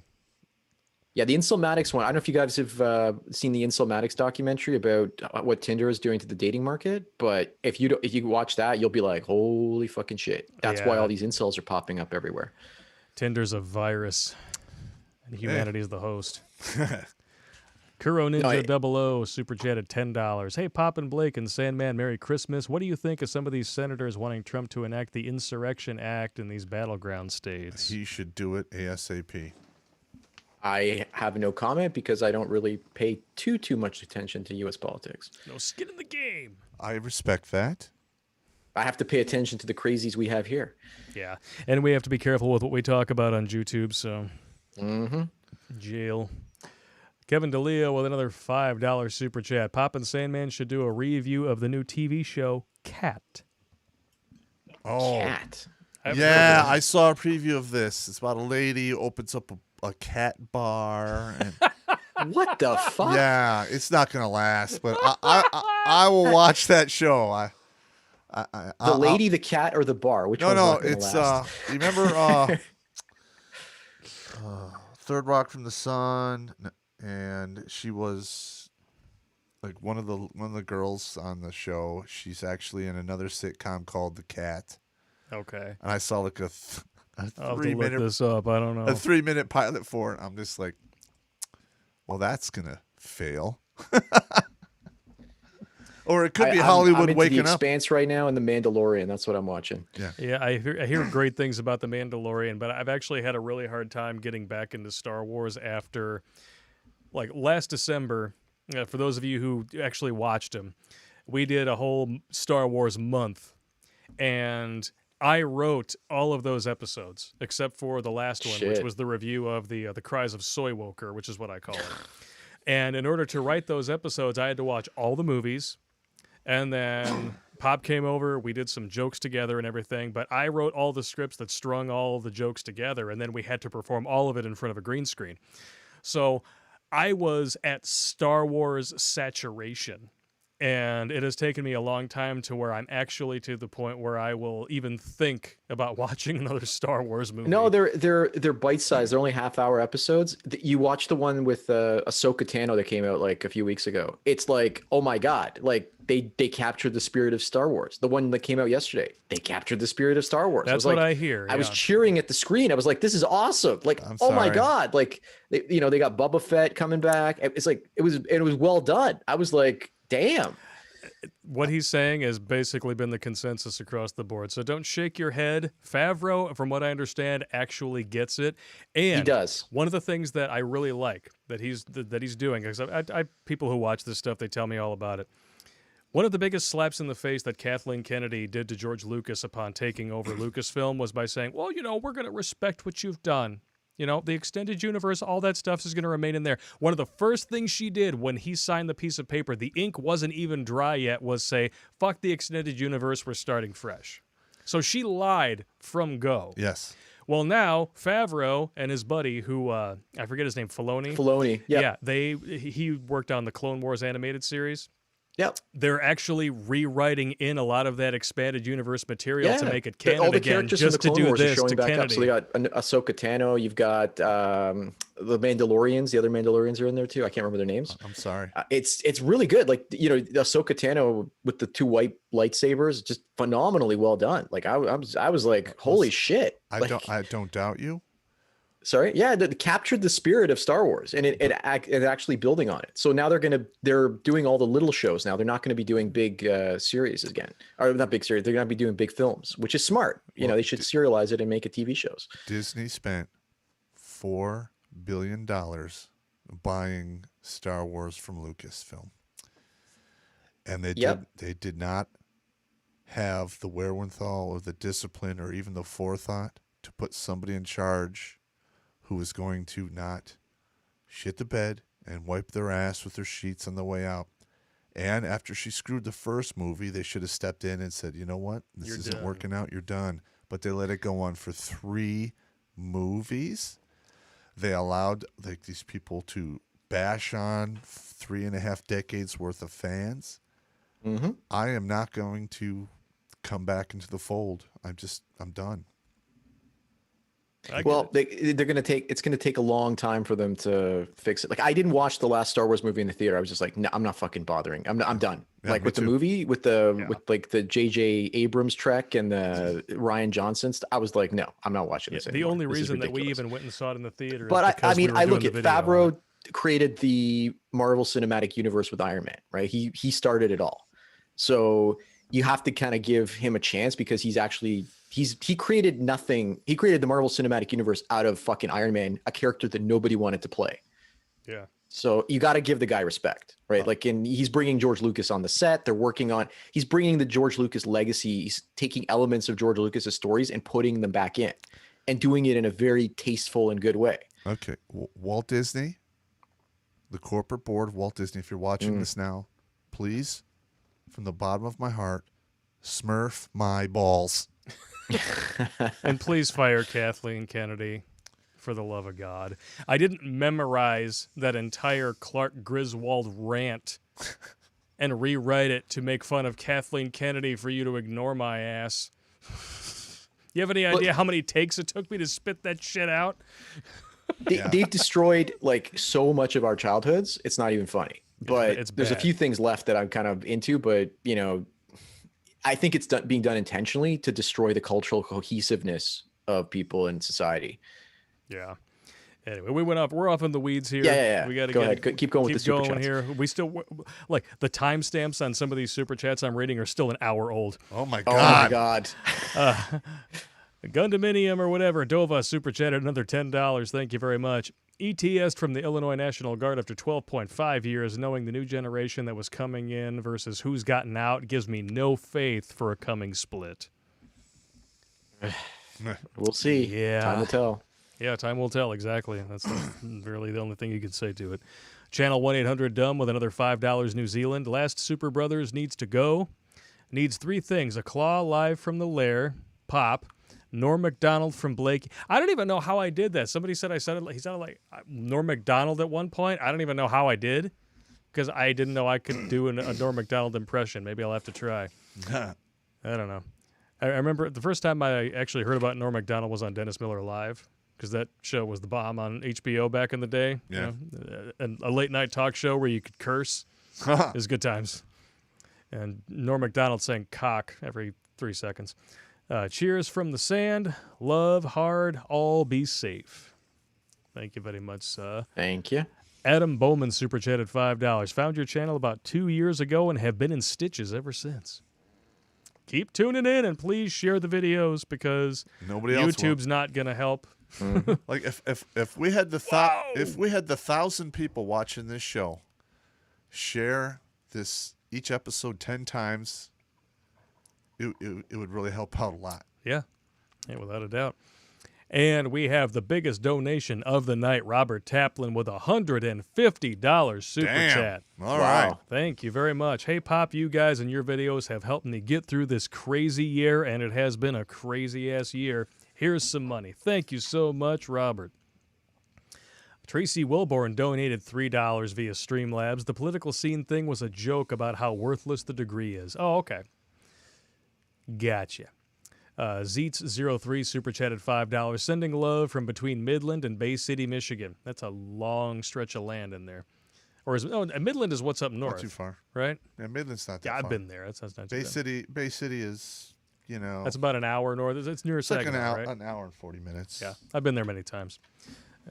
Let's see here. Lazarus Long. He's been on the show before. I keep telling him that he doesn't even need to have a porn name. $5 super chat. That's exactly why the Greeks considered love to be an affliction and why Cupid flies around invisible with a bow shooting random people. You must be talking about your dream there, Sandman. Hey, man, check out the book. It's called Love Bite. Check it out. Love Bite. Awesome. Yeah, if you're on the chat there, go ahead and throw a link in there, Sandman. Go right ahead. BB super chatted $4.99. Sandman, what do you think about the vaccine? That's one of the things you didn't want to talk about. But the videos have been hilarious. Well, he's asking Sandman. He's not asking you. He's not talking to you. What you think just because you're the star of this show? I saw a wonderful video about the vaccine where a woman took it. She's a nurse, and then 10 minutes later, she's passing out on television. Yep. And yeah, I'm sure we've all seen that. And then there's the doctor. We have to give the wonderful people at Pfizer a standing ovation for creating such a wonderful product. Okay. And what about the doctor who gets it on camera, but literally the plunger does not move? There's nothing in the syringe, and they're not even injecting air into him. Well, we don't know that for sure because they might have a special syringe we've never heard about before. Yeah. Oh yeah, it's a totally special syringe. It was invented in space. By the his Klingons name is Dr. McCoy, and the Cardassians. And he's a friend of Scotty, and the Scotty, the wonderful Asian James Bond. Anyway, go Speaking of Scotty, let's check back in with Fang. Fang, how you doing back there? Oh yes, pretty good. Yes, keep bending over, just keep jackhammering away there. Okay, now we're done. Okay. All right, now next one here. Let me see. Seth has super chatted $5. I'm taking a shot with you guys. Cheers. Merry Christmas. Merry Christmas to you. Sydney Migtow in the house. Super chatted $5 Australian. Sandman, Pop, and Blake are the only ones with steel core in this live stream. Good to see you, brothers. Good to see you. Thank you very much. Chris Brunner super chatted $50 Canadian. Thank you so much. Thanks for keeping up the good fight and another great year of funny. Chris from Canada. Boom. Thank you, Chris. Zune1144 has super chatted $5 Canadian. Europe is dead and they don't know it. I hope the USA pulls out from NATO before it collapses or the USA collapses. Eastern Europe's not dead because they dumped communism 30 years ago, so they're not going back to that anytime soon. Well, we'll see. Yeah, we'll see. I hope not. I hope not either. People are pretty damn dumb, I'm discovering. Look, feminism is starting to make its rise in Eastern Europe, which I didn't think I would see. There's that Igor Migtow from former Yugoslavia who talks about it all the time. He's like 13, 14 years old. Really? No, it's pronounced Igor. And his friend Abby Normal. That's awesome. Abby Normal. I love Young Frankenstein's one of the best movies ever. Most quotable. Fantastic. Roaming Eagle 66 donated $20 via Streamlabs. The give a fuck rule is the best antidepressant. Yes, it is. Yes, you go and take a look back there at my fuck bucket. Is there anything in there? No? Fabulous. Crimson Saint super chatted $10. In February, my base is doing an 8-week BS mop drill. Laughing my ass off. Also, I'm a very outgoing guy, and I found it amazing that a great percentage of my shop watches all y'all's content. Sweet. Sweet nectar. Awesome. Shadow Tempest super chatted $5. Hey, Pop, I just had a major win. I'm divorced, no child support, no Alice isn't horny anymore money. With 50-50 custody of my daughter, and watching your videos really helped. Oh, man, that really makes me feel good. Playing the long game. Play the long game. It's not paying off for me yet, but we'll see. You'll get there. Yeah, You'll get there. You have, what, less than a year to go now, right? I got Pretty close? year and a half. About a year and a half to go. And then we're going to have a big blowout at the place where you actually got married, so you can have a positive memory in a place that actually serves good drinks at the bar that aren't watered down. Okay. Yeah. Well, because I've been to the place where you've... Yeah, I know. We got to get a quote. And that bartender's over there. I remember I went up to that bar at one point, and I asked for a White Russian, and I got what looked like a cup of black coffee with a little splash of cream in it. And I'm like, I'm going to like you. And I just walked away. It was a good drink. Because usually you wind up with the polar opposite problem. You know, it's like, I'm going to have a White Russian. Okay. And then they give you that basically a glass of half and half with a splash of vodka and a little bit of Kahlua in it. Yeah. Sucks. I wanted a Caucasian. Thank you very much. Let me see. So congratulations to Shadow Tempest. And we have Stuart Barton, $2 Australian. How do I donate and select a topic for Sandman? Through my email, sandmanmigtow@gmail.com. And then you can just send a topic there. Oh, and just so you know, Sandman, in the comments, Christian Gibbons says, tell Sandman he's got a new subscriber from a fellow Canadian. Me. Winning. Thanks, dude. All right, what do we got here next? DeWall, back again. I love that screen name. With a $10 super chat. Multiple voices. Can you sing songs in my head like the guy who created the Orville did? I'd like to see how you compare. Maybe you do a dirtier version of the song. I don't know what songs I could sing, but I mean, I suppose I could do a little bit of Stewie for you. Or a little bit of Peter. A little bit of that. Yeah, you're pretty good at the impersonations. I'm not so good. Hey, I'm a cowboy legend. You are a cowboy legend, yes. They call you your Indian name is Junior Landwhale. Yeah. Mark Henderson super chatted $10. Need to get a compressor for Pop. He's a sound man's nightmare. I read that one earlier. BB super chatted $4.99. I want Civil War. What do you guys think? Well, I want Civil War, but I think we are beyond the point of no return. That's going to happen. Yeah. I say 3, 4, 5 years. And if it doesn't happen sooner than later, what happens when it's Democrat presidents in perpetuity? What happens then? Yeah, because clearly the completely fair, balanced, just, safe, and secure election is just going to be the first of many. You're absolutely correct. If we don't nip it in the bud now, it's over. The whole country is going to turn into California. California, Stan. Yep. Bacon is back again with a 223 super chat. Dead silence during a camping trip for the winning no. Yeah, that definitely freaked me out. Let me see here. Halel Ben Shahar super chat at $2. He said, this channel kept me alive in 2015. Amen, brother. That's what I want to hear. So now we're at 328. Yeah, keep tuning in, man. Thank you very much. Shadow Ghost, $100 Australian. Holy cow. 2 years ago, I found you guys, and I found out I was not alone. Cheers from Australia. Cheers, bro. Yeah, that is one of the leftist pink taxidermy cesspools of the universe now. Yes, Just it is. looking at their media gives me a headache.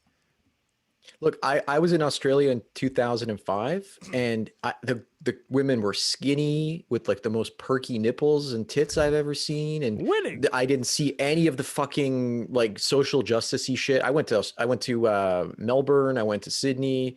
It was beautiful. I was like, this is a great. I would love to live here. And then 5-10 years later, it's like, what the hell's going on? Where all these feminists come from? It doesn't take that long. No, it doesn't. Crazy. Ugh, what do we got here? Oh, let me see. Chase super chatted $5. Thanks, Pop, for the form 1559. Hopefully, it will unfuck my situation. Yeah. I mean, I fought that battle many times for my guys about awards. Yeah. Yeah. Michael Pelletier, welcome back, good sir. $10 super chat. Yes, Sandman hit it on the head. Mandalorian has been unbelievable. So we got another one there. I'm eventually going to check it out. But Man, I will watch it. It's one of those things. I am not going to give him any of my money. No. No. So my buddy has, he gave us his login for Disney Plus. I'm not going to give away his name because they'll send the Gestapo to his house. But look, you know. I'm not getting Disney Plus. I'm sailing the high seas. So who cares? That's right. All right. Yeah. That's right. And let me see here. Last super chat of the night. Bacon back again with a 245 super chat. Speaking of California Stan, massive flood of commie plates here. Yeah. Whereabouts? Where was he? Probably in Texas.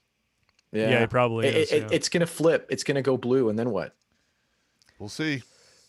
Well, the thing is, though, if all the lefties keep leaving California Stan, what if California Stan flips back red? Yeah. You might have like a golden age of Reagan back out there again. Well, Elon Musk, they were criticizing him for leaving to Texas. And he's like, look, I'm the only guy who's still making cars and making aerospace technology in California. Everybody else is gone. So yeah, are you criticizing me? It's like, I don't blame him for leaving. No, I don't blame him either. But he's still keeping his businesses there. He's just personally leaving. What? No. I heard he's actually he's taking. No. He's leaving the Hawthorne plant for SpaceX is still in California. It's not moving. I know, And the Tesla factory, the Gigafactory is there. It's not moving either. That's staying. He's moving his personal life to Texas. No, he's picking up with his wife or girlfriend or whatever, and they're moving to Texas. No, I saw in the news that he's actually taking steps to, in the future, start moving. Well, he's moved his Boca Chica test facility there, and he's going to start. He's doing it slowly. He can't do it all at once, yeah, right? I know. So yeah, it's going to take a long time. We got what's his name? The Bacon is in Seattle. Okay. He officially commented back in. That's where he's at. Oh yeah, Seattle is. Seattle, Washington's that's gone. been a show this year, huh?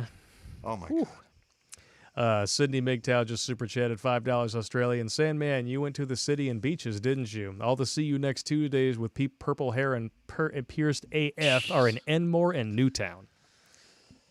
Yeah, I won't go there. wow. I haven't been to Australia. I want to go there once before I quit sucking air.